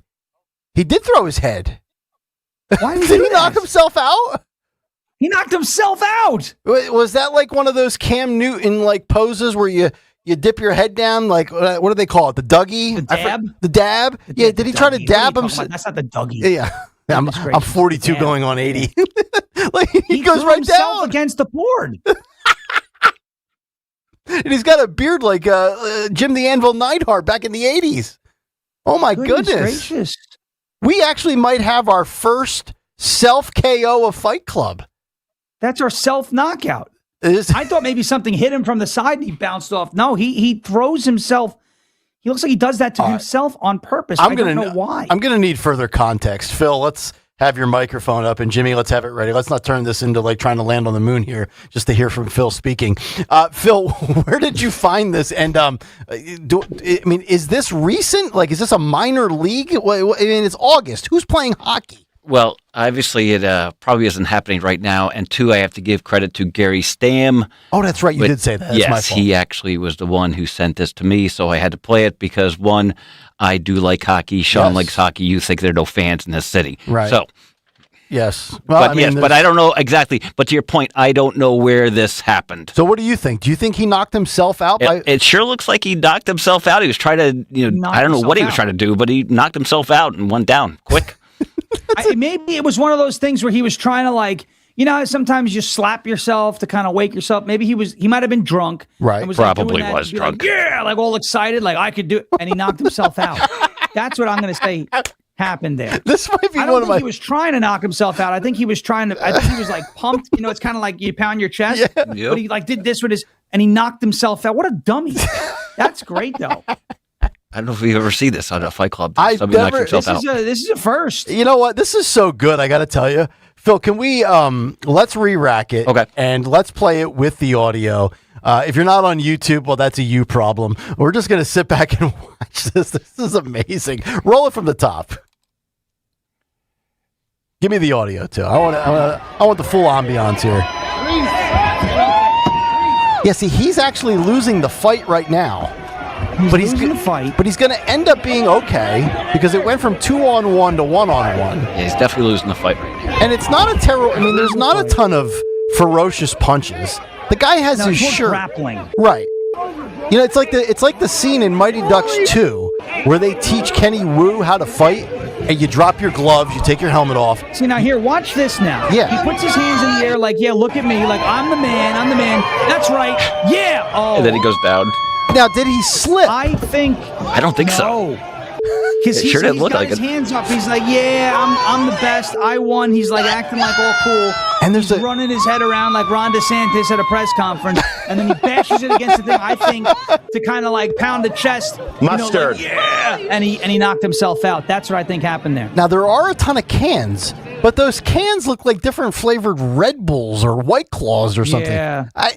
And these are some big guys, you know, so it's not like 5 or 6. You don't see one come in. No, you don't.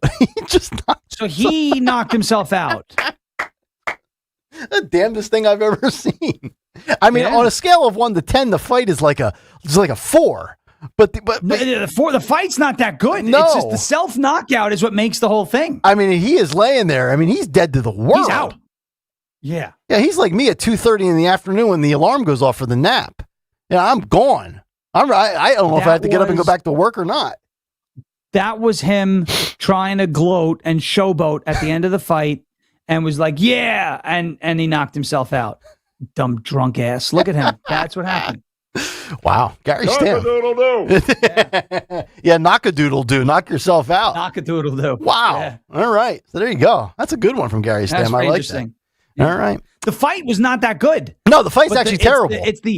It's the M. Night Shyamalan plot twist at the end where we have a self-knockout. That's never happened before.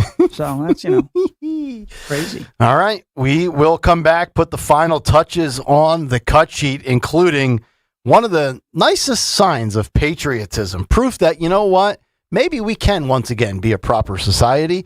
And it took an Amazon driver to show us that. And of course, it's on camera because, well, everybody that has Amazon has a Ring doorbell camera. We're back after this on Kayal and Company. You know what I love? American-made products, baby. That's right. It's Rich Zioli. American-made products, and that's what you get from Emmons Roofing and Siding. Owens Corning shingles are made in New Jersey. Certainteed siding made right outside of Philly. Provia windows and doors handcrafted in Ohio. And because Emmons is platinum with Owens Corning, your roof comes with a lifetime workmanship warranty. That's accountability on American-made quality from an American company right in our backyard. EmmonsRoofing.com. EmmonsRoofing.com. Hey, this is Larry Steinitz with Investor Schooling. I've been talking about myself for all these years. Now it's time for you to hear from one of our great clients.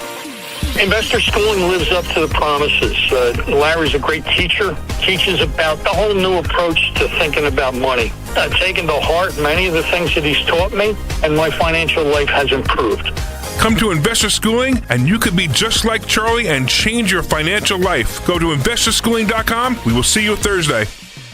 Bob Cusick. I started with Crash Proof in 2019. To all my friends and neighbors, now it might be a good time for you to take what you've made on the market and put it in something that's more secure. It's very important when you get to our age to have some guarantee. Social Security is no guarantee, and most companies don't give pensions anymore. With the Crash Proof system, I average around 5 to 6% per year. I'm still living off the interest. My principal has not changed. Matter of fact, it's grown. I can start planning now for exactly what I need next year, like traveling or repairs for the house. And I can do all this planning because I know I'm going to be making money next year. Even if the cost of living goes up, you can still afford to do what you want to do and know it is not going to be dependent on the market. You can't be more secure than that. Schedule an appointment or register for our next event at Spring Mill Country Club on Tuesday, August 18th. 800-722-9728 or crashproofretirement.com. My name is Whitney Allen, and I'm a widow. My husband, Ryan, died. We never thought we'd ever have to use life insurance, but the unexpected happened. With Ethos, signing up was fast and 100% online. You can get a quote in seconds, apply in minutes, and get same-day coverage. No medical exams, and you can get up to $3 million worth of coverage. I'm grateful we were prepared. Get your free quote at ethos.com/radio. That's ethos.com/radio. Paid spokesperson. Time spent on application may vary. Online health questions required. Everywhere you look, things are getting more expensive. But at Consumer Cellular, we're lowering the price for those 50 and up. Now you can get unlimited everything for just $35 a line. That's $35 a month for unlimited talk, text, and data. Switch to the carrier ranked #1 in network coverage and customer satisfaction and get unlimited everything for just $35 a month. Call 1-888-FREEDOM or visit Consumer Cellular online or in-store today. Price includes $5 credit for autopay and e-billing. Taxes and fees apply. Data speeds reduced after 35 gigabytes. Rankings done by 2025 ACSI survey. In Philadelphia, Chase is proud to root for the home team because they're our team too. We cheer from the bleachers and on the sidelines. We cheer for gymnasts and quarterbacks. And with more than 80 local Chase branches and 5,000 nationwide, we are right beside you, Philadelphia. Neighborhood bankers, digital tools, national strength. Chase, make more of what's yours. JP Morgan Chase Bank, N.A. member FDIC.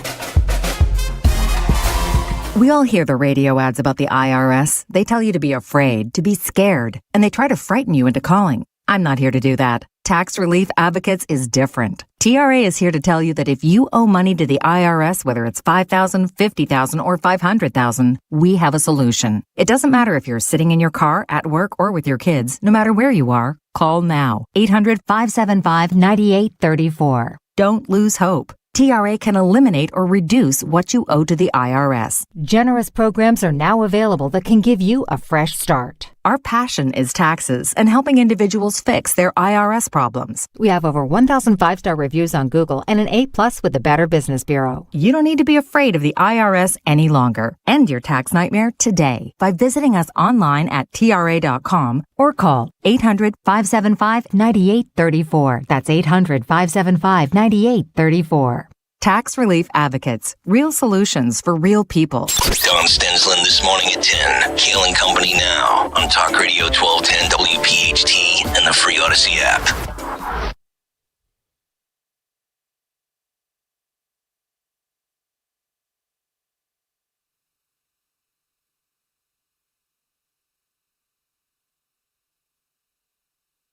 Mustard.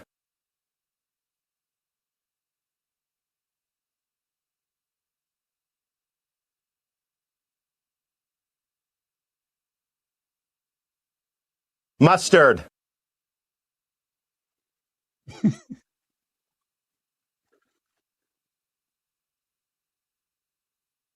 Mustard.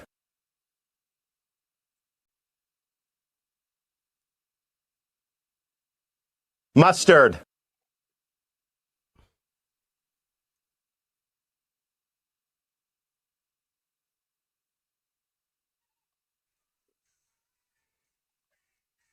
Mustard. Oh, yeah. I wrote this song. We love it. I wrote it. Taking you back to 1984, the year Nick Kayal was born, and times were simpler. And movie theaters, I lived in a movie theater in 1984 because so many good movies were out. That's right. It was Harry May's favorite year as well. Harry Mays has checked in via text, and he says 1984 was a great year for me. I think it was the last great birthing year. That was it. America went on the decline. 91 wasn't bad. 91 wasn't bad. All right, we're going to amend that. After 1991, it was all downhill from there. No, 93 was good too. My wife was born in 93. All right, we'll make it 93. My sister was born in 98. Let's extend it to the entire 90s. Okay. After the 90s effort. It's been a bad century. The last 26 years have really sucked. Yeah. Oh, God. What a day. What a time to be alive. I've got a couple of other good ones here. By the way, here's what we have coming up. We're going to say goodbye to Sean at 9:40 this morning, wrap up the cut sheet in just about 12 minutes. We'll get to Phil with the music at 9:45. Kathy Romano from B101 in the Morning Show has a great charitable thing that she's a part of. We're going to chat with her for a few minutes, and then we'll hand it off to Dan Borowski and Matt Rooney. It's the Dan and Rooney Show today, in for Dawn, and they'll be coming up at the top of the hour. I did mention a great sign of patriotism, hope for the future here in America, that there are still very great people out there. And, Phil, I want to go to all of these, from the B-roll to the news clips. So an Amazon driver, I think this is clip 18. Yeah, there you go, has gone viral. And, it's one thing to go viral on social media. It's another thing when ABC News starts covering it, CBS News is covering it. And it's just a simple gesture that I think we have kind of let go by the wayside, so to speak, over the last handful of years, maybe the last decade and a half, as an Amazon driver is rolling up to a porch, drops off a nice package, and then sees that Old Glory is a little tangled and twisted. What do? Well, you watch this. Dropping off the package, pull out the phone, the scanner, confirmation of your delivery, and you see the flag. Look at that. Nice job. In a nation with Democrat socialists that want to burn the flag, which is still protected speech. Nice job. This guy says, you know what? Let's untangle her. And then we'll step back off the porch, take the picture that the box is on the porch, and now we salute Old Glory. Look at this. By the way, this is a female. Oh, he definitely served. Or as a female? They're saying it's a female. So she definitely served. Gets a lot of credit. That's good work. She's definitely a veteran. Yes. You see the way maybe she's like National Guard, but she serves in some capacity. That's awesome. Yes. I love seeing stuff like that. Let's go to the local TV affiliate, WAVE, that had this report. Angie Burnett orders a lot of packages from Amazon. Unfortunately, yes. We have a seasonal camping spot in Rising Sun, Indiana, so tons of camping stuff. I also have a 2-year-old grandson, so lots of toys and fun stuff for him. But none of the packages left on her front porch is as valuable as her American flag. My husband's a veteran. We literally met when he was stationed at Fort Knox. For Burnett, the military is very special to us. The flag symbolizes the freedom her loved ones fought for. I have 2 nephews who both served in the Army, lots of extended family who have served. Which is why a short moment caught on her Ring camera Monday morning means so much to her. The video shows an Amazon delivery driver dropping off a package. Then this. After untangling the flag, the driver doesn't forget what else was important that day, evidence of the delivery, of course, but before leaving, a salute to Old Glory. And now Burnett is hoping to meet this person and thank them because this small gesture that took less than 30 seconds is one she'll never forget. While they thought nobody was watching, they did something so simple that it made our family. I mean, I've sent it to our family in the Carolinas who served. My nephew's in the police academy right now. He just finished serving, just to let them know how special that was to us. Yeah, it's amazing. A simple gesture can make somebody's day. And I think that person had their day made. And kudos to that Amazon driver in a day and age where people that drop stuff off at your house, whether they're delivery drivers from Amazon or Uber Eats and DoorDash, you hear all these awful stories of, have you seen these people that are like ranting and raving about the lack of a tip they get or the small amount of a tip after they bring the DoorDash and the Uber Eats and stuff to your house? Yeah. Yeah. I remember when, in order to, and look, I'm not saying don't tip, right? I remember though, it's like in order to earn a good tip, you had to actually do quality work. Right. And sometimes you get a good tip and sometimes you don't. Don't whine about it. Like when I used to work at one of my first jobs, I was like one of them ride attendants in one of them bouncy places, the kids' birthday parties. So much fun because I was bouncy myself back then, like Javon Evans, just bouncing all over the place. Bouncy. And so your boy's bouncy. But I was like, you would get tipped sometimes, and some parties would tip good. I don't know their situation. Maybe they had to scrounge up and sell, all sorts of stuff at a yard sale to afford the party. I mean, was I happy if I got a blah tip? No, I would just do the next one. I mean, you're not entitled to a tip. Right. I hope people understand that. Like it's supposed to be an expression of gratitude, and not everyone has to show you, and not everyone will show you gratitude. Some people suck. Right. Some people are in a bad situation where they can't afford it. Just work. Stop asking for handouts and just work. Please, we got to get back to a simple time. Yes. You're not entitled to a tip. Yeah. You should. I believe in tipping. I always tip wherever we go. We get served, bartenders, restaurants, whatever. But thankfully, we're blessed with finances where we could afford that. Some people aren't, and so don't hold it against the person all the time. That's all I'm saying. I agree. A couple of days ago, I think it was on Monday when we had Harry Mays with us, we played on the cut sheet the clip of Marco Rubio. Phil, let's go to clip 120 because Dan has given us an update. And if you recall, I believe Marco Rubio was sitting down with Laura Trump on Fox News, and she said something to the effect of, if you had one day where you didn't have any work to do and you could just have the whole day to yourself, how would you spend the day? And he said, I would watch college football on a Saturday from noon until 1 a.m. Eastern when the late games wrap up. Well, apparently we have an update, and this is via the Katie Miller podcast. Now, the only thing is Rubio's wife is now present. So it's one thing when your wife's not around and you say, I'm going to watch football for the next 13 hours. But are you going to say that when your wife's in the room next to you? Let's see if he doubles down. You said to Laura Trump, if you had a day off, that you would watch football all day. I answered the question completely wrong. Why? Well, first of all, the right answer is I would spend it with my wife going. Oh, yeah, okay. No. What a beautiful answer. But the true answer is, and this is why I messed up that answer. Okay, because here's the thing: the day would actually start much earlier.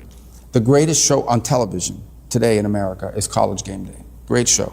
Starts around 10 or 11, and that leads you to noon, and then the noon game, and then there's a 3:30 game, and then there's a... So I messed... And the idea, like, this is a crazy weekend. It would never happen. So I'm just putting this out there. Okay. But you could start at 10 a.m. on Saturday. Yes. You know, run the whole college football day, sleep for a few hours, then you wake up, and then you're into NFL game day. Yes. Then you got the 1 o'clock game, the 4 o'clock game, the NBC game that night. Yes. That is an incredible weekend, in my opinion, in my view. Obviously, I don't believe that I will ever achieve this.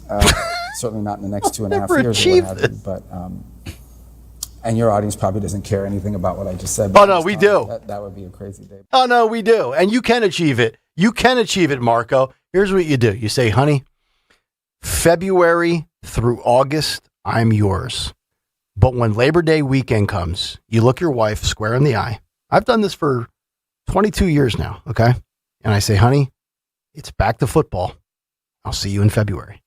I sit her down on the couch every year. I say, honey, football's back. We have to reshuffle the priorities here. You know, Tuesday, Wednesday, Thursday, I got you. We'll do what we have to do. Friday night, we have high school football. Saturday, we have college. Sunday, we have the pros. Monday night, we have the pros. You know, Tuesday is a rest day, a recovery day. Wednesday, Thursday, the honey-do list comes out. Basically, here's what Rubio did there in the presence of his wife. He pulled the Vic Fangio. I'm going to be like Fauci and just take the Fifth Amendment on questions. Yeah, he pled the Fifth. You know what? This might be the... So, Sean, if keto's a disqualifier for you with Rubio, the way he handled that right there, I'm back. I pulled the lever today. I'm pulling it for J.D. Vance.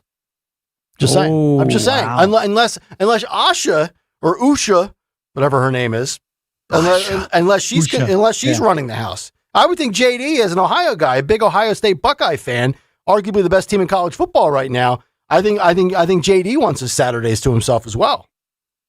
It's possible. Hey, look, it's possible.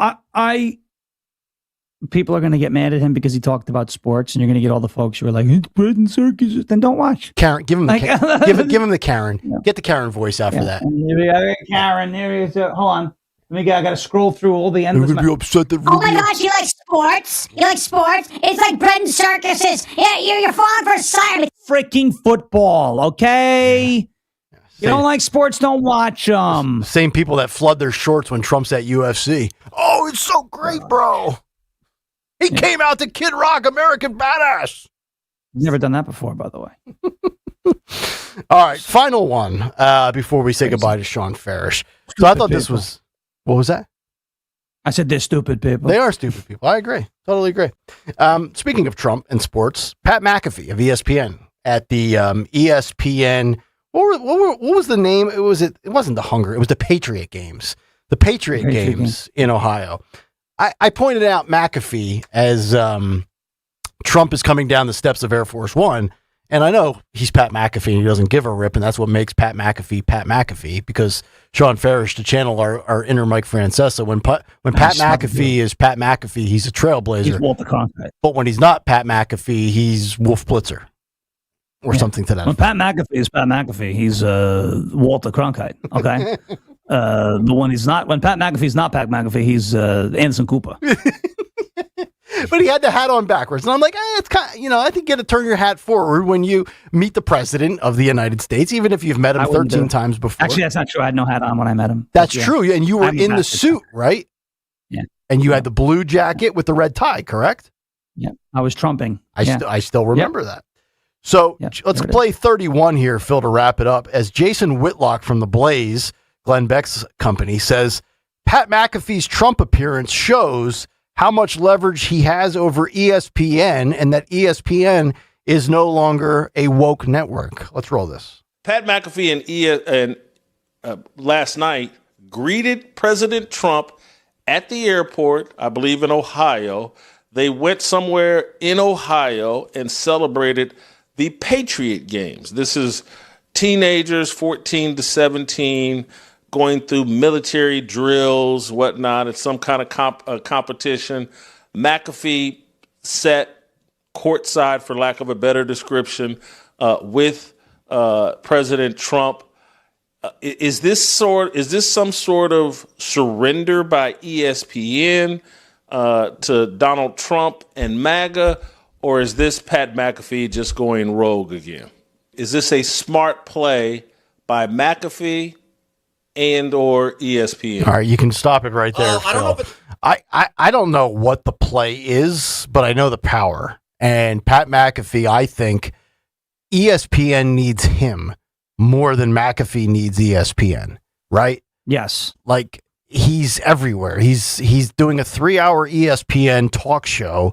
He's on College Game Day on Saturdays in the fall. He's on the WWE doing wrestling commentary. And if any of those companies, ESPN, WWE, you name it, get rid of him, he can just go independent and he'll make $25 million a year. Yeah. Yeah. He'll be fine independent. He has a huge audience. He's a unique type of broadcaster and commentator. People like him. He's I don't watch Pat McAfee show, but if I have a feeling if I did, I wouldn't stop because I do like him. Mm-hmm. I think he's hilarious. Yeah. He's good. I don't know where he is politically. I just know that he's not woke. Right. And he might be a right-wing guy. He might be a left-wing guy. He might be like an Aaron Rodgers type where he kind of leans left on a lot of social issues, but he's not a maniac. Yeah, I think that's probably where he is. Yeah. And that's fine because I don't care. I wouldn't be watching Pat McAfee for politics anyway. But I do say, from what I have seen and some of the things that I have seen of him, he is entertaining, and ESPN needs that. You get rid of that, there's really no other reason to watch the dang show. You know what I mean? There's like, what, you watch SportsCenter? You don't need SportsCenter anymore to watch the top 10. You have social media. Yep, you're exactly right. All right, good stuff, buddy. We'll talk again tomorrow. Same bat time, same bat channel. How about that? That's right. Let's do it again tomorrow. It's been fun. It's been nice. It's been real. I don't know if I could say it's been real nice, but no, it has. It's been great. It's been great. It's been great. And to anybody, okay, this is Karen saying we're signing off here. We'll see you tomorrow morning, and that's the Michigan way. Ma'am. Yes. All right, Donna. We'll see you. We'll see you in the morning. There he is, Sean Farish.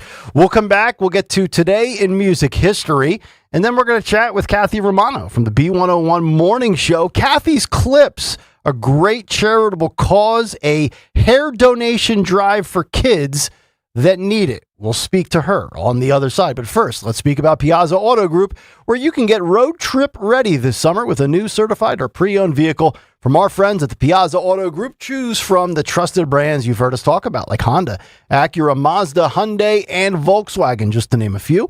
With a selection of 3,500 new vehicles and 1,600 pre-owned at any given time, Piazza is sure to have something for every budget and every lifestyle. Visit PiazzaAutoGroup.com to browse new and pre-owned inventory today, or to find a Piazza dealership near you, and make sure you tell them Nick Kayal sent you. This hour of Kayal & Company is brought to you by Ashley Furniture. This Saturday, starting at 10 a.m., it's the 12-hour sales event at Ashley. Save up to 70%. Plus, enjoy free delivery. Plus, they're giving away prizes every hour. Big savings, big giveaways, and one big day to shop. Don't miss the 12-hour sale this Saturday at Ashley. You're invited to the Invitation to Lexus Summer Sales Event at Lexus of Cherry Hill. Discover more than an exceptionally crafted vehicle. Experience everything a Lexus makes you feel, from exhilarating performance to inspiring electrification. Explore the redesigned 2026 Lexus IS and the all-new Lexus ES, available in hybrid and electric. Visit the family-owned, veteran-owned, 8-time J.D. Power Dealer of Excellence for the customer sales experience. Lexus of Cherry Hill. For J.D. Power Dealer of Excellence information, visit jdpower.com.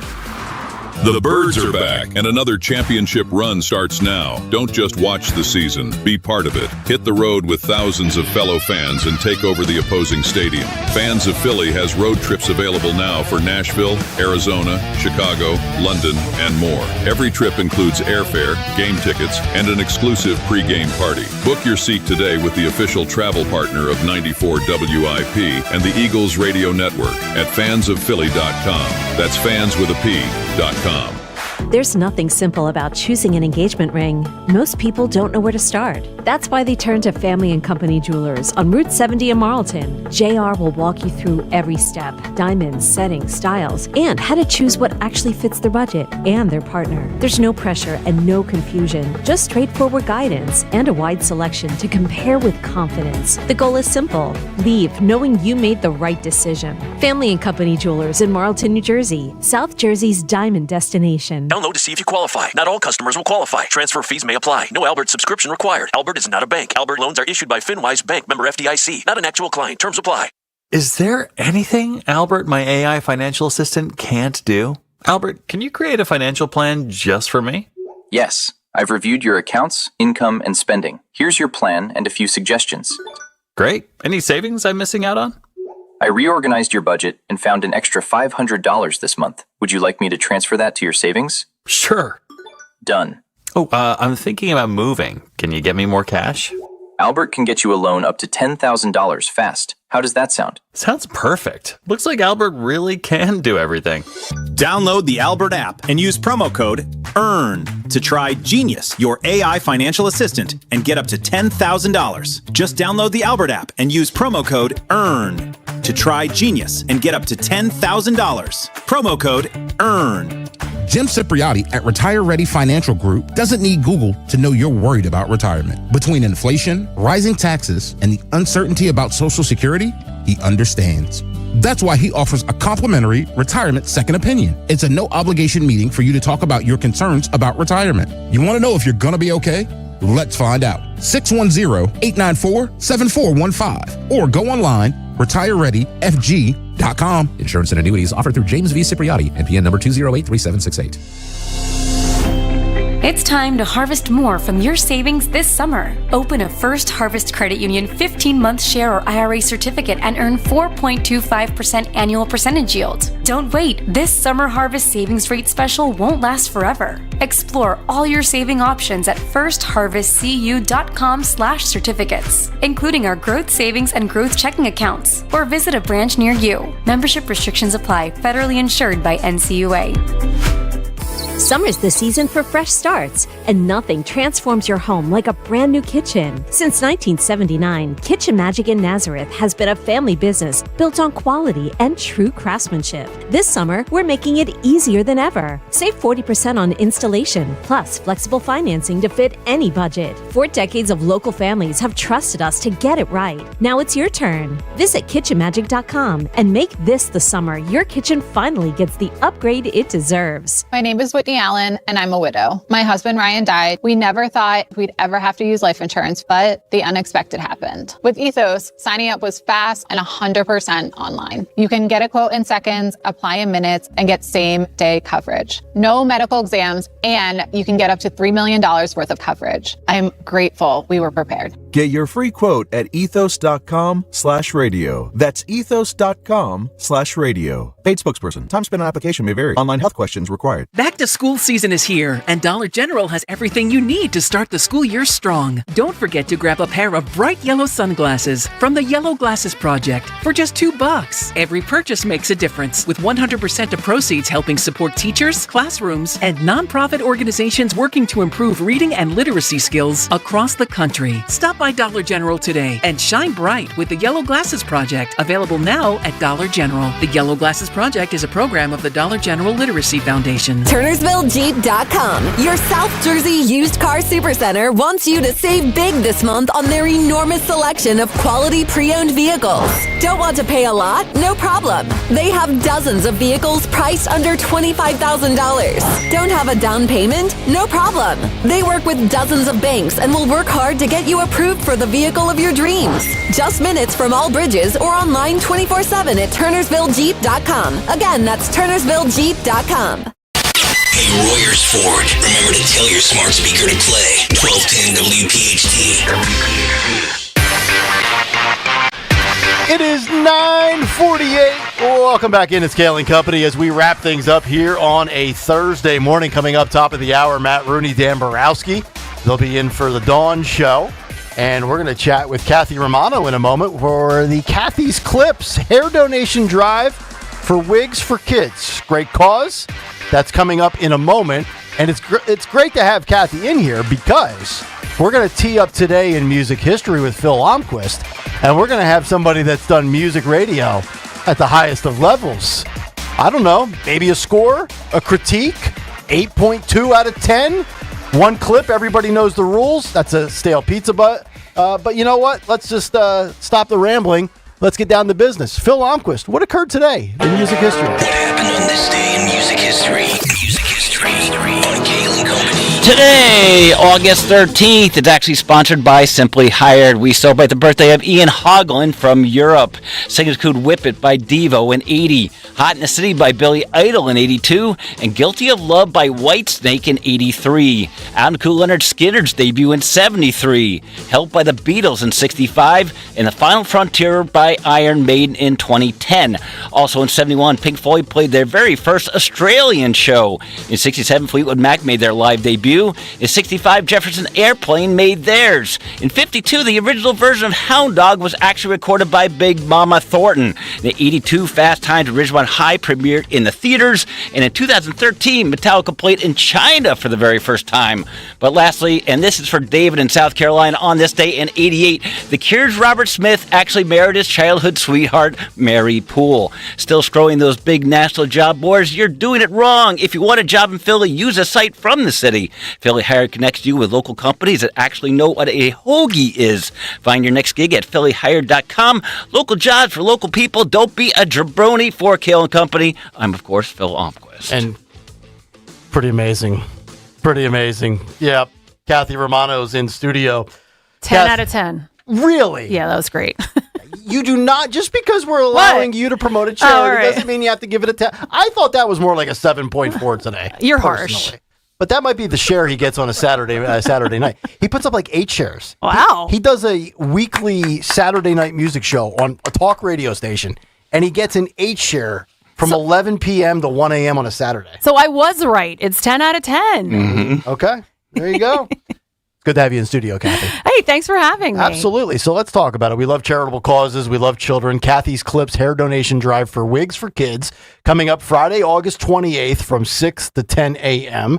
Tell the audience a little bit about this, what drove you to get this moving, and how people can actually participate or donate. It's my 17th year doing this, so I started it so long ago, and it all started because I wanted to cut my own hair. I had really long hair, and it takes girls, women, a long time to grow out their hair. And I thought, it took so long to get this. I wanted a change, but I didn't want it to get cut off, just fall to the floor, get swept up and thrown in the trash. Right. So 17 years ago, I went to my hairstylist, Joe Cobb at Gravity Hair Salon, and I said, can we donate this? There's got to be something out there. So the two of us worked together. We researched it. And sure enough, you can donate it, and they do use it. And so that's how the event started. I needed a little moral support. I asked people to do it with me, and it grew into an event. And I'm doing it for the first time with B101 on Friday, August 28th. Well, that's amazing. Now I'm looking at some of the prices here. Each wig costs more than $2,600 to create, and hair donations certainly help in the process with the experience of the medical hair loss. So, I mean, I'm coming at this from a completely oblivious state of mind. Like, I mean, does this go towards, like, if a child is dealing with childhood cancer and has had to deal with chemo and lost their hair, like, was that somebody that could benefit from this? Yes, absolutely. This is what Wigs for Kids does. So they will create these wigs. They make these wigs free of charge to the families of the children who are suffering hair loss due to any medical condition. So yes, it can be chemo treatment. It can be alopecia. Any medical condition that is causing them to lose their hair, Wigs for Kids makes the wig and they give it to the families free of charge for a child. Wow, that's remarkable. And so you started this back in your other lifetime at MMR. Yes. Here you are, first time around with B101. If people can't donate the hair, how do they donate from a monetary standpoint? They can go to our website, b101philly.com. That's where you can donate monetarily, and that's where you can book your appointment too. So the hair does need to be pretty long. It's 12 to 14 inches of hair. They like 14 inches of hair or longer, but they will take 12 inches of hair as well. So you pull your hair back in a ponytail, have somebody stand behind you with a ruler or a tape measure, measure your ponytail, and if you want a free, haircut, a new style going back to school or going back to work after summer, we can give that to you. And the stylists that we work with, so they donate their time. The haircut is free of charge to you. Okay. And it's stylists from Gravity Hair Salon. They've been doing this with me for all 17 years, and Vibe Salon in Mount Laurel as well. And they've done this with me for years, so they know what they're doing. You're going to get a brand new, gorgeous hairstyle. This is amazing. And some of the prerequisites: hair must be clean. Yes. Dry, preferably. You laugh, but you would be surprised at people who are like, well, I'm getting rid of this anyway. What do you get? People that send in their hair with dandruff or something like that? I mean, it does. You have to wash it the night before. It does actually have to be clean. Yes. Shower, people. It's a good thing, I've heard. So the hair must be clean, dry, and tied into multiple ponytails, and gray hair is accepted. So, some people say gray is distinguished. So if you want to go with that approach, you'll take that as well. Yeah, and don't even worry about separating it into different ponytails. The stylists have been doing this for so many years. They will do that for you. Just measure your hair, make sure it's long enough, and then you go to our website and book an appointment. So hair cannot be permanently color treated, highlighted, or permed. So if anybody out there is like a dude rocking frosted tips, it's not 1999 anymore. But if you are, that would be a disqualifier then. Right. It would have to be grown out or washed out by the time you donate. Okay. There you go. Reserve your appointment now, b101philly.com. Monetary donations or the hair itself. Yeah, and you know what? Actually, I forgot to mention. So the event, the hair salons or the hairstylists are coming. We're all going to be together at True Beauty Concepts in Southampton, Bucks County. That's where the event is going to be held. 109 Street Road. Yes, on Street Road. And I'll be there with my morning show, the Kathy Romano Show. We'll be broadcasting live that morning. That's very cool. And people who come out, like, we're going to have coffee, breakfast for you. Your whole morning will be taken care of. You'll get a haircut. You'll leave with a goodie bag of hair products from True Beauty. So it'll be a fun morning. It's awesome. And it's brought to you by CNC Air Conditioning. That's right. There you go. Kathy Romano, weekday mornings, 6 to 10, the Kathy Romano Show on B101. You getting ready to get into year number 2 of the Christmas music? When do you guys start that? Labor Day? We already started. You already started. Tune in. Of course we're getting ready. There's already talks for Christmas music. Of course there is. Thanks, Kathy. Thank you for having me. You got it. There she is, Kathy Romano. We'll wrap it up, hand it off to the Dawn Show, Dan Borowski, Matt Rooney on Talk Radio 1210 WPHT.